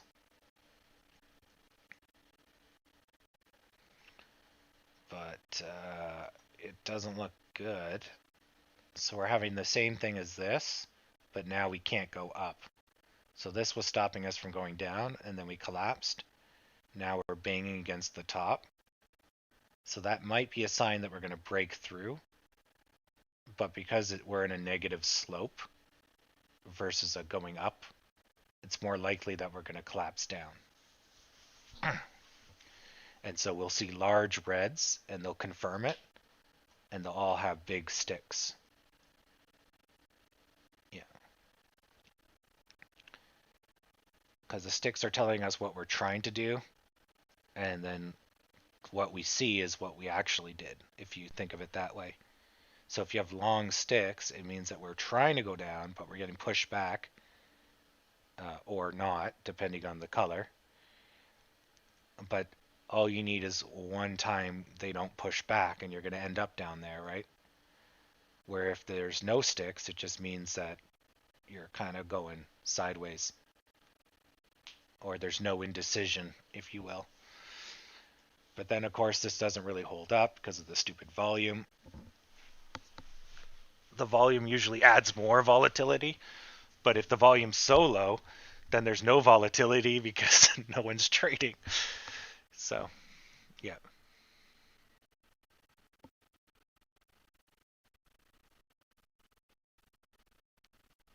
Yeah. Yeah, dips are good because yeah, you lock in the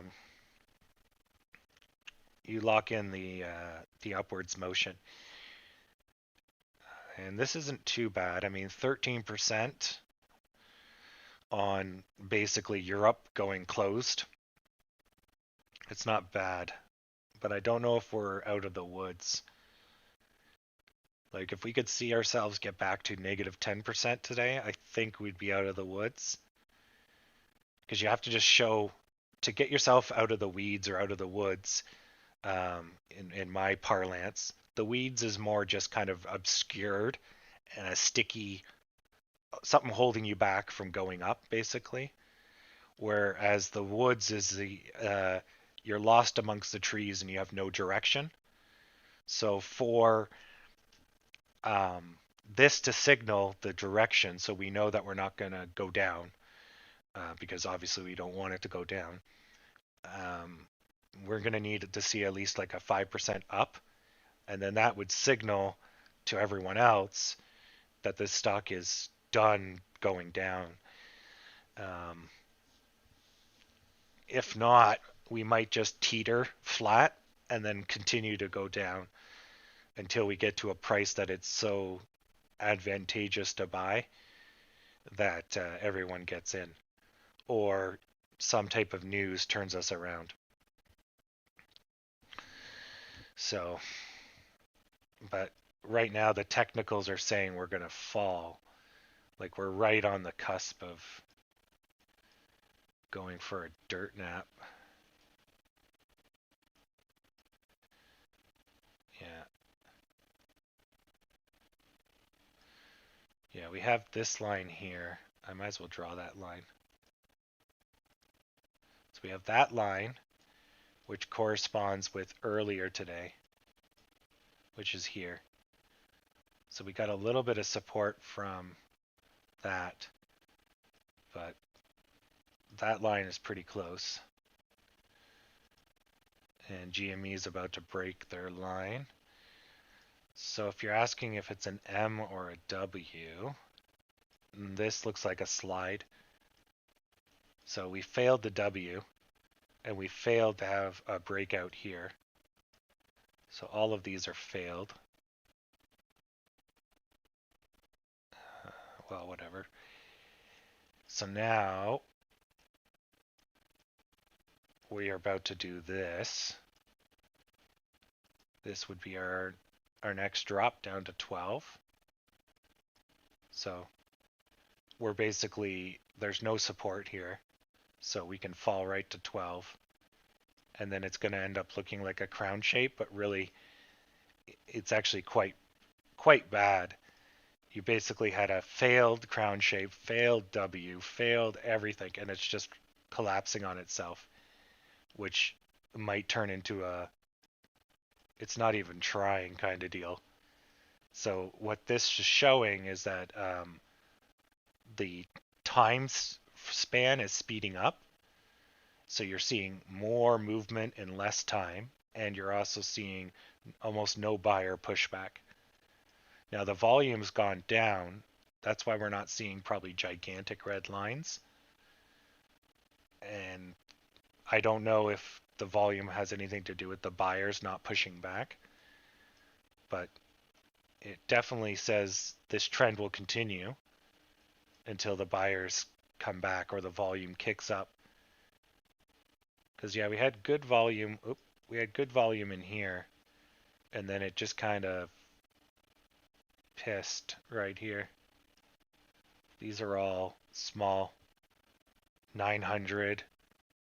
So these medium-sized ones are 1,000, 2,000, and the big ones are 7,000. So that's really small volume. So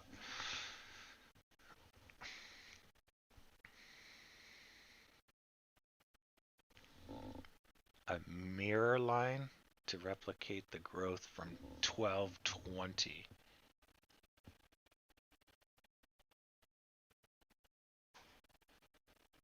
Well,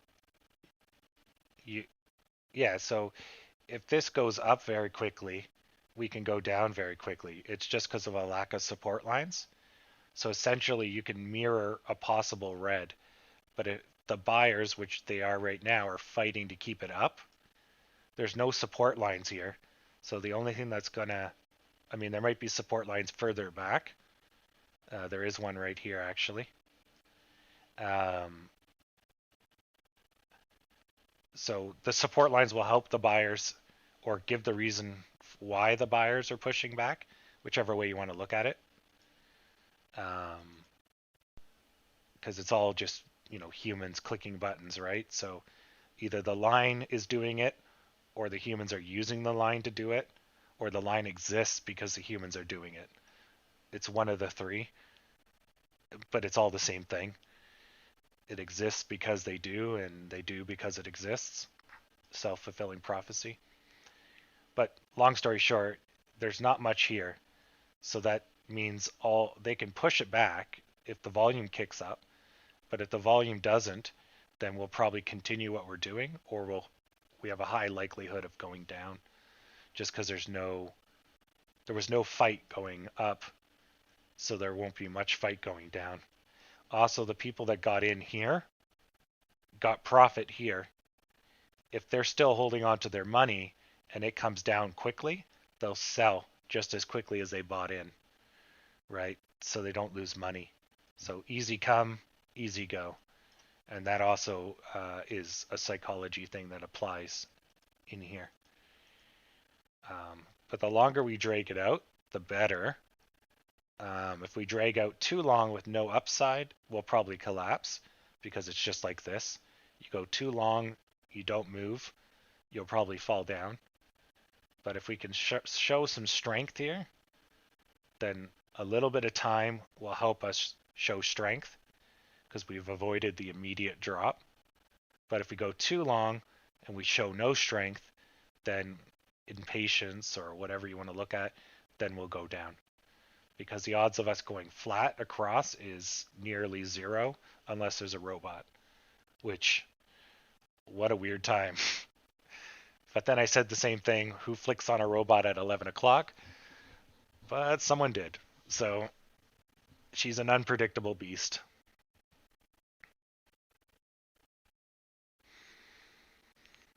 You never know what's going to happen.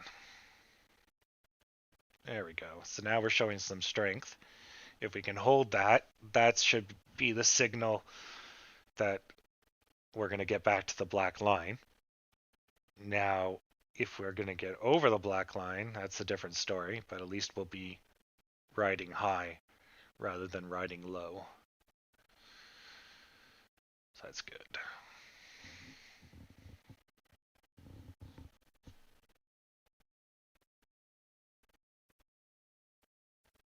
Yep.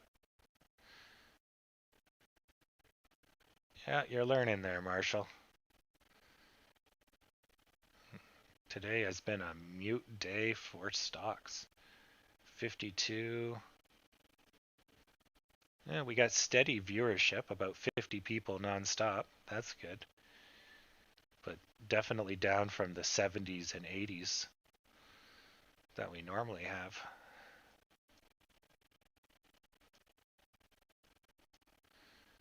All right. So that's looking good. So this might be a buy-in position for a short-term trade, but because of these lines and the fact that day is still very negative, I don't know if we're out of the woods. So risky play, but the reward might be there. Oh, that's a good sign. We just busted right through the line. That's good. So then that would be a buy till this black line. And the volume just kicked up. That's all great signs, actually. Sellers are starting to push back.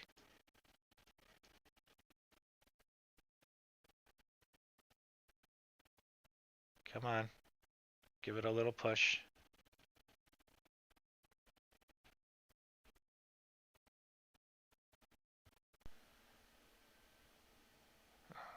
Okay.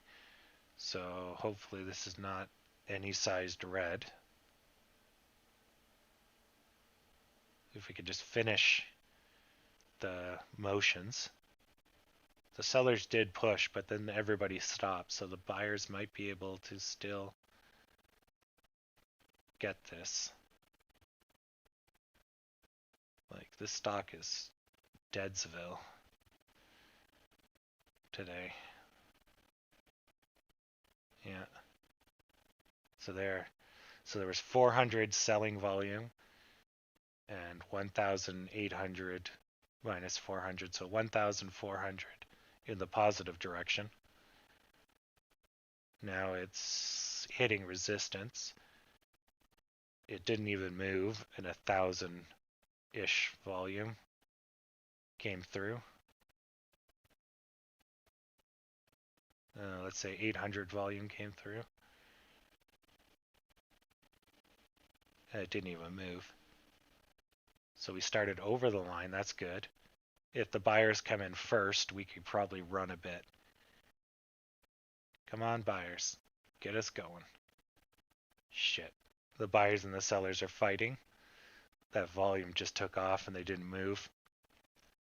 Well, that means the buyers are still fighting. That's good. Punch him in the groin. So we're ramping up. That's good.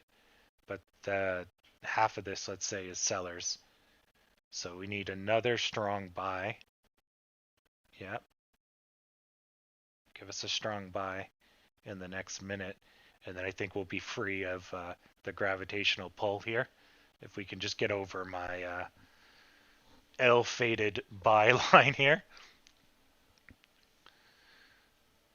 We're doing pretty good, though. That's good. Some good pushing. It's not normal you go over a black line and just take off. It's awesome when you do, but it's not normal. What we don't want to do is fall back down. Holy crap, volume. I don't understand how it can just like go and stop. Like, it must be retail investors that have like $100,000 or something, and they just go put it all on red, and then they're out of money, and so the market just goes flat. Like, I guess we have so little institutional buying and selling, I guess, during the day. And so we just have these spikes of grandpa's life savings and the $10 somebody found under his couch. Yeah, interesting.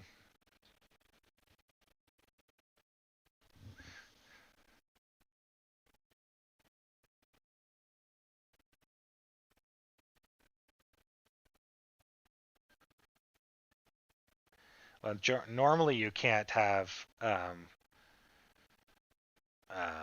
restrictions like that. If I want to buy AMC, I'm not to be stopped. Um, it's only if I'm using like criminal money, or AMC is a criminal themselves, or there's some reason financially that they can't do it, like liquidity problems. But if there's no criminality, who are they to decide, whether or not I can invest on this risky endeavor, right? So it's probably more likely that people are having issues with their accounts due to more a global reason, but there shouldn't be any type of conspiracy. So that doesn't look good, but it's really hard to tell with this volume.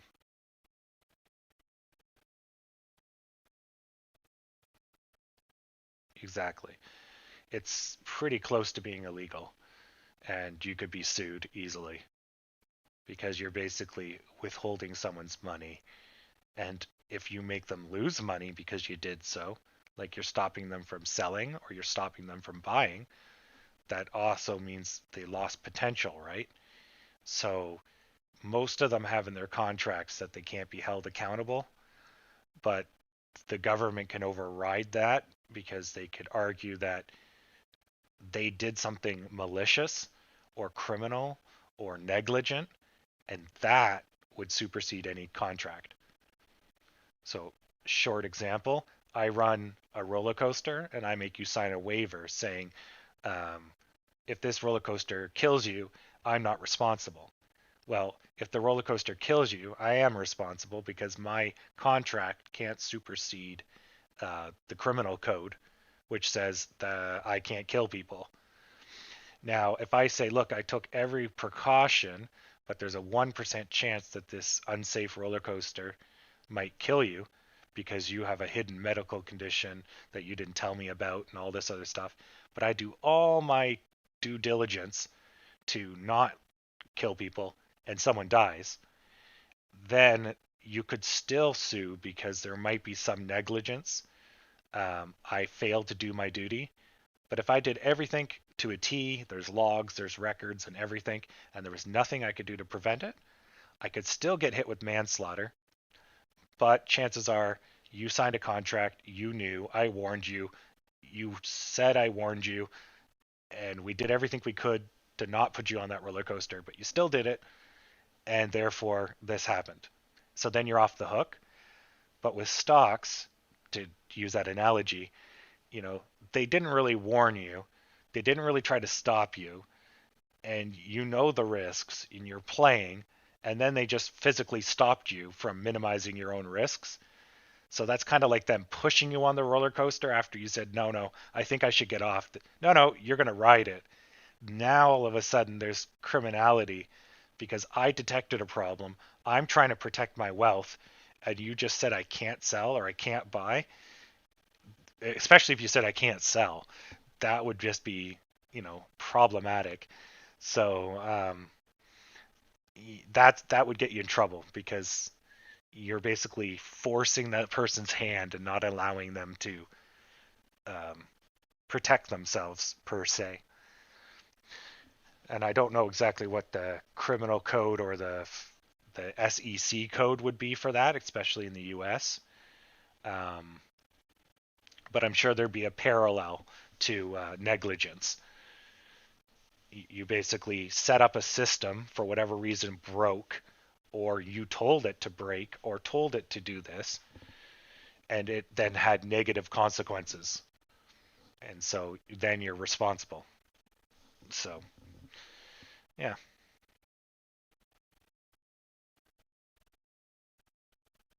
yeah, yeah,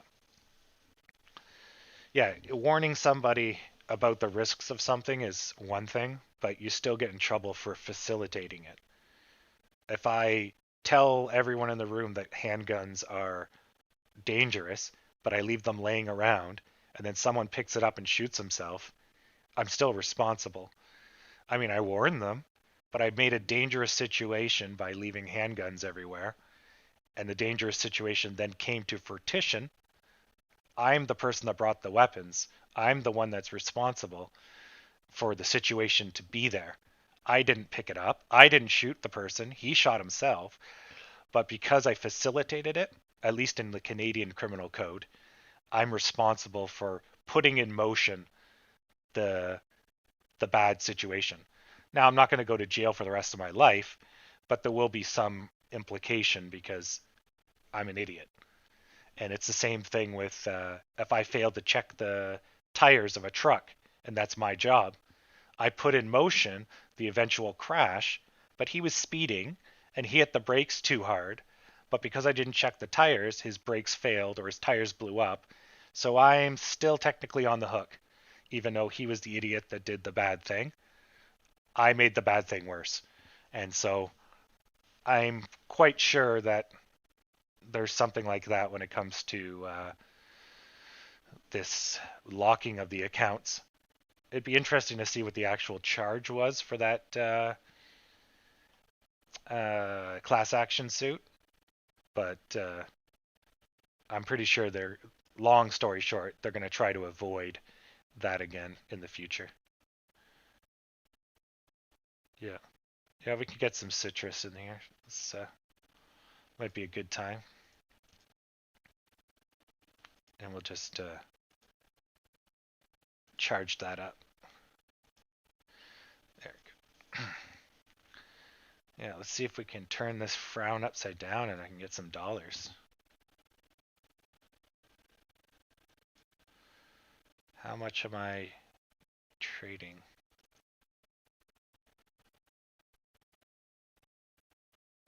Yeah. So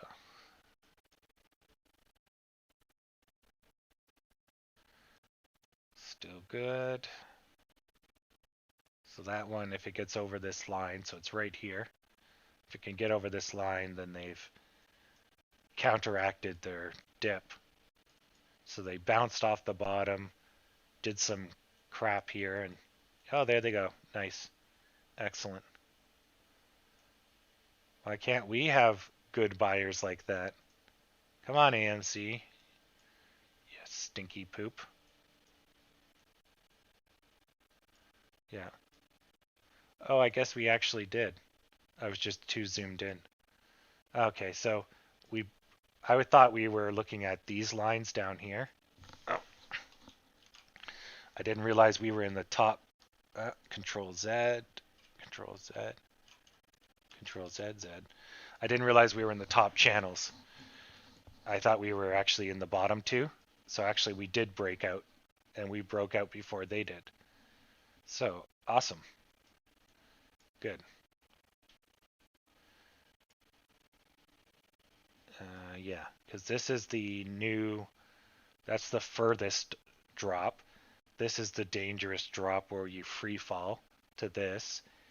And then this is the good one because we have support.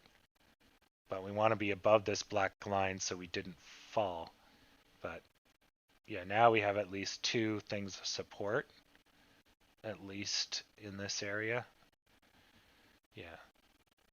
So let's see if we can stay above this. Good. We're better off than I thought we were. Oh, look at it go. That's a nice gap, although it didn't do much. What's the volume? 200. So this is just gapping up because no one's selling. So the volume is 700. But see how it's jumping all over the place? So someone just sold 300 shares. And like, so 700 shares up, 300 shares half down. Like, it's flying all over the place because the bid ask is decently big. It's $1.23. Here, I might be able to illustrate that better if I do this, and we go and look at 29. Holy, yeah. Where's the? Jesus, this thing flies all over the place. Which way am I going? Down. So, wow, this thing moves a lot. Okay, so if I do that, so the ask is here, and the buy is here, or was there, so here. So that's if you're going to buy, it goes down to here, down to here. So, and if you're going to sell, it's going to go up to here, or here. So you see, like, that's a massive spread compared to us. So it jumps all over the place as a result, visually. Um, so whoever's doing the market maker of this is making a friggin' killing.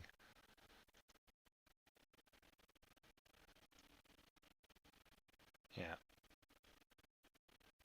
Because they basically hold the excess shares and they'll sell one for one and one for there, and they can play off the differences.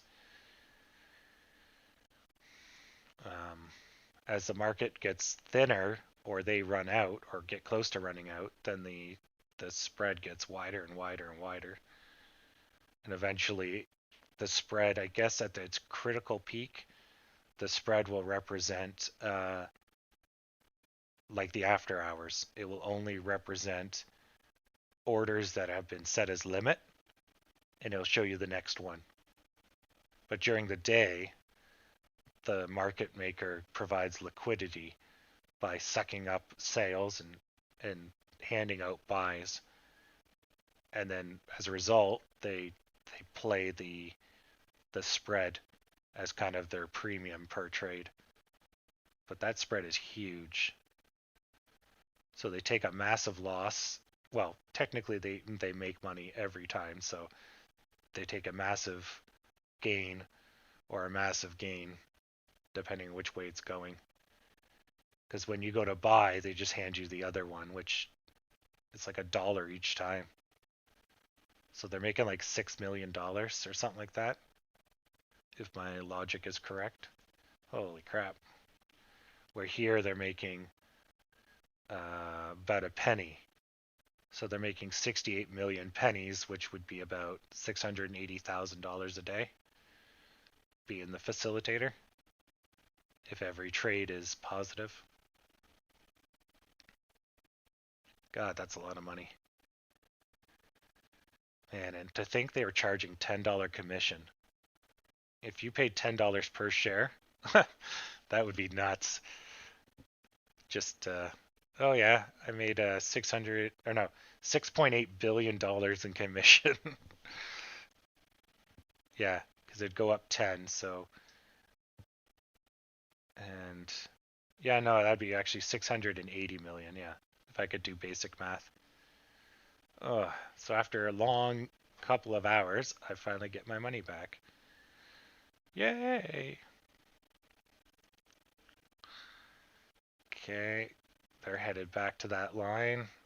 Dow is riding high. S&P is good. NASDAQ, yeah, not bad.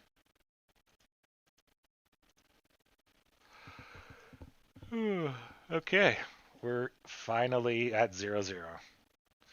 Yay!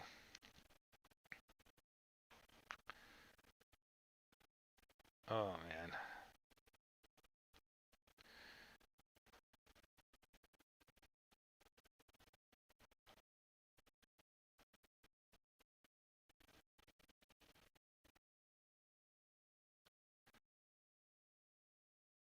So that question comes up a lot about options.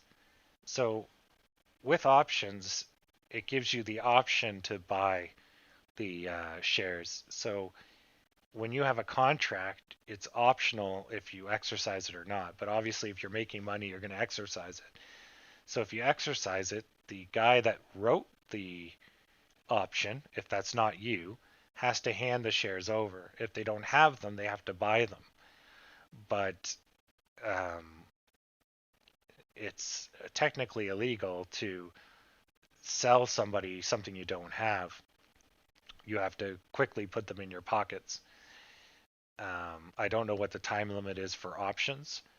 For short selling, it's 3 days, the settlement period, or is it 2 days now? I really don't remember. I think it was 3 historically. They might be down to 2. Or it's 1 or 2 days after the day. It might be it. Anyways, point being is, so that's not legal. So if everyone wrote illegal things, there would be a huge buy-in because they have to get the shares that they need to give to that person at the last minute, which makes no sense and is kind of silly. Also, the person that gets all those shares are going to immediately sell them to the market to lock in their profits. Why would you buy the shares and then hold on to them, especially if you think the market is volatile or it might go the other way? And even if they did hold on to them, so there'd be a large buy-in with no countering sell, they're going to sell off at some other time, adding in that sell energy at some odd point. So it's kind of odd, like, yeah, there's a possibility of up, but there's also a possibility of neutral zero. Um, and if they had other shares too, they might sell their existing shares with the new ones all at once to lock in the profit. So it could actually even go down, but the likelihood of that is even lower. So short selling is 2 days. Is it 2 days plus or 2 days including the day you're on? Like, because I think settlements are done at what, like 8 in the morning? Because it's not 24 hours from the time you bought. I guess it's 2 days plus your day. So it's not this day, but 2 days after. Oh, maybe it does include your day. Oh, Jesus. All right, well, you can figure that one out. Okay, so it's 3 days total, but it's basically 2 whole days after your day. Yeah, 3 days if you count what's left of your day. Yeah, okay, that makes a little more sense, and probably why I was confused. It's been a while since I cared. Um,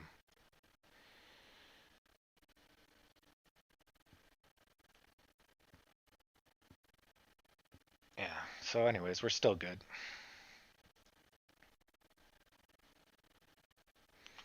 Still good. NASDAQ, good. And that one's closed. What's the crappy blocks doing? Good. And these guys up 34%. Oh my God. Wow. So I thought when they jumped here, that was a little excessive. Wow. Third. And then if I just turn that off, where are we? Okay, we're here. Okay. So they're still nowhere close to the ridiculous jump here or here. And these ones are bigger than where we are now. No, we've been slow growthing. So this is probably going to come back down. What's the volume? 543 million. But we're talking about a penny here. Yeah. Or a billionth of a penny. I don't even know what that is measured in. Where's that? Thousands, tens of thousands, thousands of thousandths. So that's a million. 1, 2, 3, 1 millionth. So that's 10 millionths of a penny. Jeez. Yeah, I'm gonna turn auto back on. Yeah, it's giving us the bull. That's literally a bull. El Toro. There's his head.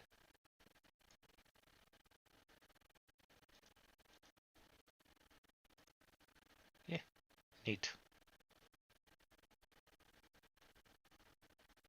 There's my stock logo. If I ever run a brokerage, I'll call it well, I can't use El Toro. Someone already uses that. What the hell is Wolf of Wall Street? It was not Binghamton, not Cambridge. Damn it. I had it on the tip of my tongue. But anyways, I'll use that. his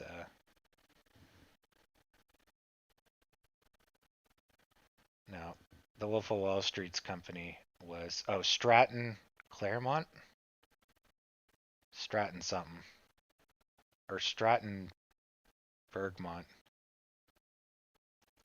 and it was a lion on a globe, very Singaporean. Oakmont. Ah, there we go. Yeah, yeah. The literal bull. When people invest with us, we give them the literal bull. Your stocks are doing well, but the market's all red. See, at the literal bull, you don't want to hear how it's really going. You just want to feel that everything's all right.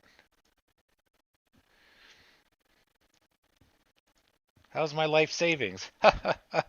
Everything's great. Why did you laugh? Oh, we're always really happy here. In the back, they're just burning money, shredding paper.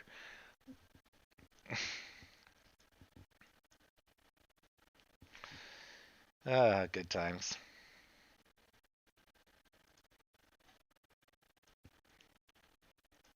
Okay, so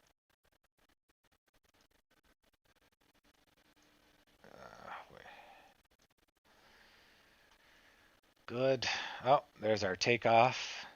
I was about to say it's like either now or soon we should break out.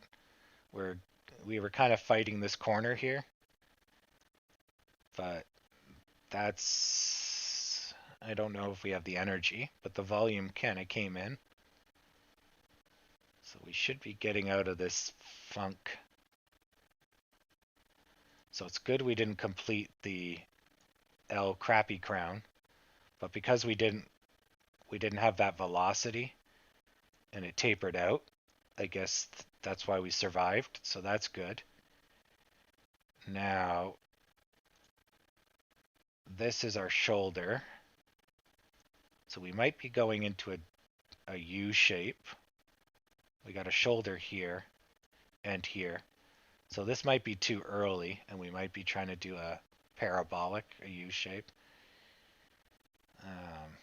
And our failed W would have put us up at this guy here. So we may be trying to just reclaim lost time. But we're kind of stuck between the poor but good. We didn't do the bad, and we didn't do the great. Well, great would be that, I guess. We didn't do the good. So where are we going? So either this will continue, and then we'll link up kind of at this level here. Or sorry, that's too high. So this is already hitting this level. So we'll either go here and then we'll break out, because now we're going to go up to this level, right? This is going to link up to this, which is good. We already did that part, which is what I was drawing here. And then now are we going to bounce down, or are we going to break up? But I think we'll get some height. We have to deal with this guy here. So we may even go trending up to him, then try to break up. But these all look pretty positive. I think we're pretty good at this point. So we'll see what happens there. And I'll put a line for this guy and a line for this guy. Yeah.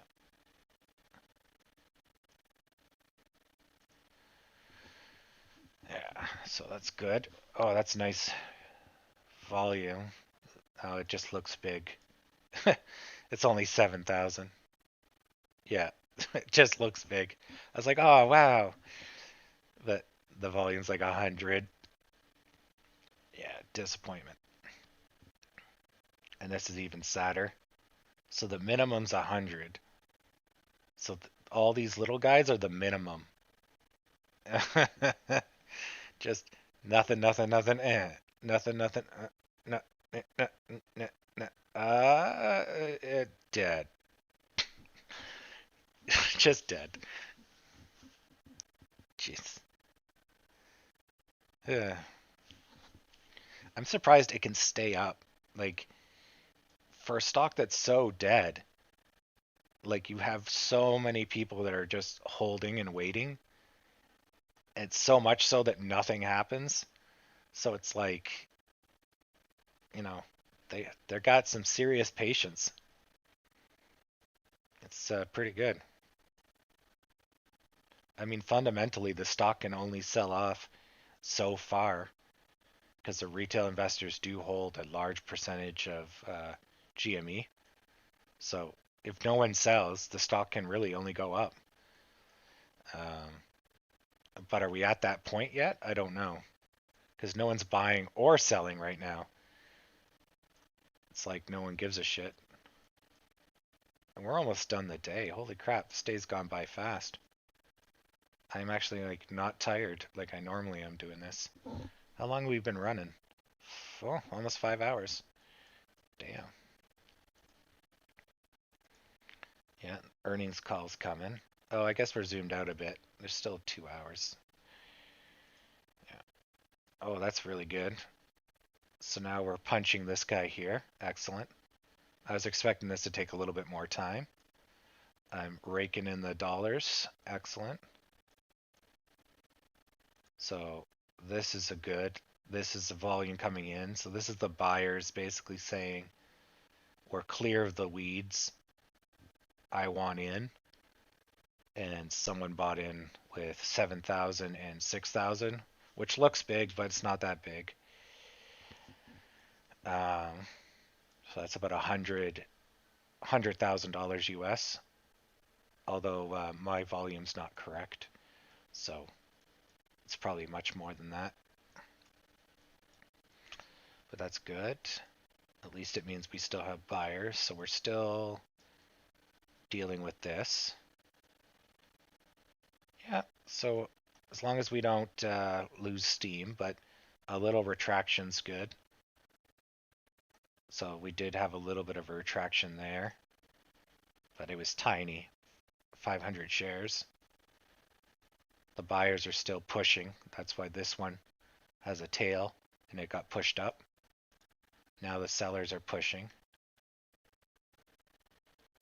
Yeah, so let's, where's our high quality citrus? Oh, it got lost. Here, there we go. And there we go. My fake bank account needs the dollars.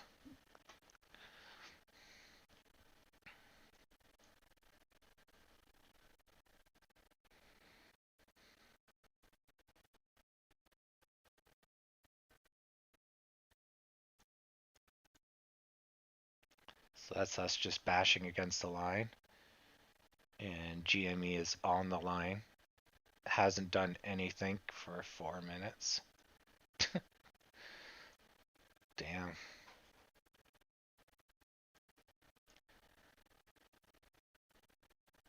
I mean, we go slow, but we don't. Well, I guess we have our 100 minutes kind of here. But at least somebody buys some shares. 10 shares here and there.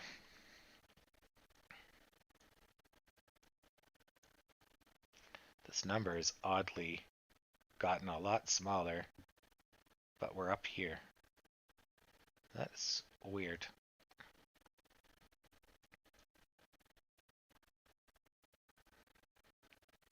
It must be based off the bid and the ask, because this isn't even moving. And look at how this is going way up. It's odd.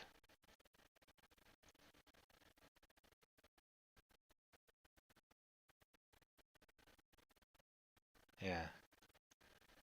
I'll have to understand that a little bit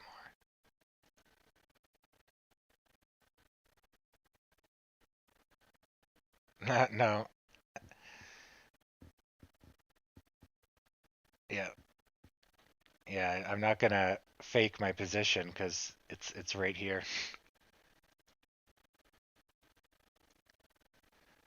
Yeah. Oh, is this what I want?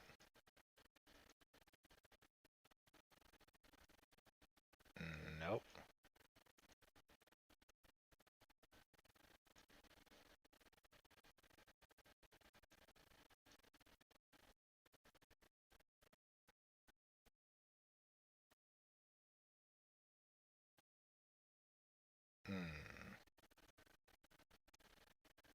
Okay.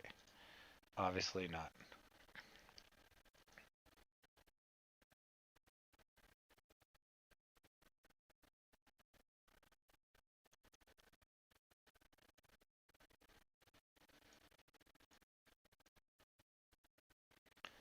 Yeah, that's what I should be using more.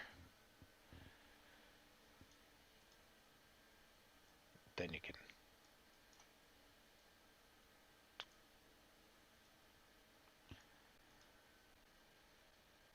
Except I would say that would be. So we're going to get 1.13% back in 12 minutes. Nice.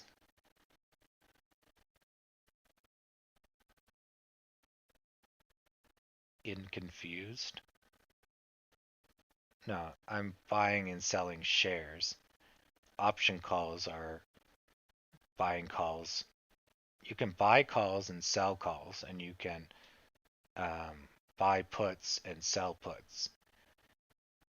So with options, when you're selling, you're considered a writer. So you're making them, and they're making contracts. So you can buy a contract to sell at a certain price, or you can buy a contract to buy at a certain price. If you buy a contract to sell at a certain price, you're betting on it going down. So you're going to pick a number here and you're going to hope it gets lower. If you're buying to hope the price goes up, then you're buying to buy at a certain price, and you set that price to now. And when the price goes up, you can buy at a higher price. Sorry, you can buy at the price that you bought now and sell at a higher price. There we go. And with the other one, you can sell at a lower price than you are now, and therefore you can make money on the difference. I think I got that right. Sell. You buy now, sell later at a lower price. Yes. Yes, because it gives you the option to sell shares at that price. Well, you need to have the friggin' shares to do it. So, yeah, that's what that is. Yeah. Boo. But that's options. Options is like gambling on the stock market or hedging. But in this case, I would buy physical shares. When they go up higher, you sell them. When they go lower, I think we're just bouncing, but I really want to lock in these profits. Hard to tell.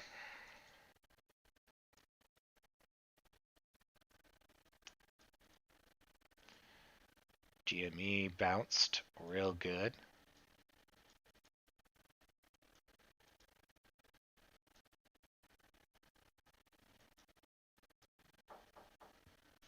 Oh, give me a second. Someone's at the door.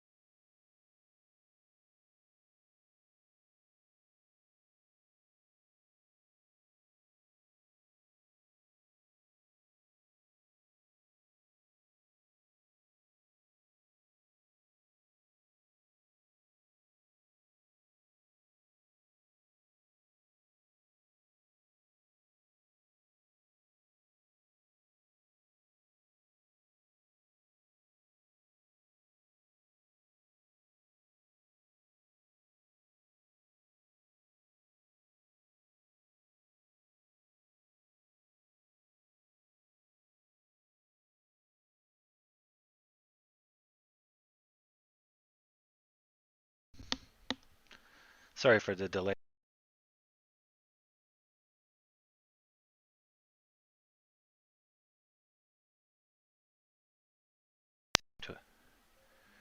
There we go. Yeah, sorry about the delay. Um, Apparently, when my house was inspected um, like a week ago, someone put a work order in to do some repairs. And so they came over and they're looking for low water volume. And I'm like, to frig. First, I didn't call for it. And two, I don't have low water volume. But I actually do. One of my taps, which is a custom tap that I put in, doesn't belong to the building. Um, its hot water is kind of clogged and I haven't fixed it. So the plumber that came in reported it, thinking it's one of the new taps, I guess. So anyway, so now he's fixing my toilet, which just busted yesterday, and my kitchen sink, which has been leaking for a while. Um, and I've just kind of been putting them off. So anyway, sorry about the delay. I just kind of had to walk him through and clean up the house as much as I could. I was not expecting visitors today. So,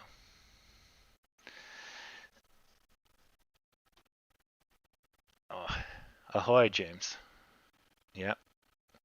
So, yep. Sorry for that delay.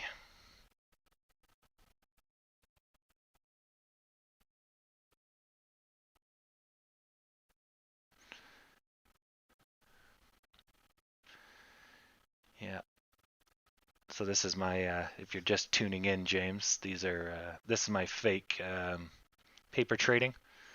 So I kind of bought in just before the crash, but yeah, it's paying out now. So that's $100,000 in fake money. So not bad for let's see. So 1% on $100,000 is yeah a grand. So not bad. Yeah, when people quote their profits, you have to ask them how much money they have in the bank because yeah, oh, I can make $1 million if you give me $1 billion. It's not hard, but turning $10 into $100 is infinitely harder than making $100 from $1,000. So, it may not seem like much, but if someone can 10 times their money, they're doing better than most people. Yeah. But anyways, so back to this, we basically rode out the garbage train here, so we should be on our way up. So we failed to break out when I got called to the door, and then last was here. So now, yeah, hopefully this is the breakout. See how GME's doing. Still, so this is a U shape, but it might be too early for a U shape. So it just might be drawing this with my wrong hand. Oh, this is hard. So it might try to close the gap to this kind of wall kind of deal. Good, good, good. So that's good to see the Dow just tearing up. But I mean, it had indecision and flopped. Now it's showing strength. So there's less chance of a flop, but we're still lower than where we were. So, it's not that great. But at least that's a positive. This is very positive. Proper retractions. I would have liked to see it a little sharper, somewhere in this kind of realm, but I'll take that over this. That's garbage. Nothing good comes from flats. They just turn into drops. So this is nice as well. Then again, could be a little bit steeper, but it's quite good versus the Dow, which is probably something like that. So that's nice. Okay, so then this one had the nice in the morning. It's starting to curve. Now it's going flat with a slight curve up. So we'll see how that plays out. Okay, so it's still struggling over the line, but we'll see.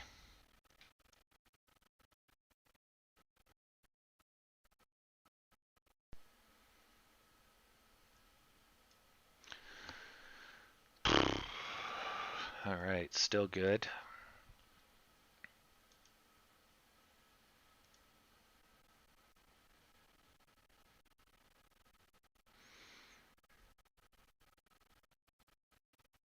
Low volume. Okay. Yeah, it looks like we're going to probably just have to run this one out. So it's just taking his dear sweet time.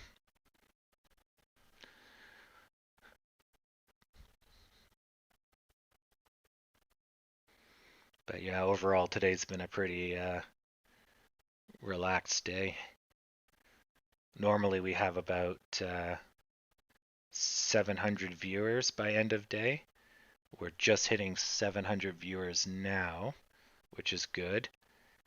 Our concurrent viewers are only at 45, now 42. That's quite low compared to normal days. But even looking at the Reddit chat, the speed is a fraction.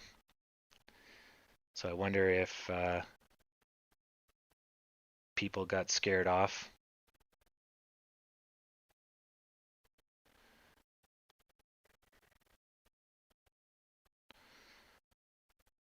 Or it's quite possible, though, they made the new live chat actually just recently. Let's see. 3 hours ago. That's why.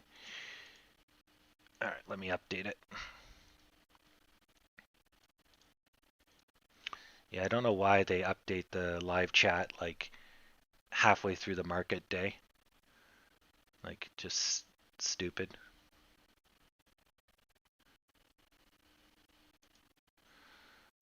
There we go.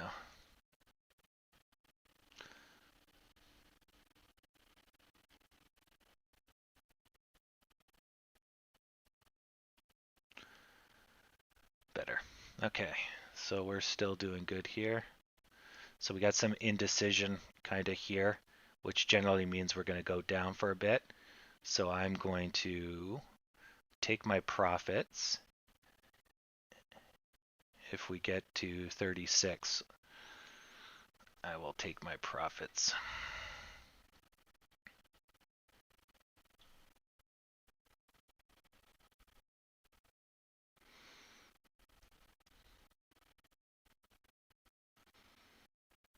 Good, good. Yes, yes.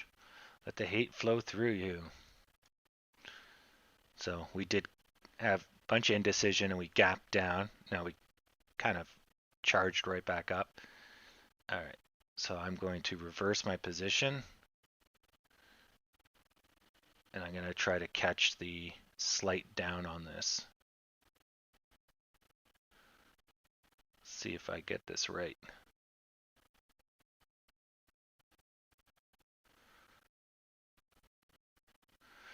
So this one's showing indecision. We should see a red here. And that red might push us under this line, which is obviously here now. And that might get us under 37. Then after a tiny little romp down here, then we can go up again. Man, every time I make a buy or a sell, the volume just plummets afterwards. It's no fun. I want to see immediate results.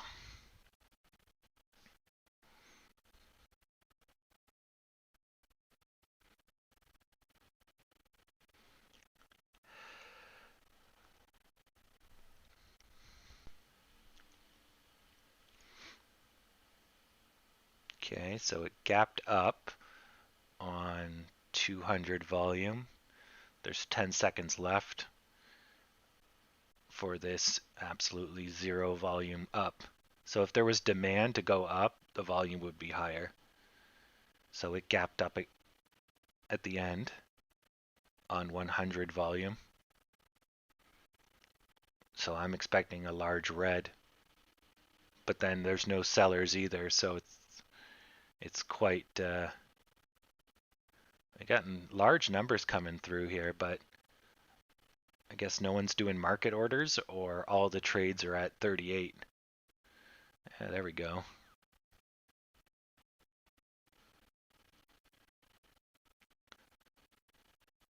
Yeah, I was going to say we got pretty big numbers. For us not to move is odd. The volume's still piss low.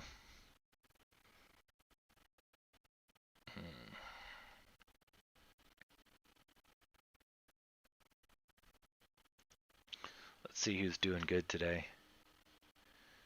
200% for whoever these guys are. Sport. This is support com. Okay, 208%. Then the Hall of Fame Resort, up 25. And oh, they're tanking. RLX. Oh, so they just spiked up like recently, I think. Yeah, I remember them coming across my radar. Yeah, they went from 15 to 20. Now they're at 11. 45% overnight. Shit. RLX. And then AMC were actually one of the leading volumes again. Yeah, Plater. Where's GME? Not even on here. Yeah. I don't know how we're the leading volume with this kind of garbage. Like, we're going so slow.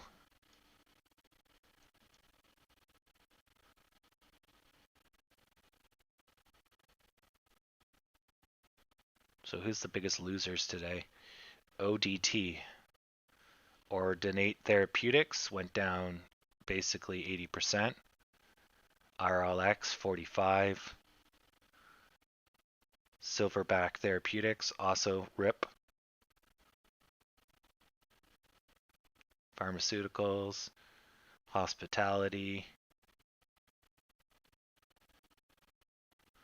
And then 11 across the board. We're in here as well. We don't even make the list right now, I don't think. Yeah, not bad. All right, so this is just going flat. GME is still moving over to the line, so that's going as correct or expected. Let's get a lemon in there to keep it up.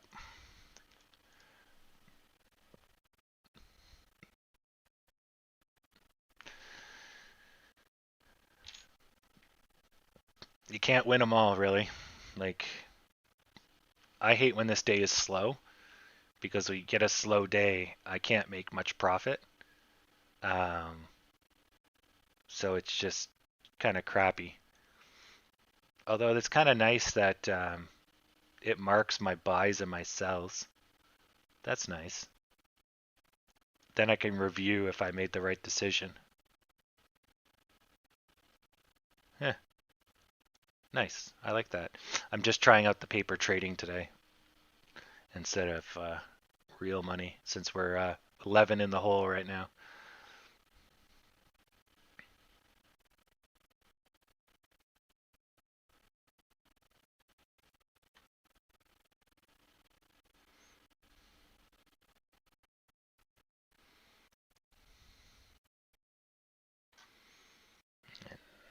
Now we're going for a breakout. Oh, I still have this position. Yeah, good thing I'm paying attention. Yeah, so I gotta close this position if it got over 1242. Yeah, I forgot I'm still trading money, fake money. Let's see if this was a commitment or a fling.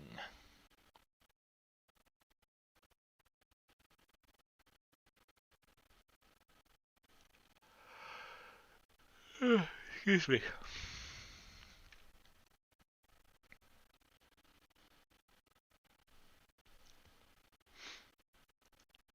God, I'll die of old age before this gets done.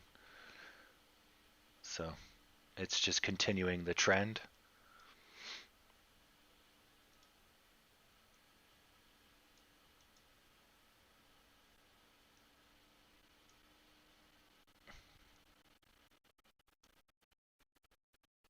Okay.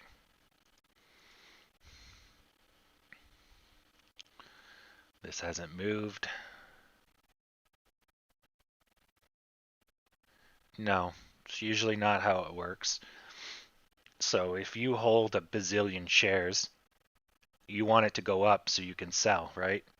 So there's no downside to letting the buyers push it up. Um, the only person that doesn't want the share price to go up is going to be short sellers because they make their money when it goes down. So, but they can't buy up shares to fake the market. They could buy shares to push down the market and maybe panic people. Um, but that's basically all they could do. Just like we can buy up shares to push up the market, and Redditors do that.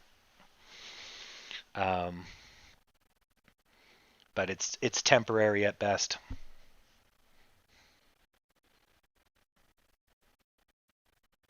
Ah, crap.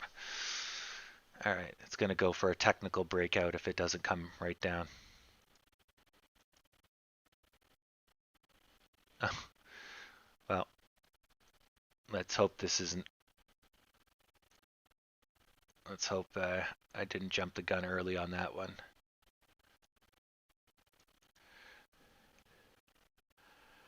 Well, either way, we're probably going to go up before we go back down. Oh, excuse me.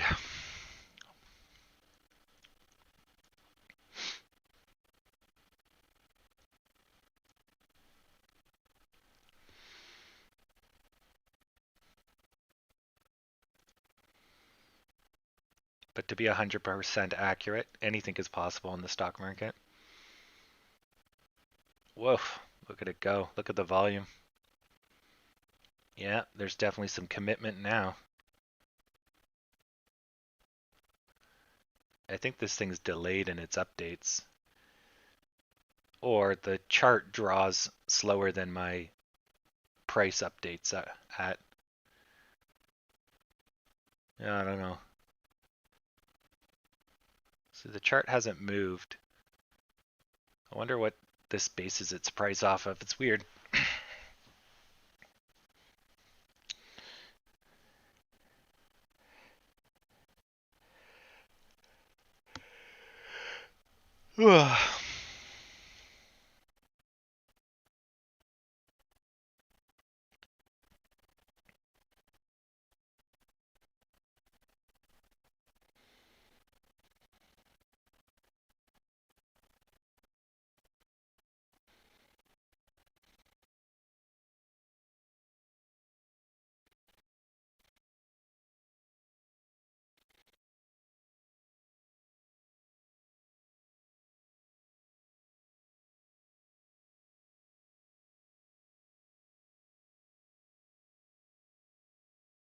Now, if we can get over this red, we can continue our upward surge.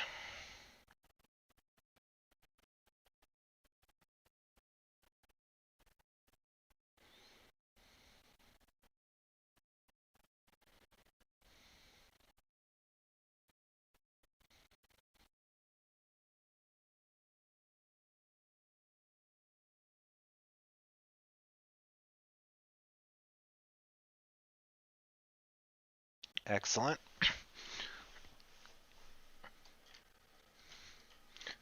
All right.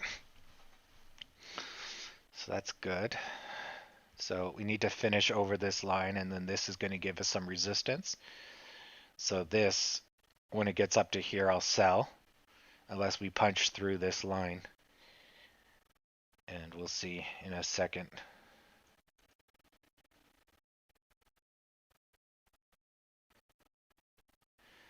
Perfect.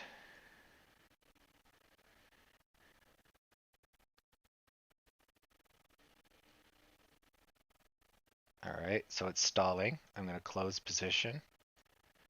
Okay, I'm out.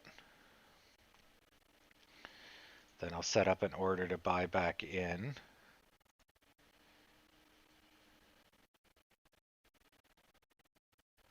How much money do we have in the bank right now? We currently have, we've made $1,169 today. Congrats. Even with two $800 losses. So we've made over $3,000, I guess. Not bad.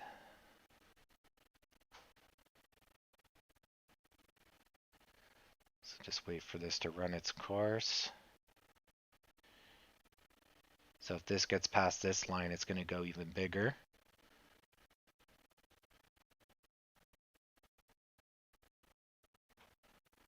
Yeah, that's what I expected.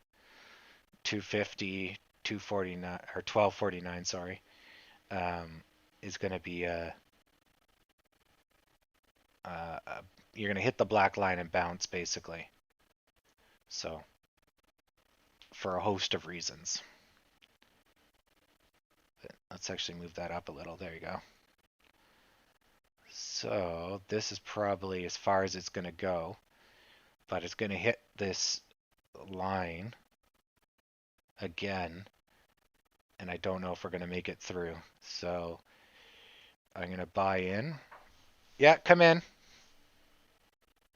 Ah, Jesus. 1 minute.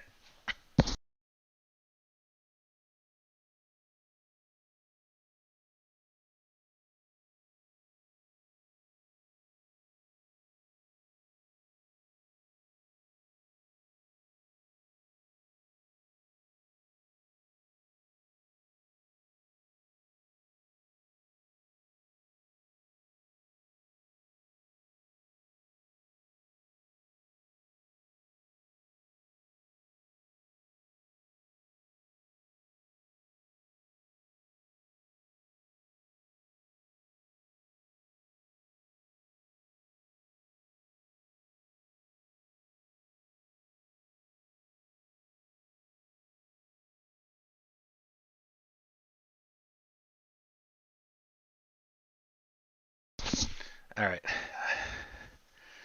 So we're just going to keep on trucking here.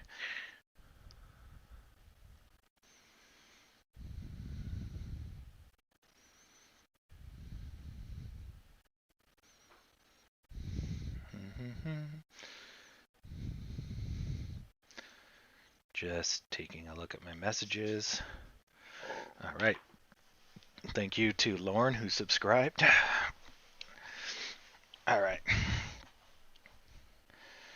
So we bounce back a bit, but that's fine. My timing is never too great, but the general trend is up. So I don't think we're too high. No. And it's rare that you kind of do a double peak.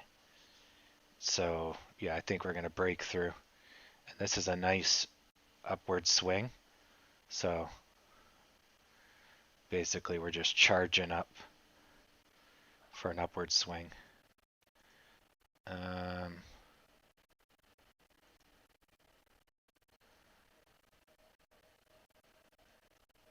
Yeah.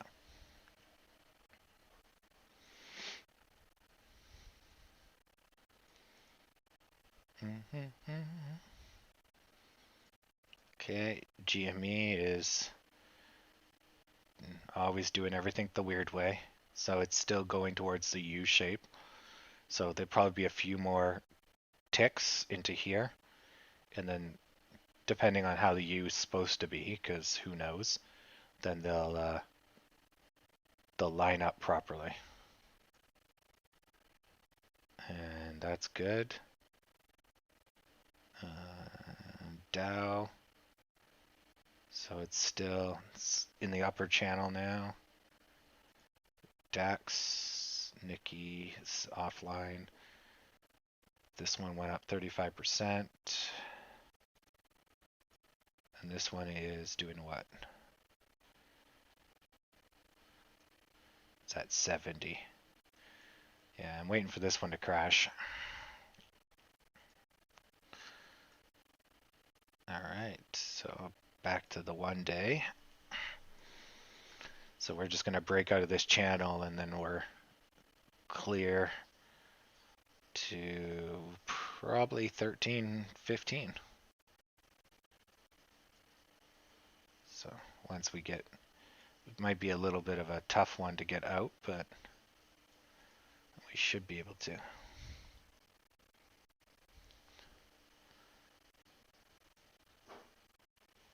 So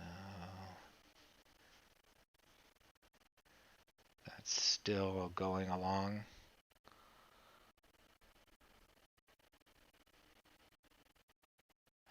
That's good.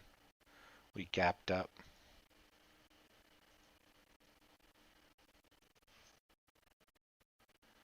Still good. And where is the other one I wanted? And this is the gold? No, that's the UK. Gold. Oh, gold's this one. All right. How is the corn? Oh, the corn's coming out real soon. Okay.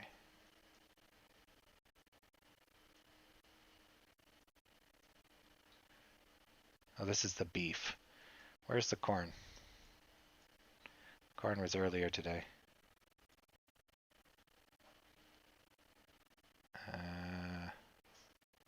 Here we go. So these are really useful, the economic calendars. So existing home sales. Where's the corn? Corn. I thought corn was in here. Oh, existing homes. Okay, well, never mind then.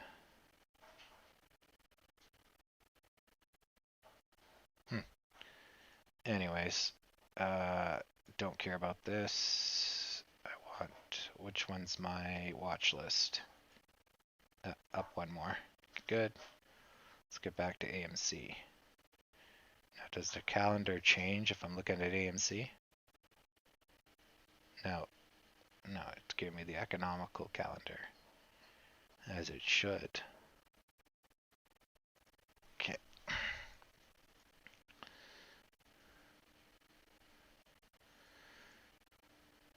What volume was that? 3,000? 1,000?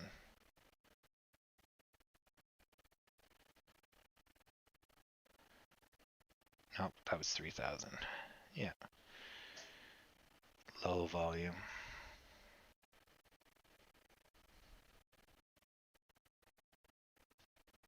Oh, let me put this back up.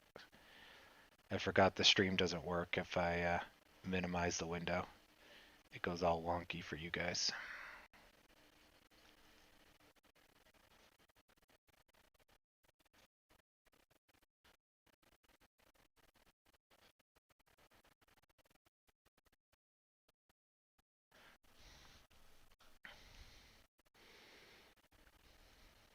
So that was an overreaction. You would think it would have reacted quicker, but that's just odd. Why would you have a doji here? Yeah, I don't know. Normally, if you have a big sell-off, the compensation is immediate. But interesting. So now we're going to go against this black line. Let's see if we break through. So we're still on track for all that it matters.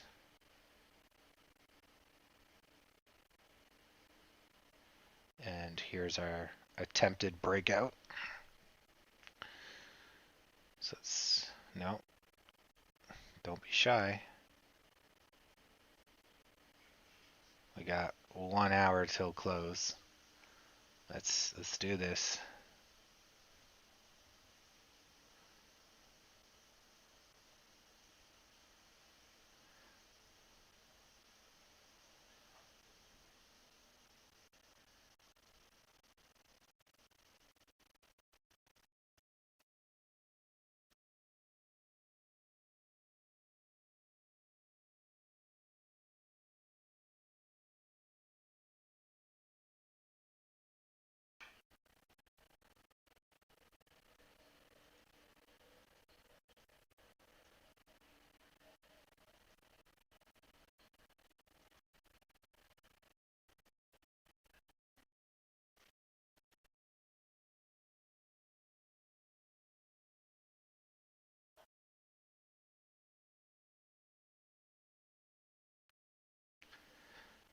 Come on, volume.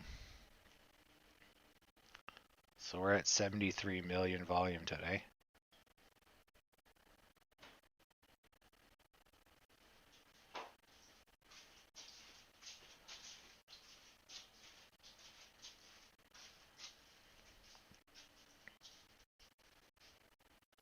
Perfect. I didn't want to jinx it, but there, we punched through. Now we just need to hold. So this red could come back and knock us back in, but if it doesn't, and we get a tiny bit more distance, I think we're clear.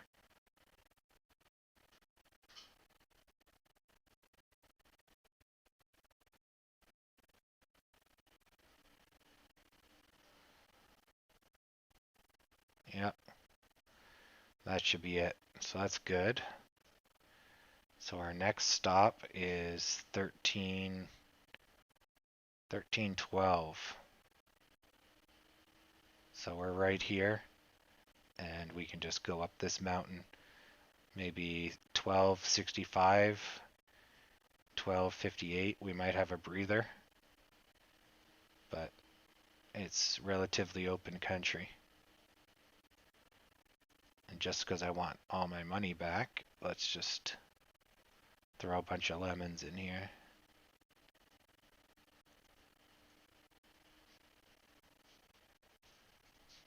We're good? Oh, okay. I just got to go help the guy with the plumbing, and I'll be back. But we're just going to let this run its course here.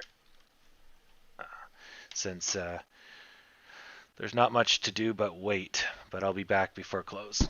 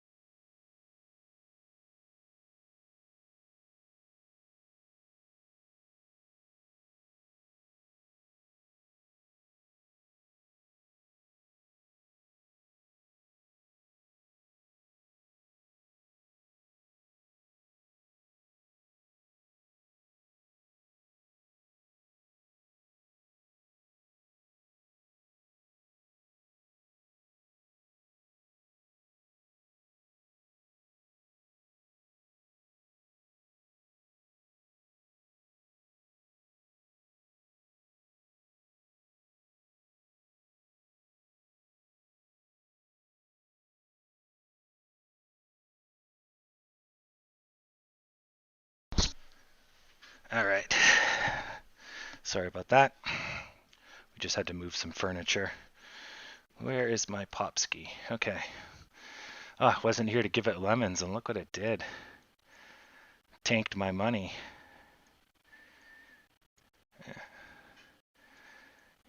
That's what happens when you play it a little close. But so we made it through the line, didn't quite do it. So I would have sold here, bought again probably here, because we're going to go for another attempt. And this time we'll probably be successful. First time, in through the second time, failed. Yeah, so we get 1 to 2 more tries to get through. GME is just coasting sideways. Dow's up, Nasdaq's up. Sorry, S&P is up, Nasdaq is sideways. S&P's doing great. So that's kind of what I would expect with all the stimulus dollars, like just wee. But maybe people got smarter with this round of stimulus checks than dumping it into meme stocks. All right, so all that is good. So we're just waiting. Yeah, I would say we're probably going to end up at 260, 255, but predicting the end is, I mean, it's close. It's 30 minutes. We can't really go that far. But yeah, we're either doing that or we're going to be within these two black channels or we're going to be just above this channel here. So if we'll be between these, so 256 and 236. But I think we'll get over this black line and then we'll just stay just above it. Because 280 is quite a jump. So here's 23. So 280 is here. So we would have to basically ramp up like that. So if we keep this velocity, then maybe, yeah. But chances are, oh no, even if we kept this velocity, we would end up at 270. We'd have to keep the most recent velocity, and then yeah, we could just get 280. But the odds of that are actually very low. If we take the worst case velocity, which is like the bottoms here, we're just above the black line, 256. Oh, that's true. Yeah, maybe they'll put us back to 13. Yeah, you're right. You're right.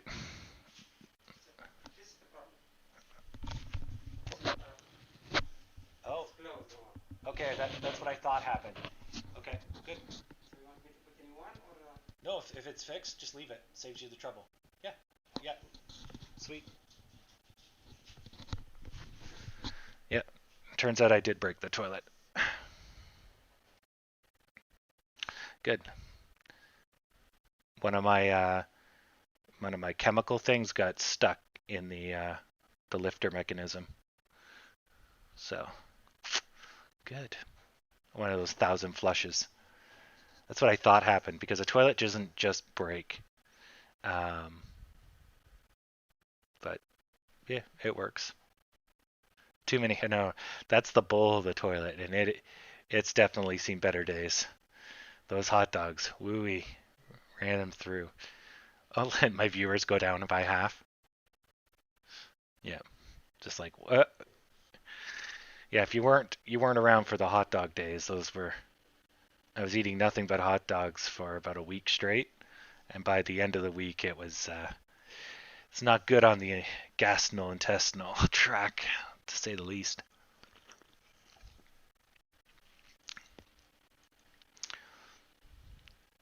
So this is all good. Well, this isn't great, but not horrible. At least not yet. Yeah, let's get rid of a lemon. So if this goes back to this black line, I should see some green. But this is kind of, we're crashing because there's no buyers. But it's not really a crash, but it's going to set us back if our buyers don't show up. Oof. NASDAQ and the S&P just did an about turn.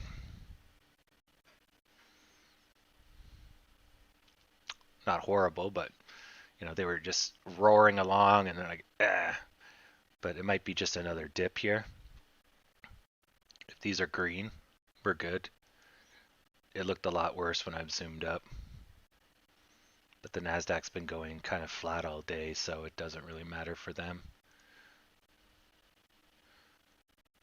Yeah, so this is still top channel, so the Dow's doing good.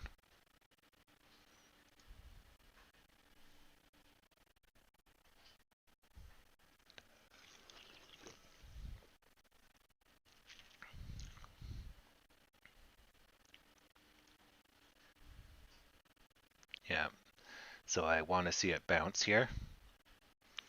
If it doesn't bounce, then I will take an $800 loss. Maybe if it gets probably here.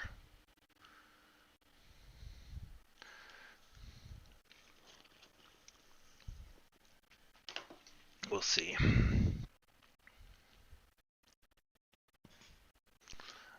Yeah, and this is why I don't sell directly on lines, because your lines aren't always absolute. Like this, it went over the line, but the green's already pushing it back. So I would have lost $800 there because it would have just kicked me out. But then it's a good habit to sell early before you know it'll turn around. So if it starts to head there, you get out before it gets there. But I rather not lose the money, so I kind of ride it all out until I can tell that it's not going to ride out, and then I sell. But the smart money gets out before it becomes bad. But you can't day trade like that. I don't think you'd be losing like $800 here, $800 there. Like it'd just be, you'd be flipping every 10 seconds. And you'd be crying.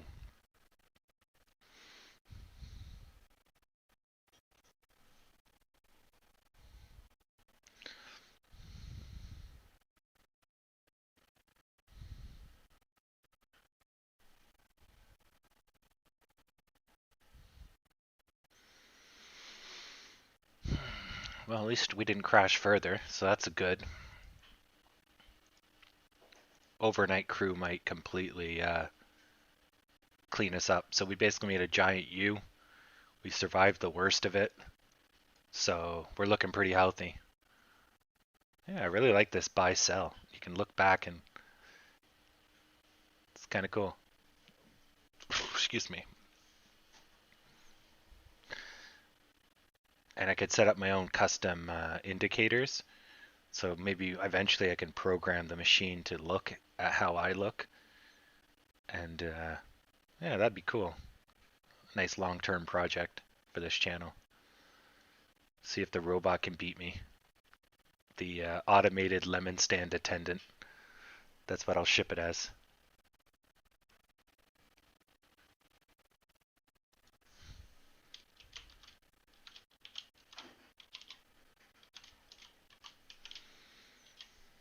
Elsa.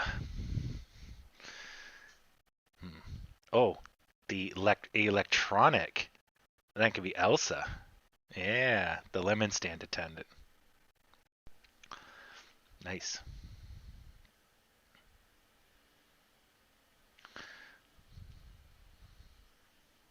And then we'll sell Elsa for millions.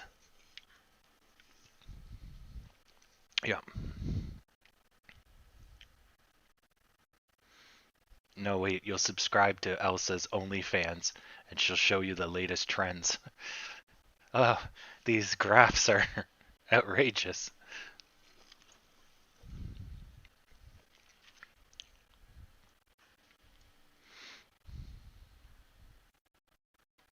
Man, where the hell is the volume? We're like just cricketing down here. I might have to find another stock to trade while AMC like just takes a dirt nap.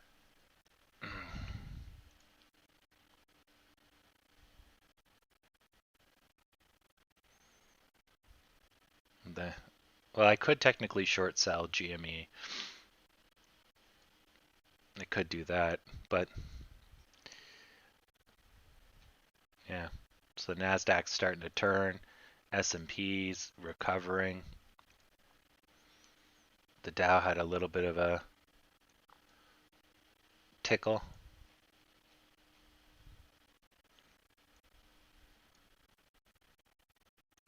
So still good. So this might just rebound. Plus we're going into the home stretch the last 30 seconds. Sorry, 30 minutes.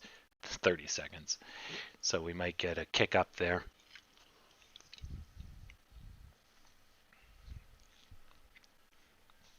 Yeah.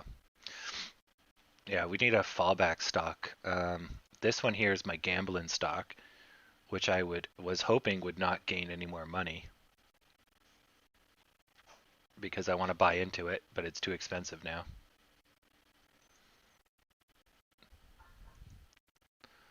But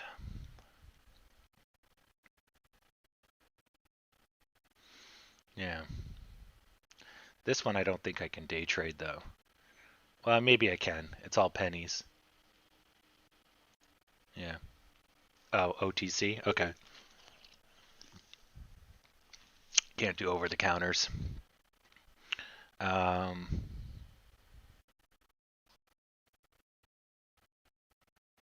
hmm. And this one's just too shitty. Like, look at how splotchy it is. Actually, I know what one you can gamble on. Let's see if there's one that's up here that's volume. Apple just recently became the highest volume. When did that happen? It just came out of nowhere. CLVS. That one's come up a lot.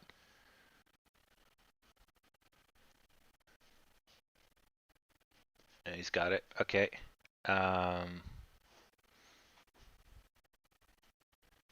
Oh, we could actually trade weed stocks, but that's in Canada. I could get back on my weed stocks. Banco. Hmm.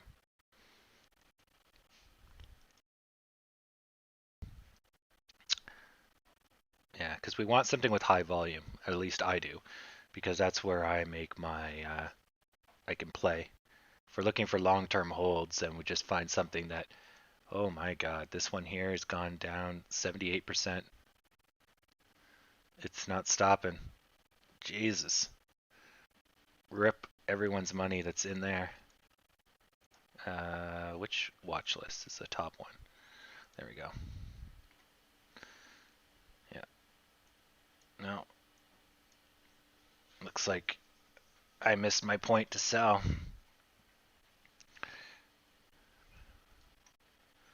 So was that high volume? It was moderate, still low volume.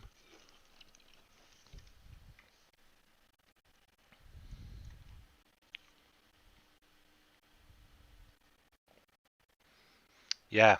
Yeah, we could do a HMMJ. An ETF doesn't quite move ultra volatile, and it's a little harder to predict what's going on, but it'd be less affected by a single source of news. So that's good, actually. Yeah, we could do the ETF. It's essentially a weed index.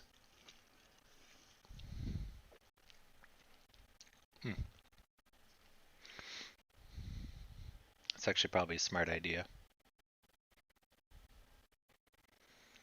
SNDL, though, is it going up? Or is it still retracting from its overpriced position?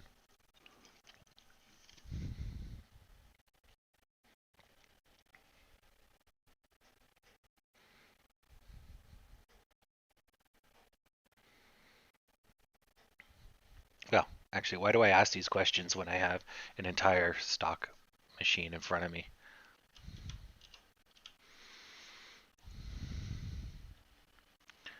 Okay, so Sundials is dirt cheap, but it's down 13% today. So it's still coming off of its overpriced evaluation. Yeah, so it's gonna level out probably $1.16. So, I mean, here's what they were worth, and this is like dilution and share splitting and all this other stuff. And then they're like, oh, this company's undervalued, and look at all the volume, more volume than they've seen almost ever. But it's all for nothing. Like the company's probably worth 20 cents. So their earnings were yesterday, and they had 100%, almost 180% surprise in the wrong direction. Fuck, they're negative 9 cents per share. Is that earnings per share? They're not doing good. Yeah, no, not good. Although it's an improvement, it was negative 40. And what was the actual? The actual was 5 times worse at negative 0.34. Oh no, they estimated 0.06, and it came out as 0.4. Okay, and the difference is the surprise. Okay, now I can read this now. Jesus. So they keep estimating that they're going to be doing so much better. Excuse me. Every earnings, oh, 6 times off the mark. Jesus, this company's not doing good. 7 times off the mark. And this one, they got it right. So they basically been bombing since they opened up, started trading. Damn, that's got to be some poorly run company. I probably wouldn't touch that with a 10-foot pole. It's in the same situation as GME.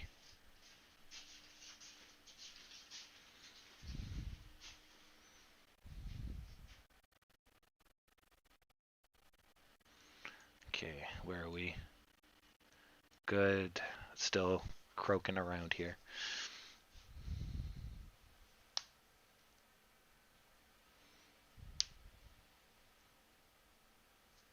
Nobody can dictate when if a squeeze is going to happen.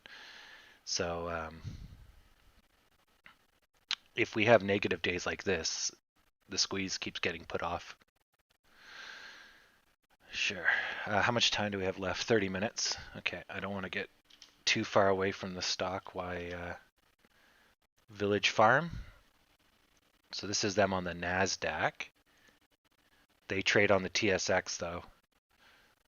And they also, so this is probably the real one. Agricultural commodities milling. So let's look at their yearly. So they got hyped up in November. And back in the weed days. So fair price for them is probably $1.62. Yeah. Yeah, $3, $1.62. This is all hype. But they also probably changed over from not selling weed to selling weed. But that doesn't 6 times, 7 times your company, does it? I don't think it does. What does the NASDAQ look like? Same thing. So they just opened up on the NASDAQ much more recently. They were on for $1 and they went up to 20. So yeah, this is like, so you see this? There's your retraction. It's over 100%. So this guy's going to suffer the same fate, and it's going to be over 100%. In that time, it's probably going to go further. But the volume is astronomical. 68 million per day. That's our type of volume, right? So I don't know if the volume stays high, they could probably keep their valuation lofty, but I don't know if that company's worth that. Yeah, but just because they say they do it, they're also then they're masters of none, right? So if they sell agricultural energy and weed, they could also sell oil and whatever, but then they're not very competitive. They're like a Walmart. So they don't beat anyone because they're not specialists, but they do take a little bit from everywhere. So that's good and bad at the same time. Um, but diversification is a good way for companies to avoid sudden drops. But I don't know if that company is worth that. But that's just me looking at it, right? I would have to dig into the company to know anything about anything. So we're getting a slight boost with the last 30 minutes. That's good. Get our lemons in position. Gonna make some lemonade. There we go. There's the lemon trifecta. That'll be our secret order symbol, the tri-leaf, popular in Ontario where I live, as well as anyone that plays any type of video games. Very common symbol. Actually a very common historical symbol too. 3 dots I think is the Termiliquids from either Persia or India. So Iran or India, somewhere from there. Those guys kicked a lot of people on the poopers during the Roman Greekan times.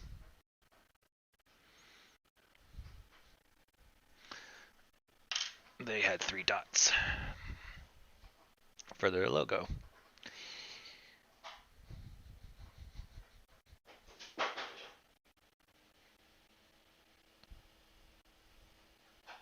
Oh, what's this on Reddit?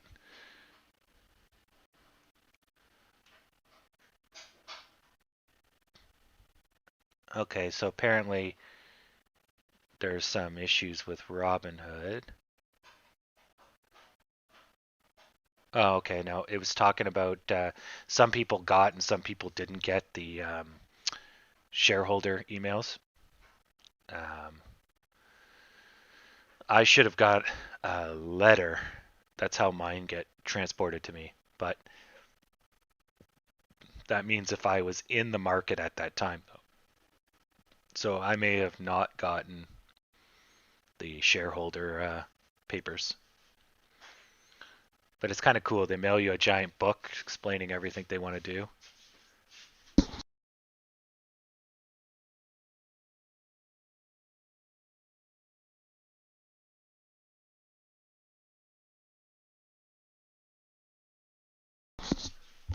I'm getting a new faucet. Turns out the one in the kitchen is toast. Nice. Yeah. I tried to change the faucet a long time ago, but the thing was like glued shut completely. So I guess he just found out. Because I wanted to put in like a pimp faucet. The place that I'm occupying here, like it's all kind of low quality, but I mean I make enough money on the market that I could just pimp this place right out. But when you glue it shut, it's like, ugh, do I want to pry the glue off or? Yeah, probably not. But if he pries the glue off and breaks it, not my problem.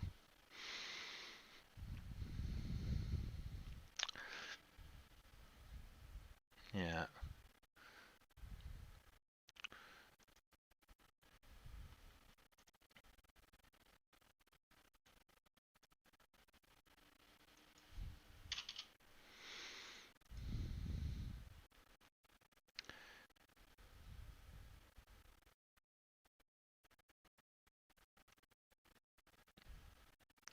Where's the 10-year bond? 10-year. Ooh, that's nice.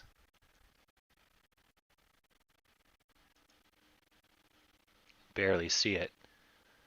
So this is the employment ratio.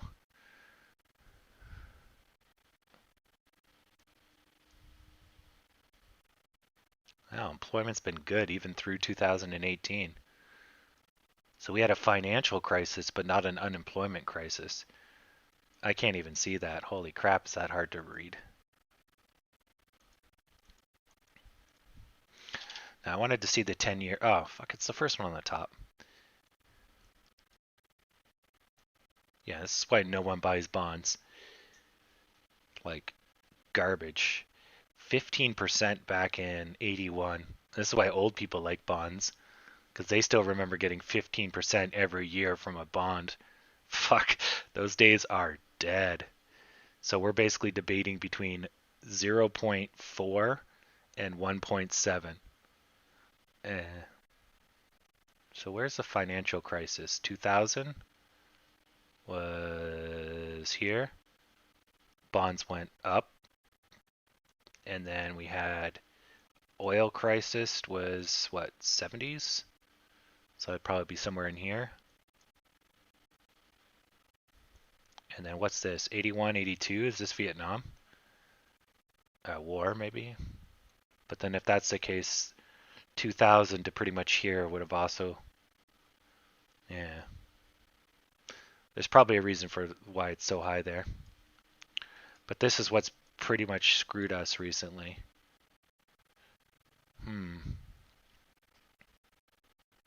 So the next update's 9 days from now. So this is what, on the monthly? Yeah, it's monthly. Oh, I can get it on the day. Does it do dailies? It does dailies, but it's hard to read. Yeah, because the price doesn't change daily. Does it change weekly? Yeah, the price changes weekly. Okay. Or every couple days, because if it was weekly, it'd also be flat. What's the update speed?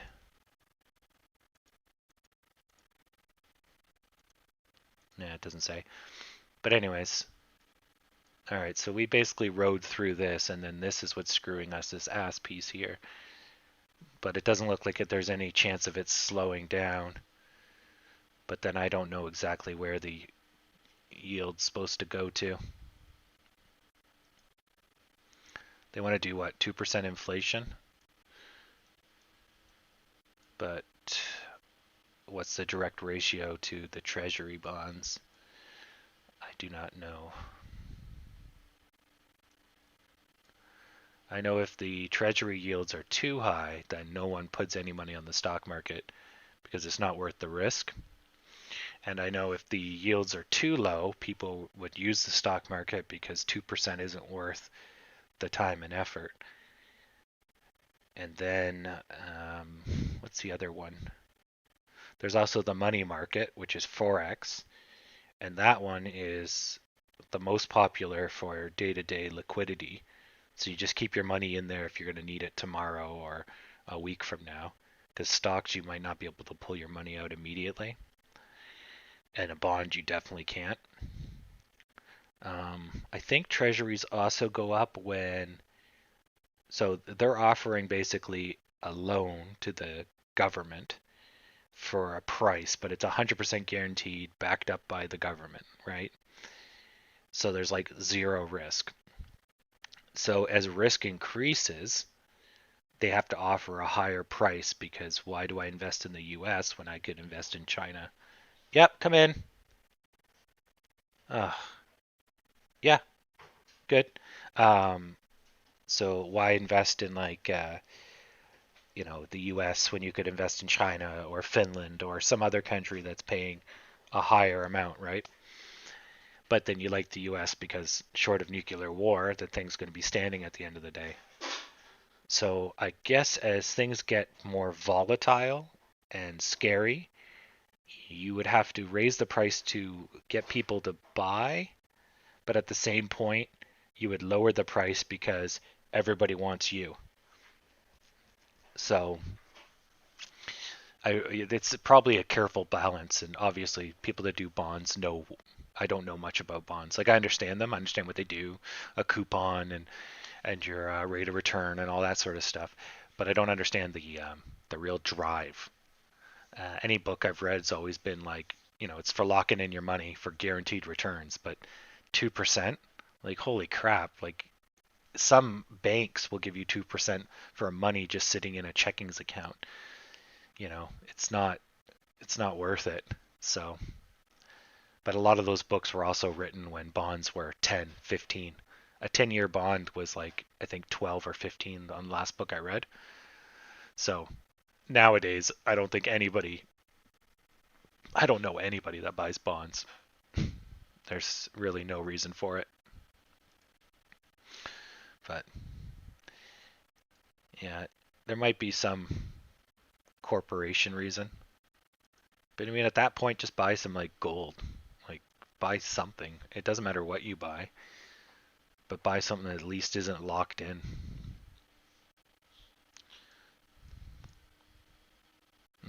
Actually, I guess maybe in an economic downturn, you would actually lower the prices of your treasury, because as much as everyone has less money, they're also losing money from everything else. So you're the only thing that will make money. So you can actually set a lower price because the demand for you would go up. But I think when we looked at the thing, 2008 didn't really even have an impact on the treasury.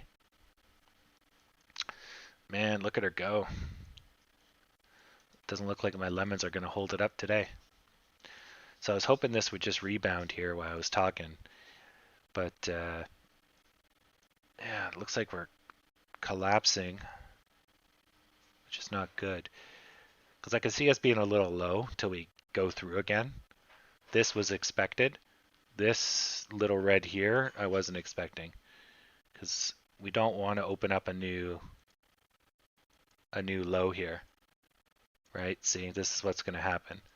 So once we get past here, we get past these guys here, which is right here. Once we pass that line, it just pulls because we're now breaking new ground, and we don't want that. Look at all these people selling off. 6K, eh? Interesting. So I think this was just panic or an oversell. So if the green comes back, then that tells me if the market agrees with me, or if I'm right, because it doesn't matter if the market agrees with me, because what I think doesn't matter to the market. The market will go up, down, backwards, sideways. I'm at its mercy. Well, we're all at its mercy. So, yeah. So it was an oversell, expected. Excellent. Now the question is, where will we, in the last 15 minutes, are we going to go to the moon? Let's see if they can pull it off. At least we won't have any robots holding us down this time.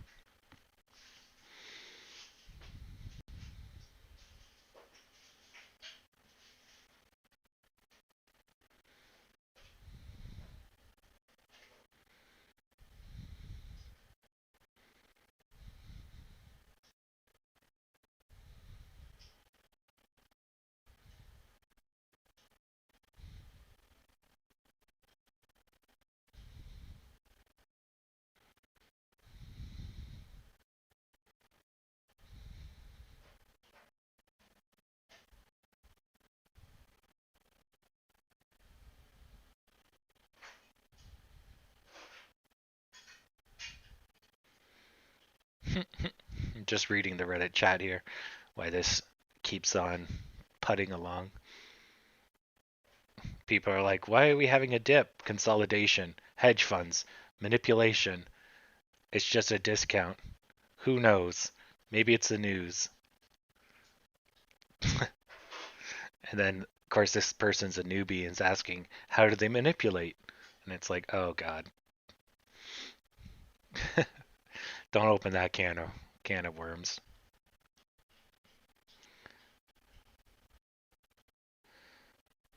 Yeah. Why is it down today? Man. Yeah. No, you're quite right, Emil. Um, yeah. I mean that's kind of consolidation, or maybe like I don't know the exact history, but my guess is the shorts doubled down, thinking it's starting to curve, and then when it didn't, they got effed hard, and they probably then had to bail on their positions. But then that plus new money basically screwed them, and then they had to get out, you know, as fast as they could, right? Because if they're not playing close to the chest, then they wouldn't have a single day or two to really push them out. But I think the time frame for the squeeze was what, a week? So basically in the first 3 days it would have went up astronomically, and then it didn't start slowing down until probably Thursday, and then Friday showed the retraction. I can't remember the exact time frame, but yeah, my guess is because you have a dip because people are selling off and the short sellers are doubling down, and that's probably what did them in.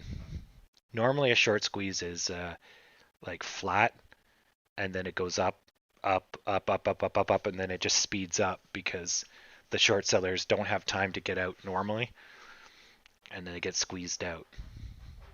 But it usually requires a 1 or 2 days of like really excessive, like, you know, 30-40%, and then they get squeezed and it goes up to 70, and then the next day it opens at 30, and then who didn't get out has to get out, so then it goes up another 70 or 100. So you need that kind of combination of you're out of time, you have to sell, or things are going to get worse, because the short sellers have diamond hands as well. So yeah, I don't know. That would be something to look into one day. Read the history of the Volkswagen squeeze by somebody that goes through and does like a forensic analysis of it. Or what is it? Forensic accounting, that's it. Yeah. So we're just still batting against this line. Nothing new. So we had a bit of a crown shape here. Whoop. And this would have been the bottom of the crown, right on this black line here. Or here.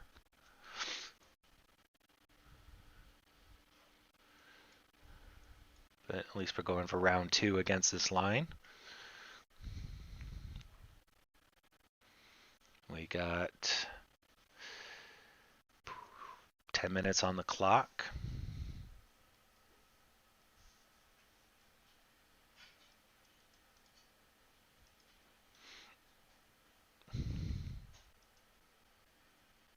Oh, very nice. They're dumping.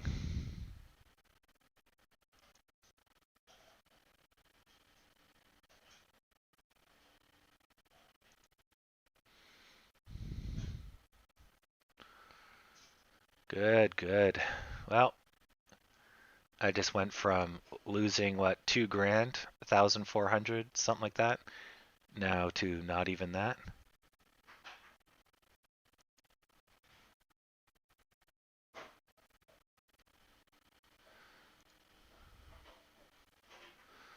I like it.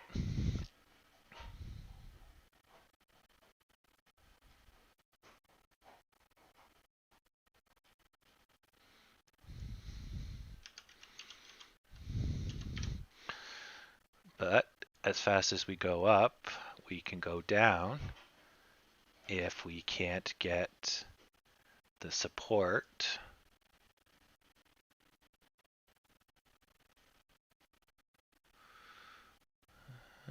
We'll see.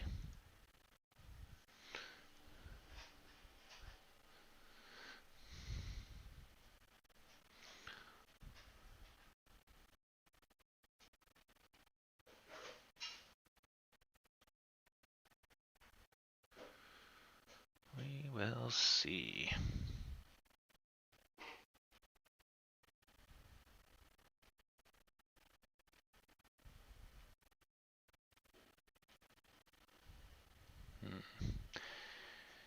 And it just stopped dead.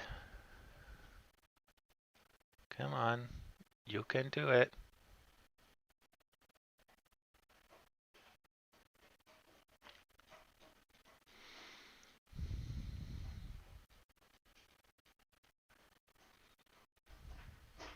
My fake money, it's riding on this.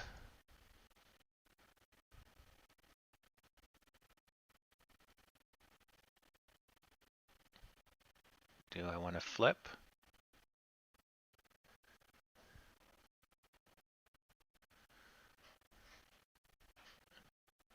Eh, I'll ride it out.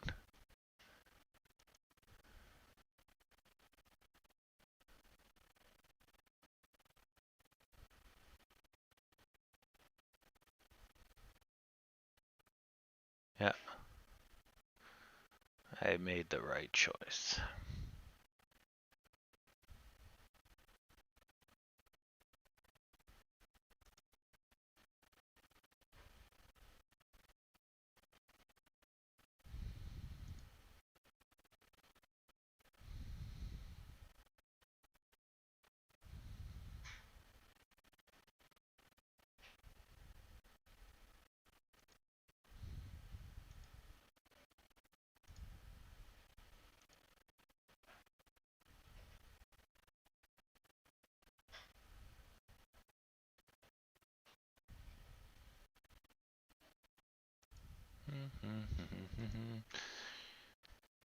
Deadsville.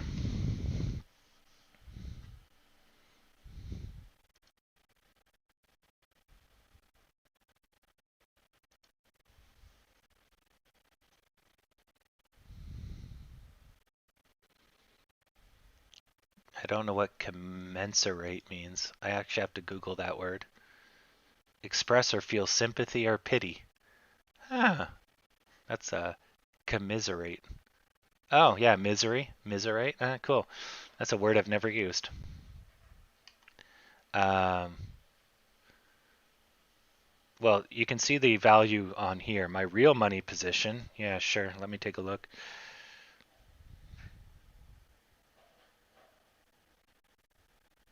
Let's take a look. Because I haven't lost any because I haven't sold, which is why I haven't updated it. But I do sometimes update it before I sell anyway. So I guess let's stay this accountable.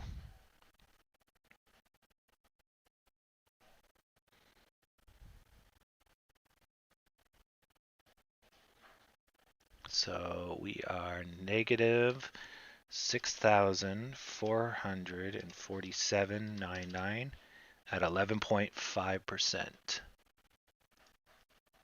So that's today, which is not that bad, considering we did not go down much further. Yep, exactly. Yeah.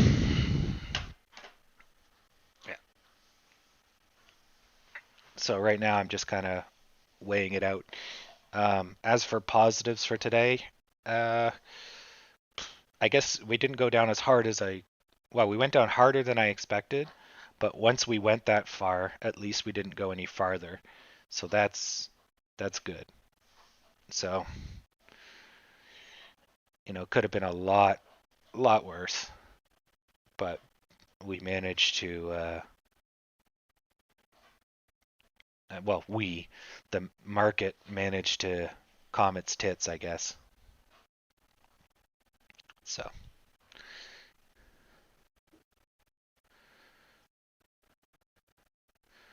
yeah, because the rest of the market's looking decent. Like the Dow is not up much, 0.3%. The S&P almost 0.70. The Nasdaq is up 1.7 and probably going to keep going. So it's like, it's still a mute day. It's not that bad. But yeah, we're down to the last 3 minutes now. And look at them go. They're dumping money again. Where are they getting all this money? We're gonna have to just like leave AMC alone and then just bet on the last 30 minutes. God. Guaranteed money return. But what's gonna start happening is people are gonna start selling off, trying to guess the peak. And then when they stop dumping money, then it's just gonna be a huge sell off at the end of the day. Like, see, somebody was waiting and just sold, brought down that peak considerably. And then they're going to blame it on hedge funds, but really it's just somebody with half a brain. But is that going to stop them from dumping money is the follow-up question.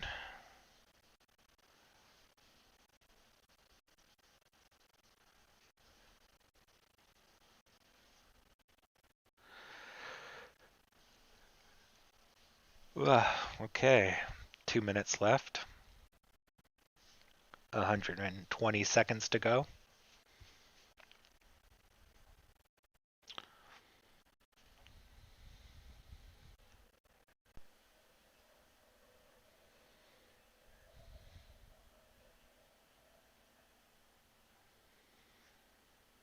Man, when you say 120 seconds, it seems like a long time. But then it just goes by in a relative instant.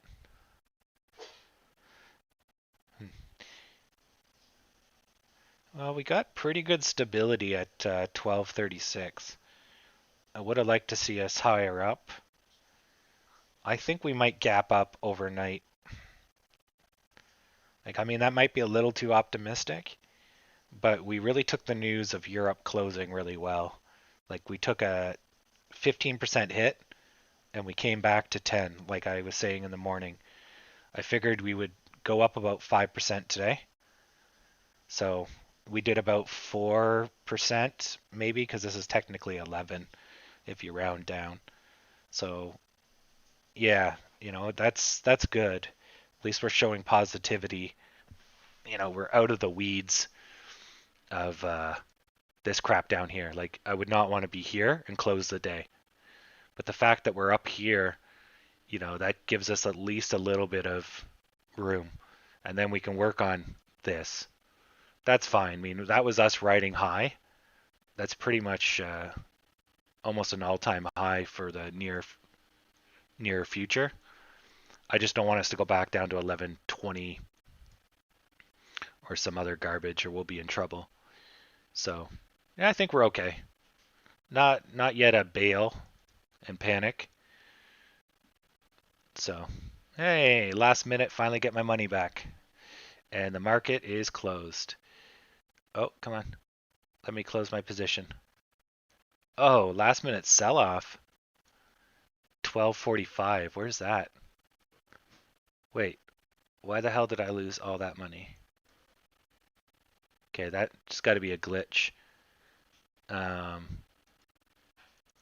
Anyways, so I just keep this position to the next day. But yeah, so pretty simple day. So yeah, I think if we look at the post market, we should be okay. Everything's good? Perfect. So I continue one here. So Continue one. yes. It's okay. That's perfect. 120 is okay. Did you seal it? The faucet? Seal? No, I continue one. Oh, it's rubber? Yeah. Oh, okay. Yeah. It's not caulking. Okay. Yep. Okay, good. Okay, have a good one. Yeah, thank you for all the stuff. Okay, so we just closed the market, so let's go take a look at the aftermarket. So AMC. It's nice. I got a new faucet and everything. Watch it be like horrible. Okay, so 2 cents down. What's the bid ask? Bid is 25 and the ask is 26. So the next number we see is going to plummet. Oh.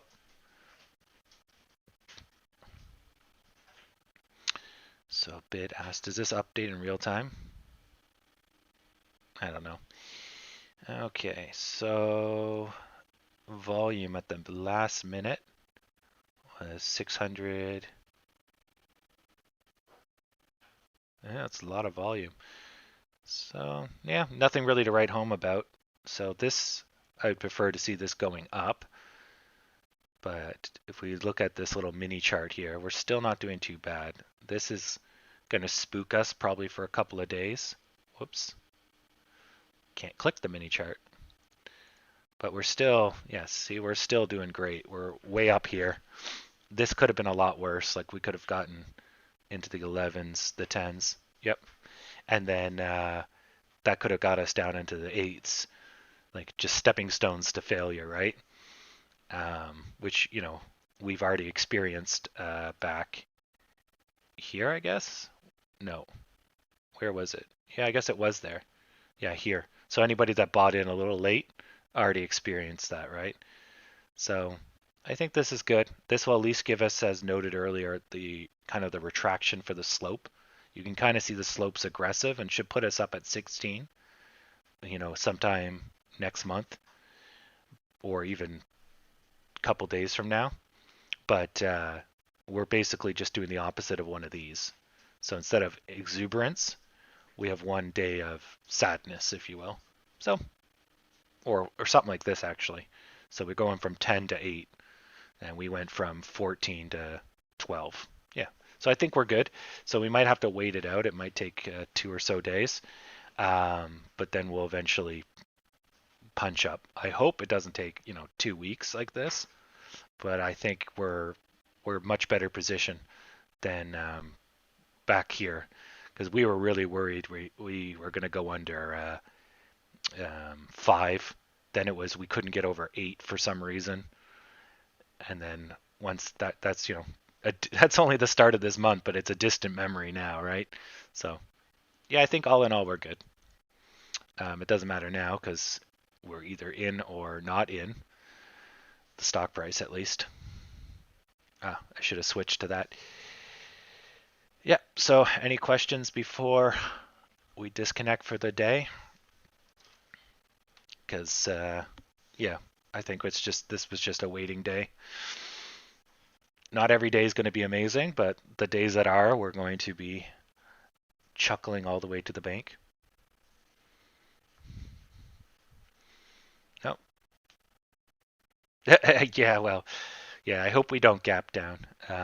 If we do gap down, I don't think we'll make fresh lows. We'll go down 5% tops, and then we'll climb back up. And all that would do is just delay us another day or so.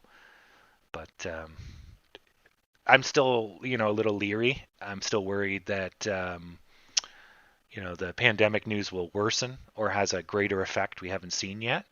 But you can see at the top of the screen, like pretty much U.S. economy is roaring, right? I mean, 1% is not really roaring, but it's not retracting, right?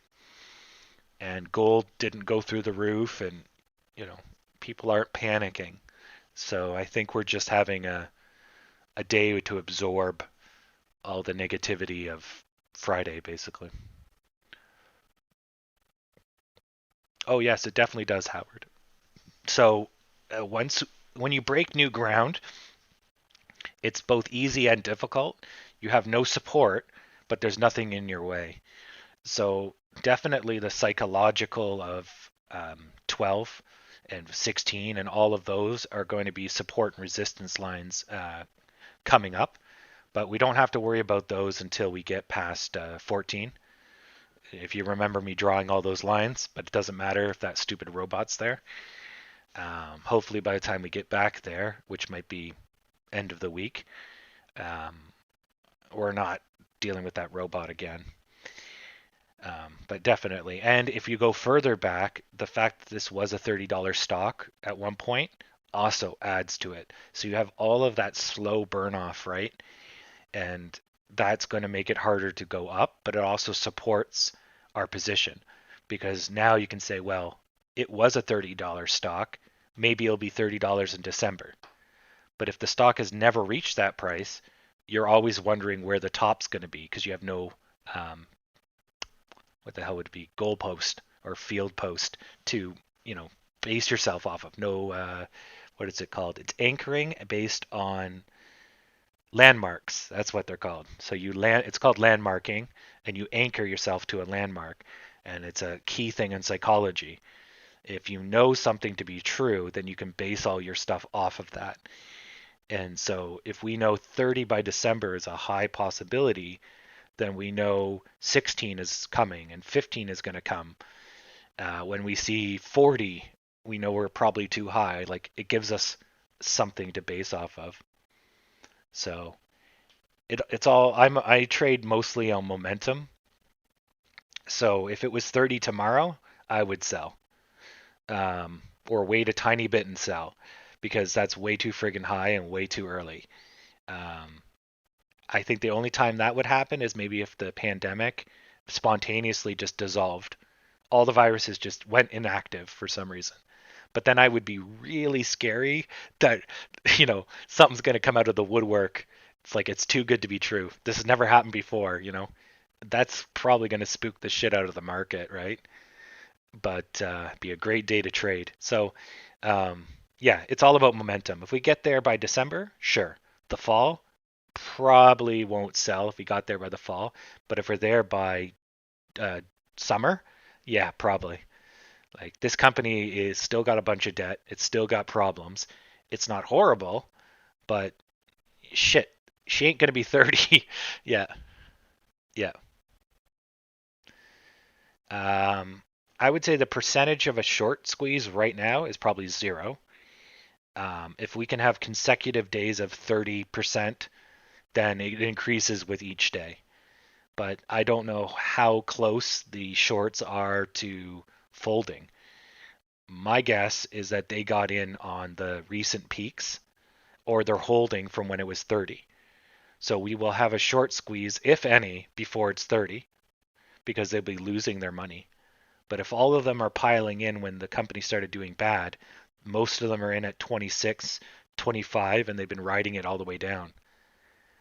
But the company spent a lot of time in the teens. So we're in the teens right now. So they're starting to lose money now. By the time we hit 20, they went from, let's say, 10 to 20. They've lost half their money. So, um, yeah, it's basically, well, technically, I don't know how it's paid out. So if your share went from 10 to 20, you've actually lost double your money because it costs you 2 times the amount to replace the share you owe. But if you're borrowing the share, I don't know if it's the same. I'm not sure. I'd have to do the math on it, but let's just say you lost 2 times your money. I might be wrong on that. So the shorts, as you're going up, you hit 30, you've lost 3 times your money. You're going to get a margin call. Who has 3 times their money to lose, right? Because technically, you can lose infinite amounts of money with short selling. So right now we're at 12. We're probably at the low end of where most of the shorts are, and they probably got out the last time we went up. So yeah, the likelihood's definitely low. So what's the likelihood of that we will get eaten up? If we go back down to like $3, then high, because it's a bargain at that time, right? Why they didn't buy them in the middle of the pandemic was probably just because they were unsure. Theaters still have a long-term problem. They have to find their place and basically get people back out, and they have to get over this pandemic, which at the time had no time frame, right? Like, for all we know, it could be the end of times plague. Realistically, it doesn't kill enough to be so, but it could be something that, like when AIDS first came out, there's no idea what's going on. Everyone's just dying. Luckily, it's only transmitted through odd ways, but imagine AIDS was airborne. Holy crap. People would just be dying everywhere, right? And they didn't know what was going on at the time. So now it's all figured out. There's a little more stability. Maybe people are willing to take more risks. Because, yeah, I like the ideas when people are talking about Disney or Amazon going into physical world so they can premiere their stuff, basically, right? For free. But then why have the cost of a theater if you could just put it in the person's home for free, and they pay the electricity, they buy the screens, they have all the depreciating assets, right? The only value in the theater would be the upselling of the food, like, or controlling access, right? So you could charge more. Whereas when you show it on an Amazon screen, I could technically be broadcasting to thousands or millions of people by, reselling the stream, right? So, yeah. Now, a Disney theater, I like the idea of a Disney theater because Disney sells toys and Disney sells the IP. The film has nothing to do with Disney's money. Disney's all about selling the crap that comes with the movie. So if you have a Disney themed theater, then the theater can be flipped for each thing. And there's tons of Iron Man toys. And you basically just have a Disney store, which are popular in the States, and you have a theater built into it. So as the people are walking by the gift shop, if you will, which is the store, you're basically drawn into what you just saw and you want to take some of it home. And Disney could have exclusive selling rights, so they could have the DVD there weeks or months before anybody else is allowed to have it legitimately, right? So you either go to the Disney theater to buy the DVD or watch the show or buy the toys, but either way, the building generates enough to stay open, right? So yes, and Disney loyalty is endless, yeah. So where can AMC go with this? Like, I think Disney buying out theaters is viable. I don't know if they want to take on the cost yet, but Disney does have retail stores, and I don't know if they do those firsthand or does somebody just uses the trademark. I don't know who actually runs the Disney stores, but it's doable. And if AMC gets smart and maybe even puts franchises in their theaters, but they don't make enough money, right, off the franchises. So they've tried to make their own franchises. Like they make up those stupid names for the popcorn and all the food people. But I think there might be value in the future, maybe putting food items that are more recognizable or putting a high-end chef in there so that you go to the theater because the food is better and the movie is just a secondary bonus. So, yeah, if they turn more restaurant, less theater, then they've nailed it, right? Well, I went for the meal and the film is free. Well, we might as well go see the film. But if I don't want to see the film, I show up anyways for the food. So, and if I don't want the food, I go to the film. But either way, I'm being driven there, right? So, yeah, I think that might be what we're looking to in the future. So, anyways, we'll see. We have no control over this. At least the aftermarket is sort of stable. But yeah, I think we're on the right track. We just have to wait this out, unfortunately. No easy money today, at least. Today was nice and difficult. But you're living the stockbroker life now, so it's not going to be all super easy. Yeah, exactly. Yep. Yeah, AMC is not dumb. They're definitely not dumb. Compared to Canadian theaters, they're light years ahead. Um, so yeah, they've got it. They just need to nail it. And I mean, if they like, we'll go back to 30 with them sucking. If they can nail it, then 30 is just an afterthought, right? So that's our ultra long term. We want them just to recover, and we'll make a killing off of them. If they turn into a real good company, then sky's the limit, right? So, yep. Yep. See you, Howard.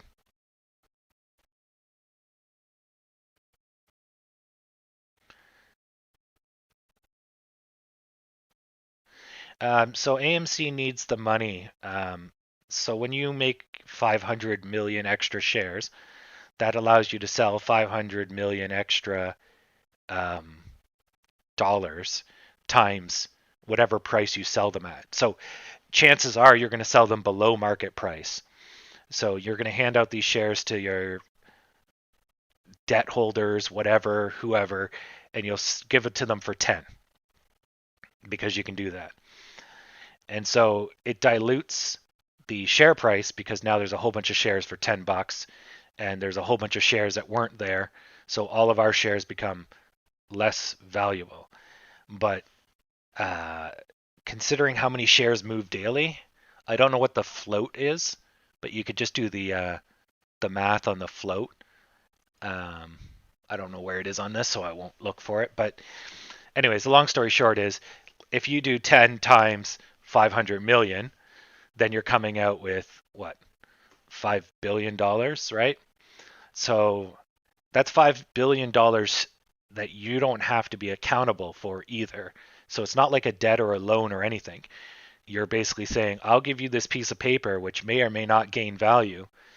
And actually, it's going to lose value the second I give it to you, depending on the discount I give. And you're going to give me real hard cash, right? Which I could even take that real hard cash and buy my shares back with or whatever. But what they're going to use that money for is they're going to probably use it to upgrade all their HVAC, which they've already done, but pay for it.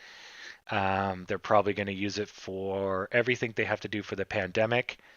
They probably have to hire and retrain a bunch of staff, but that's late. And they also have a whole bunch of what did they say? It's whatever back owed pay is. Is it liens? I don't know the financial term, but you owe money to, but it's not a debt. It's more of like a pay that I forgot to give you sort of deal. Forget what that term is, or didn't forget to give you, just couldn't give you. So it's kind of like a debt, but it has a special term. But anyways, their landlords have agreed, a lot of them, to they're gonna double their float. Ooh. All right. So, well, actually, they won't double their float because they'll be handing them to people, but they're gonna double their. Well, the float's gonna increase if those people sell. Float's how much money is on the open market that the whatever the hell they are, the market maker goes back and forth. So if we buy up 400 million shares, then the market maker is technically out of shares, and then the what the hell is it? The spread becomes ridiculous. If I got that right, the total shares is also listed. But anyways, yeah, no, they're probably buying stuff. So as long as they're using the shares to reduce debt, then it's perfect. Because if I give you a share, it's a piece of paper that's only worth stuff because people say it's worth stuff. Whereas hard currency doesn't really fluctuate too much in price. American dollar doesn't become less than a dollar, at least in America. When you go to exchange it, it may gain or lose value based on how other countries perceive your dollar. And over time, yes, your money becomes weaker or better based on interest rate, but ignore all that. You basically have purchasing power courtesy of your shares. If your shares tank, go sideways, it don't matter. The people that got your shares are on the hook. Now, the thing with shares is that if you're trying to take over a company or you want ownership of a company, then shares are not, like, if the company's diluted, it's so hard to get those shares. So they're not very valuable. So AMC would be worth, like Sundial. Sundial is a good example. They're probably diluted their shares out the ass. Because how do you go from, what was it, a $20 company down to a $1 company, less than a dollar company?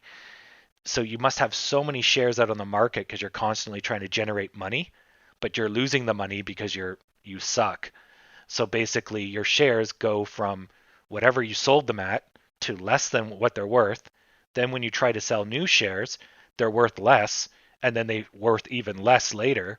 So they end up becoming, it's like a vicious circle, right? You're printing money basically. So we're on the upside. So right now we're doing really well. If they print money, it's going to hurt us, but they're betting that the benefit of printing money is going to outweigh the short-term deflation that comes from printing money. It's not good for us as shareholders. It's good for the company, and if the company does well, then it's good for us shareholders. So, it's a bit of a gamble there. Are they good with their money? I would say that's a medium no. Are they stupid? No. But, how did they get in this hole before the pandemic, right? They weren't doing great going into the pandemic. They were making more and more money, but they were losing more and more money each time too. So they were actually diminishing their overall profit because their revenues kept going up. So they fixed a lot of their problems, so they say. Will they go back into the same problems? Maybe not. They've negotiated because a lot of their loss was the movie theaters taking more and more money, right? And labor costs going up. So they've negotiated the movie theaters or the movie companies down because they're like, look, buddy, we can't do this. We either go under and you have nowhere to show your movies, or you take a loss and we get more profit because we're not even getting that much profit, right? So, it's just like being a drug dealer. You're gonna have to, you got to lower your prices. The cuts have to manage. So, yeah. So, anyways, so going forwards, I don't know with all these changes, with the reduction of staff, they've automated a lot of things. They're pushing digital a lot more, which will help. Like look at McDonald's. McDonald's responded to labor increases by firing so many people. You now have automated things in McDonald's that they've had in Asia forever. You have staff that's minimal now. One person does way more things than they used to do in the 90s. Efficiency has kind of gone down, but they've managed that the digital end side of things, that all they have to do is just build the food, and then one guy handles the giving away the food, so that it's just a motion, right? So AMC is slowly going that way, whereas McDonald's and other like GM, any manufacturing, has figured this out years ago, right? But AMC is like, well, their main cost is the labor making food, basically, and the people then cleaning, which you can't really reduce unless you get robots, a whole bunch of Roombas.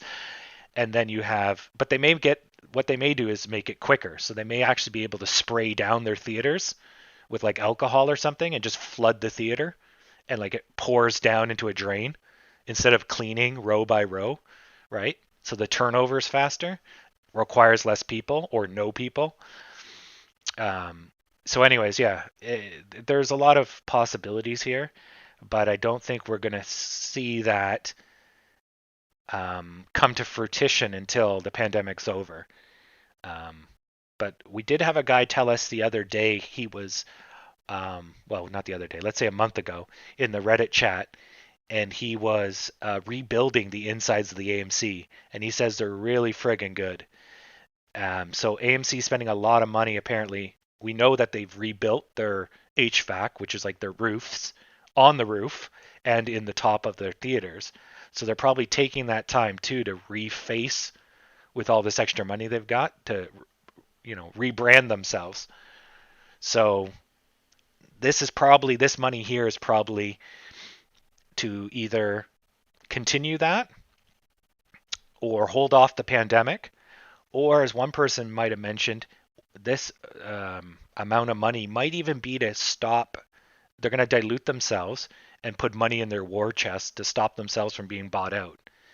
Because, if AMC is going to do good for the next 20 years, this Adam guy doesn't want to lose his cash cow, right? If he gets bought out, he could be kicked off the board, right? So if they're not bought out and he stays as CEO, then he can milk all this profit as the company grows, right? Because he's already gone through the worst. It's only up from here. So potentially that these shares are basically to make it harder for them to be bought out and put more money in their war chest. So they won't spend this money, but they'll just keep it there, or they'll use it to destroy their debt, making it harder for anybody to knock them out.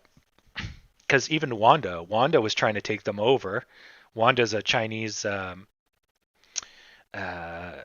think they're not theater operators. I guess they're a media company. I guess they own theaters, and I think they own video broadcasting, if I got them right. So they had like 10, 15% of the company. Now they have like nothing because of them selling off shares and all that sort of stuff. But Wanda would love to take over all of AMC theaters because they would have the Chinese market and the American market and a foothold in Europe, right? So it's very good. But of course, AMC, the first thing they said on the um, earnings thing is like, oh, well, they're off the board now because they don't have a controlling interest, right? And, he says that politely, but really it's we got rid of those guys before they could fucking get rid of us. And I'm sure there's other groups, other debt companies that are on their board that are probably evil, but I don't know enough about all their board members, and it doesn't really matter. But the point is, that could be an option for the money, is that they could be trying to build up a defense against a hostile takeover, because that would be a hostile takeover, one they don't want. I just looked at the after hours. We just went down 5%. That is not great, but not horrible. I don't know how we went down 5% when we went from 1249 to 1244. That thing's got to be glitched. Yeah, that's not right. 1 second. I think their math went wrong. Okay, it says I'm down 67 cents, but I closed at 49 and we're at 45. How the hell is that right? What? Something's wrong here. Previous close. Yeah, but how is that 5%? Because I was like, wow, we just dropped 5%, but then the numbers aren't adding up. Are we at 11? Let's see here. Let's take a look here. No, we're right where we closed. Yeah, there we go. That's much better. 4 cents down. Okay, so Yahoo's gone stupid. Because I was like, this just happened, and I was like, holy crap, did we ever go down? But yeah,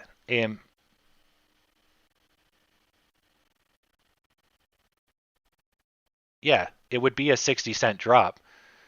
So this is right, but this is not 60 cents, right? So this is right. This is not so right. Yeah, and it's not going to add up to exactly the numbers, but it's 1247. Well, even 1247 is not a 67-cent drop, right? Unless it's going after the previous close. 1393, 60 cents would still keep us in the 13s. Yeah, I don't know where it's getting its numbers from.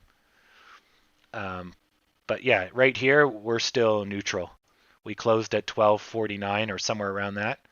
And we're at 1245 after hours. So yeah, anyways. So if that, getting off track there. So to answer your question, yeah, it's probably one of those things for the shares, but who knows? The dilution will hurt us. But if it's the non-voting shares, then it's really not a big deal. I don't know if those ones are actually traded on the market. The voting shares, I think, are traded on the market, one or the other. So basically, it means the company has been divided in the background, but the company is worth as much as we think the company is worth. So if they give out 1 billion shares in the background, but they're not on the market, we can then adjust the price because we're unhappy with them, but it won't physically move the needle, right? So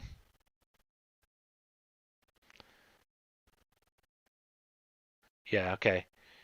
So these ones are being traded on the market.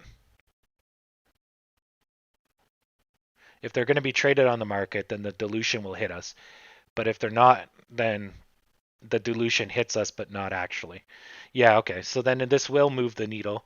But I wonder if they're going to do a 2-to-1 split.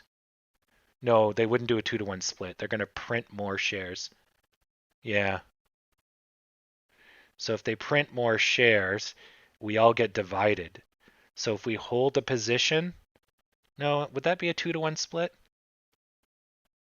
No, because they have to use their money, but they're going to use the money from the company. Hold on, I got to remember how this works. So when I hand out shares, I'm technically handing out a fraction of money to these people. So when they hand me money, I get the money back that pays for the shares. And how does this work? Yeah, so I give company 100 shares of me. Everybody else gets diluted and unhappy with me, which may cause them to sell. If they don't sell, their positions all get lowered because they previously held 5% of the company. Now they hold less because I printed more shares. If I print shares and do nothing with them, nothing happens. If I give them to somebody, it's whether or not they pay at a premium or a discount, and that will then decide if there's a loss of money or a gain of money. So they'll probably give me, let's say, $50 a share, and I'll give them the share for $50 a piece, right? And then the share's only worth $12. If that's the case, then there's no problem because my company just gained money. It lost $12 per 50. If I give it to them at a discount because of some other deal, then the company loses value. We lose market cap. Then the share price goes down and we all go with it. There we go. That's how it works. Right. Because at the end of the day, the share price, the fundamentals are based off market cap. And if our market capital goes down because we've lost money for any reason, including a reduction in share price, we go down on a fundamental. Right. Yep. But if it goes up, for whatever reason, then, or we just don't care it's going down, then we can go as high as we want. Because the share price does not have to represent reality, but you would hope it does. Yeah. Yeah. So they're going to open up, oh my God, at a penny a share. Fuck. So those, why they're giving those away basically then.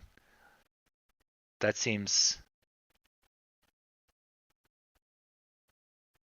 have the authority to issue 500,000 or 500 million shares to a total of 1 billion something whatever Class A common stock, right?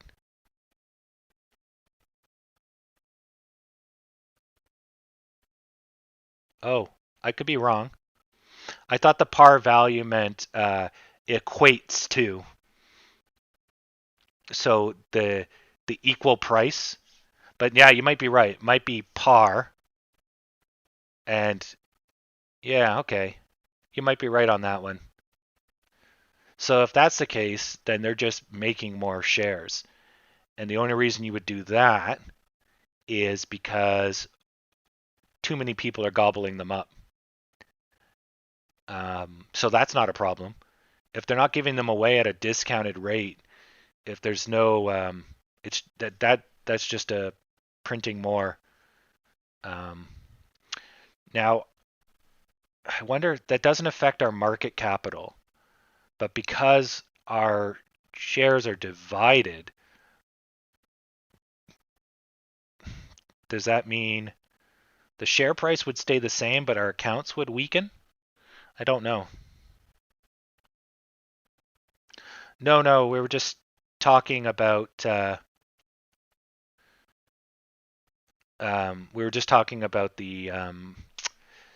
share dilution. I was trying to figure out how it would affect the share price, and I was trying to remember all the stuff I read because this sort of stuff, I'm normally not in a stock long enough for this to affect me. Liquidity. Well, liquidity is how much a share can move. You mean liquefied? If they liquefied those shares, but by making the shares, it just means they increase the float, right? So they're just dividing the company by more and putting more on the market. So that doesn't affect anyone unless you're holding, if it's not done as a split, then you're basically diluting everybody's positions by half. So everyone would sell off, right? Because who wants to lose half of their account? Your money wouldn't change, but your strength would change. Your shares wouldn't disappear, but your strength in owning a part of the company would be less. But how does that affect the needle on the market? I don't know. So it wouldn't hurt you directly, but I think it would affect the market negatively because you're dividing up the company by more. So the company would be worth less in the market. So yeah, I don't know how that exactly plays out. Yeah, you're just basically you're flooding the market with more shares. Yeah. If it's done as a split, you're taking the share price and you're giving everybody more shares. Or if you had shares, they're now twice as valuable. And that's a buyback. A split. Well, sorry, no, that's a split. And well, okay, sorry, they're not twice as valuable. You have twice as much, same value. Right. If it's a buyback, you get less, or you keep your shares, and they go up in value. So the company basically takes shares off the market, and then basically what remains becomes more valuable. And because your amount of shares didn't change, you then have more value. In a split, your shares double, or you can look at it the other way, which is your value. Yeah, no, your shares double in a split. They give you, yeah, twice as many shares or 5 times as many shares or whatever the division is, and then you end up with your money stays the same, but you get more share quantity, right? And then in the other one, when they do a buyback, your money goes up, yeah, because your shares stay the same, and they're basically bringing up their share price by buying back in the market. And then what's the opposite of a split then? No, I guess it's just both of those are positive. So then the opposite of a split would then be a dilution. I'm basically putting more shares on the market. Right. Which then, without doing a split, so a split, I'm just doing equal value, cut, divide, right? But if you own 5% of the company, you still own 5% of the company because I have to give you the equivalency of those shares. Oh yeah, I think that's it there. So in a split, I'll have to Google this because I'm trying to remember all this. But in a split, the company goes, okay, I had 10 shares, I now have 20. But because you owned 5, I have to give you 5 to keep your percentage share because I'm just splitting them, right? But when I split it for a short period of time, I have all this extra money because I just printed money, air quote. Then when I do a split, I hand out the money. In a dilution, I just divide the money up. You lose control, but your money stays the same, your shares stay the same, but I just print more money so that the overall strength of your position declines. Yeah, I think that's it. If I'm remembering all this, it's been a long time since I read this, at least 2 years. But you can learn all this on Investopedia. It's all there, better than I can explain it. But if what I'm saying is right, if I'm on the right page, then printing more money is not really a problem. There's no immediate impact, except for people that want a controlling interest in the company may sell ahead of time, or people that are institutionals, board of directors may liquefy their positions, right? But they might get special deals. Like they may get a private split. So everyone else goes down and then they pay all their board of directors the equivalency so that, whatever, right? Like they can do whatever. So I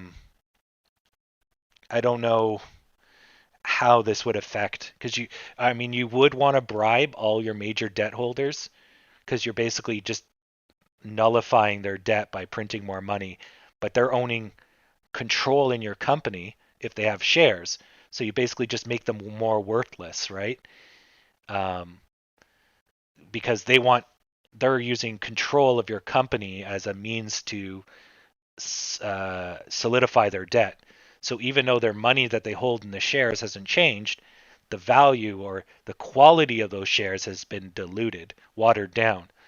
So I don't think they're going to be happy with that. Now, day traders and us, we don't give a shit. But if the institutionals are unhappy, that's going to hurt us. So, yeah, I don't know. Yeah. Did GME do a share delusion?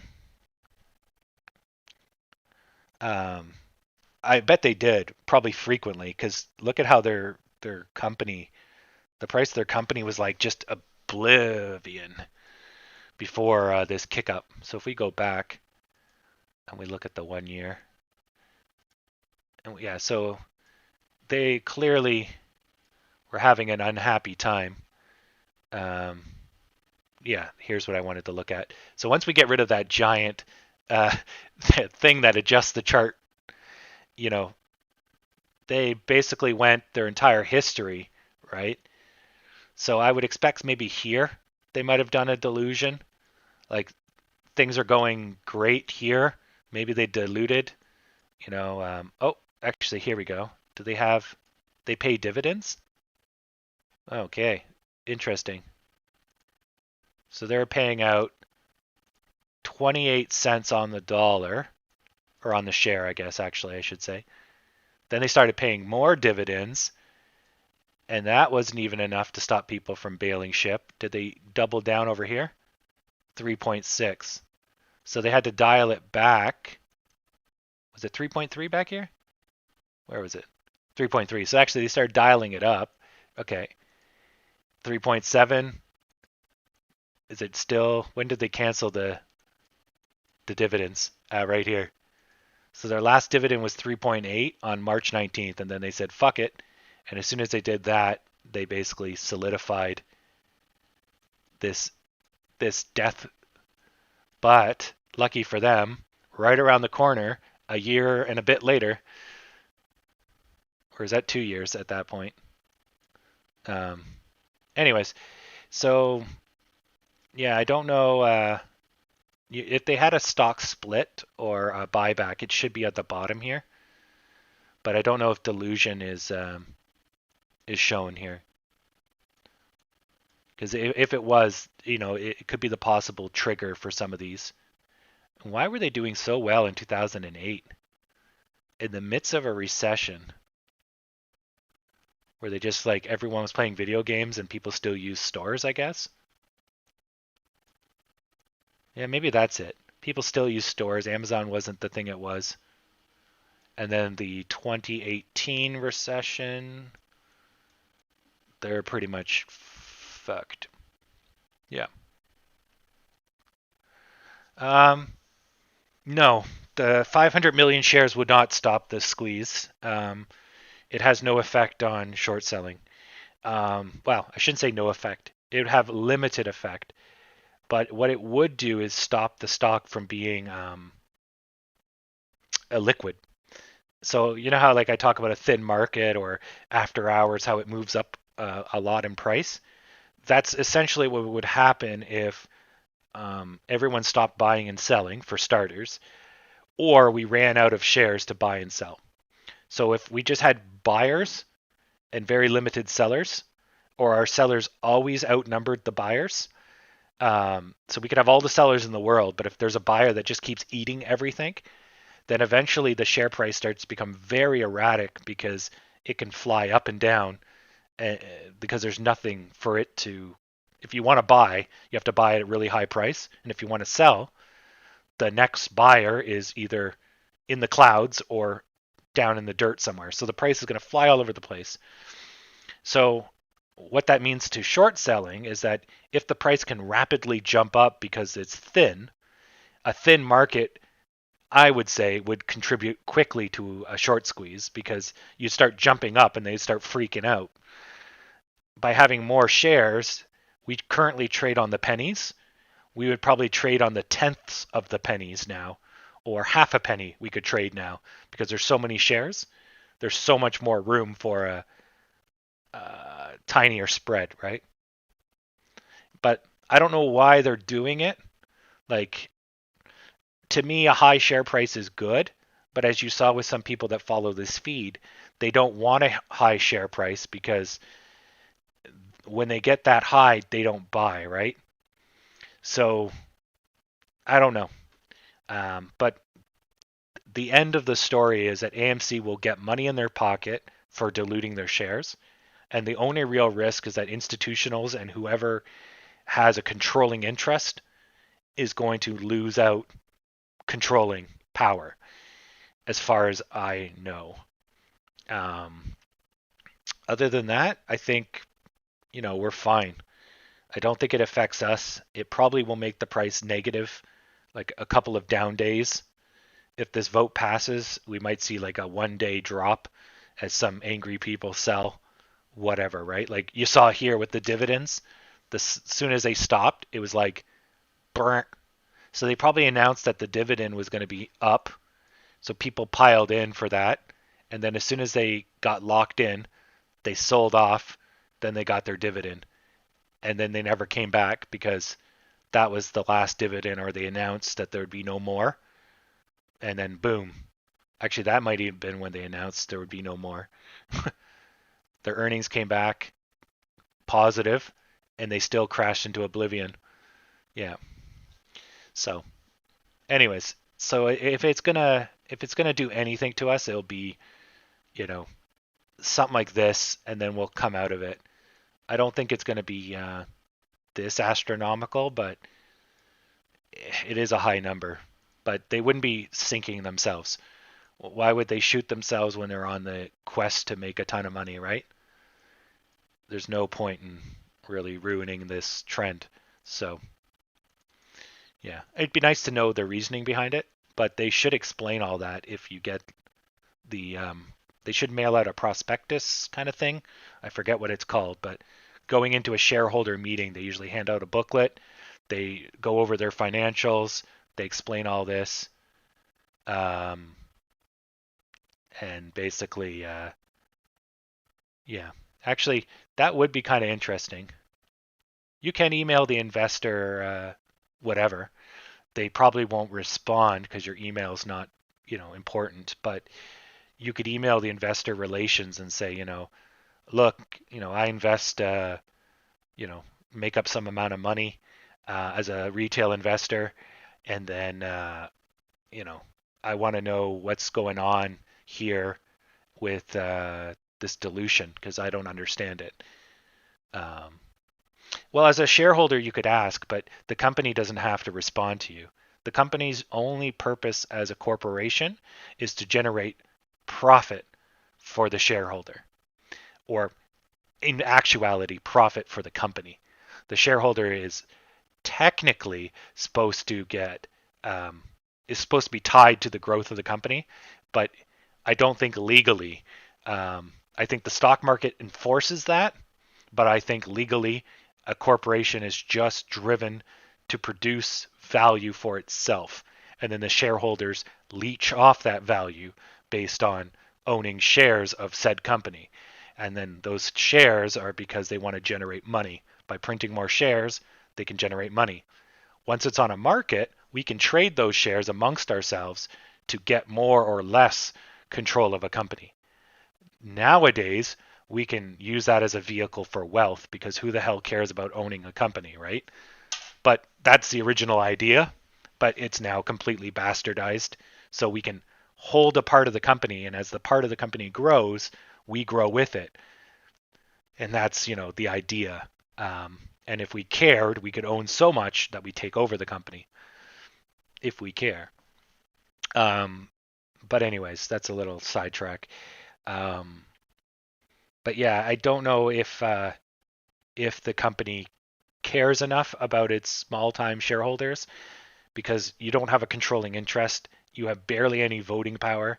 So why do they care? Like, I don't think it's mandatory that they have to care. It's just mandatory that they have to generate value for you. So, oh yeah, you could send them an email. Yeah, give it a try. It's not a big deal. I'm not going to send the email, but it's on their AMC page. Personally, like, this is a nice, entertaining thought. You know, it gives us something to talk about, but it's not something that's critical, I think. Um, and there'll probably be a bunch of Reddit posts explaining this. Somebody will go over and explain it in ape speak. So, um, you know, you could just read one of those if you really wanted an explanation. But to me, it doesn't really matter. Um, as long as it doesn't affect the needle too much, then I'll be okay. I'll probably want to know the day and the time that it goes into effect or when the vote's going to happen so I can prepare for the change. And then we'll see the change play out and we'll know exactly how the market wants to react to this, right? So if it's such a negative thing, then the market would already be selling off and we would go down 10% each day, every day, you know, down till we're half, right? But I don't think it's that bad. When did they announce that this dilution?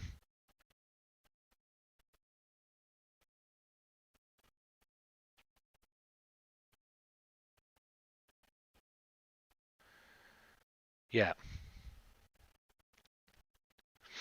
Well, they've already given themselves a new lease on life. Um, they renegotiated their debt. They sold like tons of stuff to get everything sorted out, but they're still holding some of their probably advantageous debt, the ones that aren't the.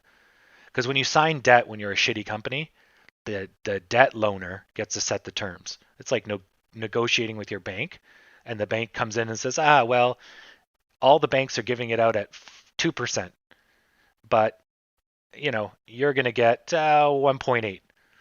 Now, in the course of debt, that's not bad. But let's say interest rates, positive numbers, they can just set whatever number, right? If you don't like it, whatever.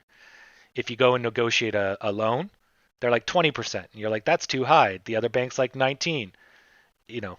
But in the world of corporate debt, when you're dealing with billions and millions and trillions, um, you can say, hey, give it to me at 15. And they say, nah, you can either take your chances on the bond or the debt market. So you can put up bonds basically. It's not the same bond market, but you can set up bonds and people can buy them. Um, just like you could buy a treasury, you just buy a corporation's debt. Or you can sign with me and I'll set the price at, let's say 19. And then, you know, if your company sucks so much that they may not get their money back and you may not be able to pay them, then they don't have much concessions. Like, do they want to be the owner of AMC? Do they want to take over all your assets? It's going to cost them money to liquefy you, right? So they can either build that into the price that you owe them, the risk, they build it into the price, or the price gets lowered because the risk is lowered, or you offer them something like your car or your house as collateral, right? So yeah, now that so they'll set the moral of that story is they're going to set a high price or a price with a lot of ties, a lot of risk to you. It's not going to be favorable to you. So now that this company has so much friggin' money it doesn't know what to do with, now you can get debt for, you know, bargain prices because everyone wants to sell you money when you can pay them. So now they're rewriting all their loans to favorable 20-year loans, you know, 10-year, short-term, whatever, right?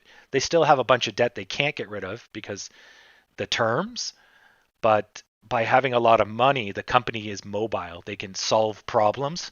They're not locked in. So, yeah, we'll see. So, yeah, I don't know why they would consider a dilution.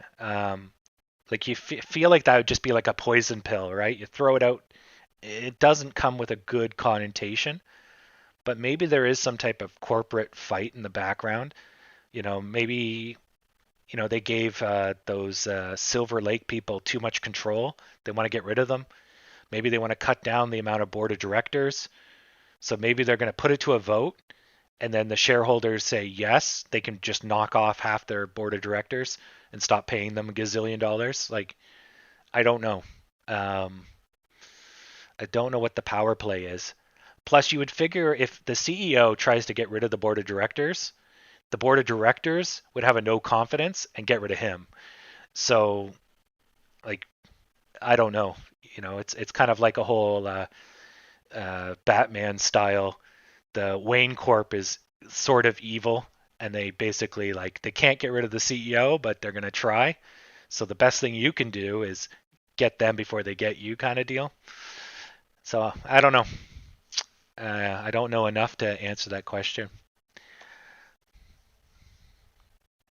Oh, maybe it might be the tendies, or the hedgies, or the Illuminatis.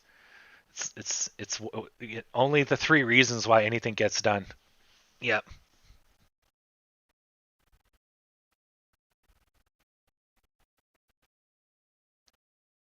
Yeah. Yeah. Yeah. The company is, if they can open up all their theaters, the company will survive. Um, into next. Well, we're already good for the company to survive into next year, but having this money, they'll survive 2 years, right? So you know, maybe they put it on the table saying, look, um, this is just something that allows us that if things go really bad, we can print money. And, if your company goes under, your shares are worth nothing, right? So let us print the money. You take a little bit of a hit psychologically, but then we can secure, more institutional investors, and we can secure all the things you need money for, right? So, yeah.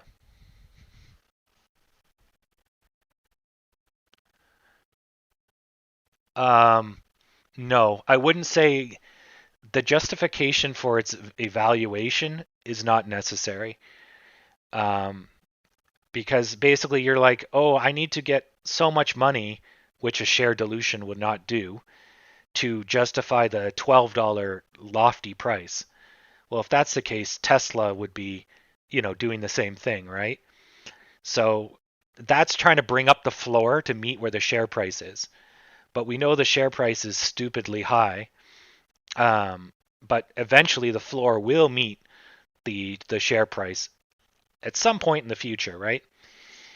Um, but there's no rush to make that happen. The only time you would do that is that maybe if there was going to be a panic, a rout, the market was going to go south.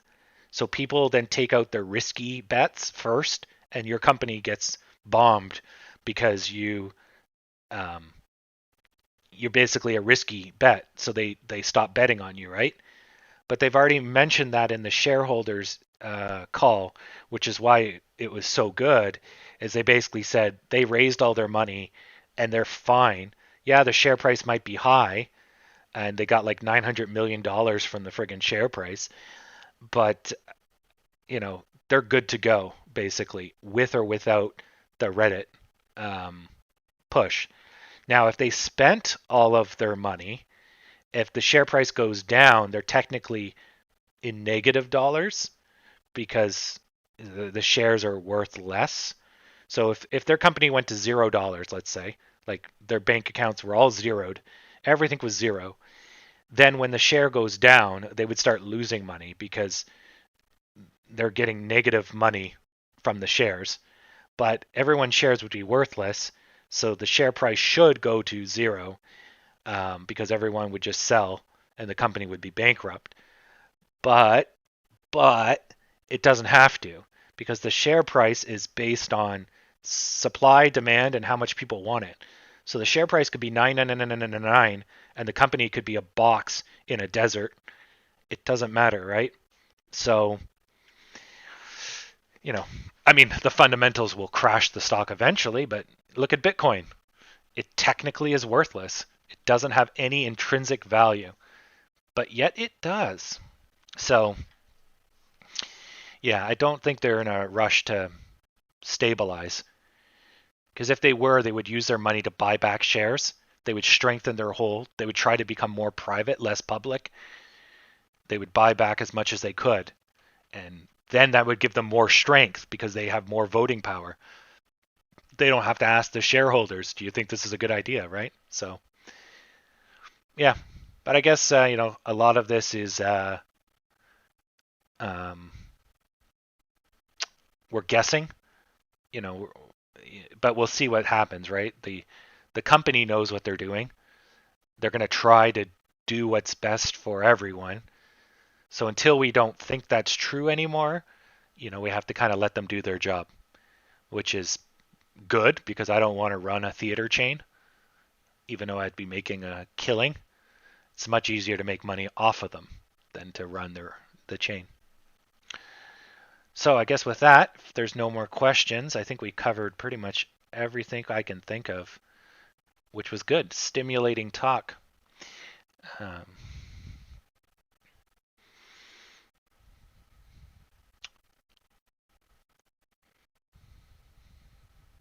no problem.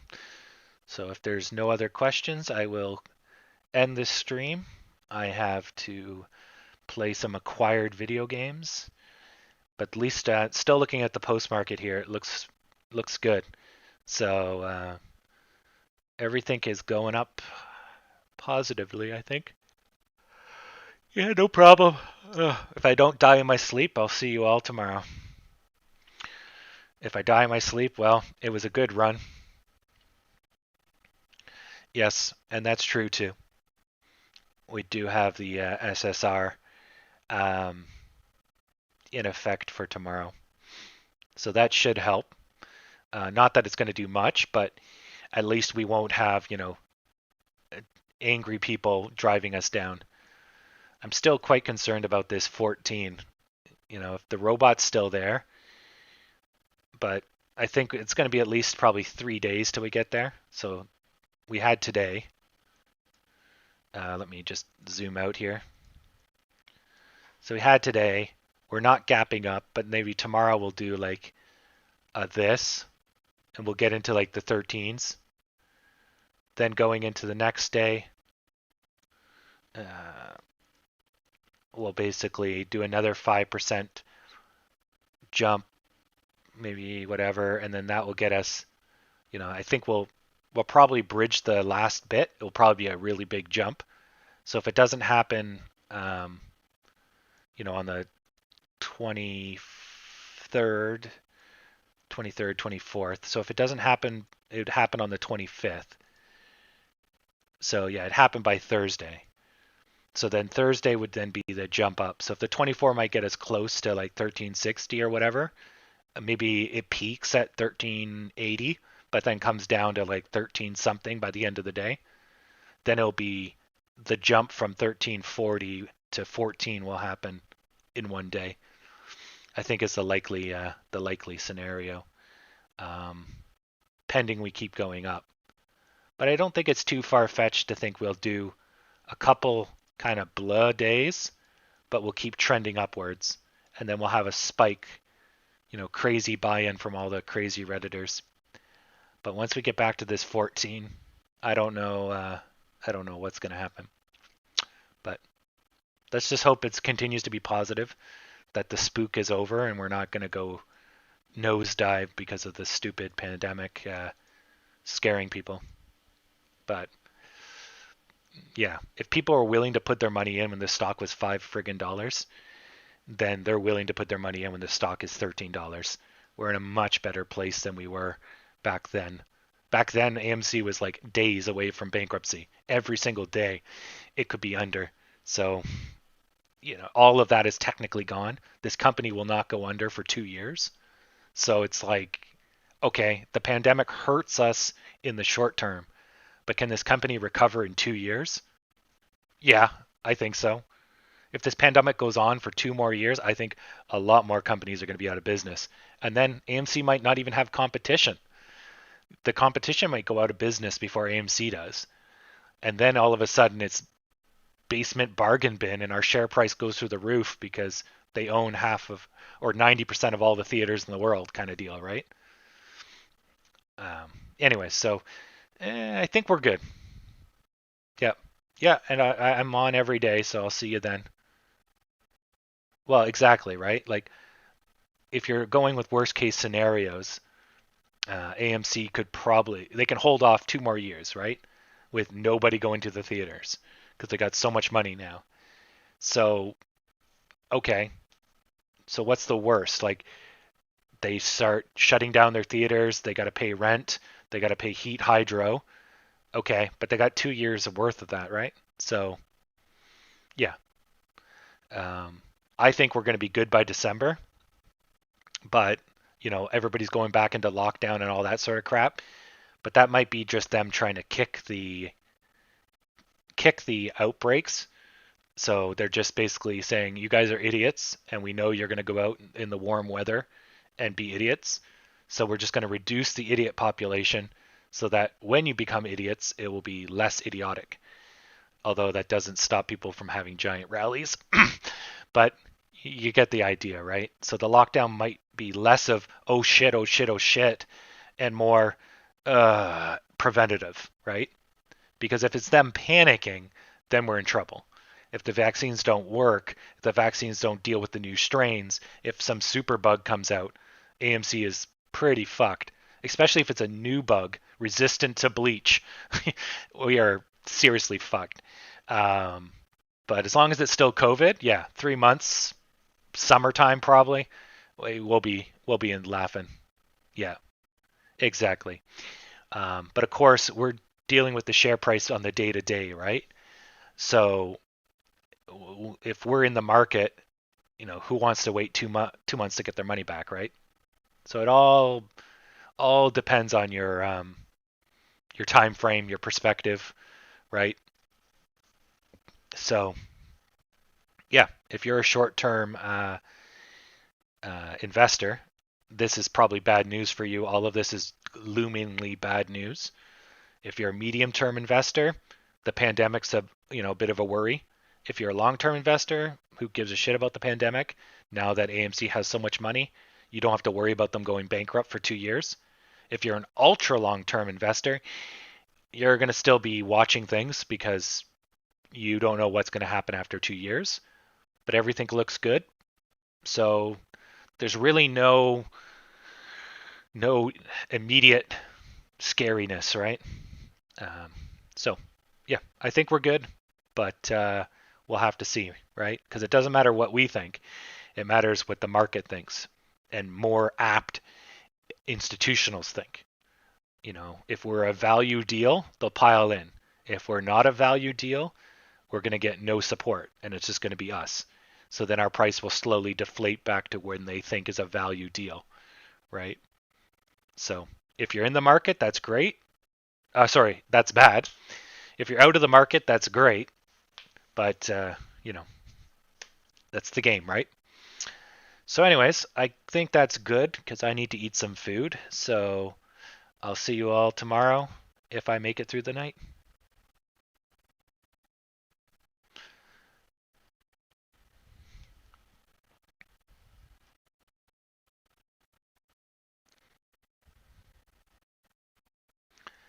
All right, see y'all. Yep, yep, no problem.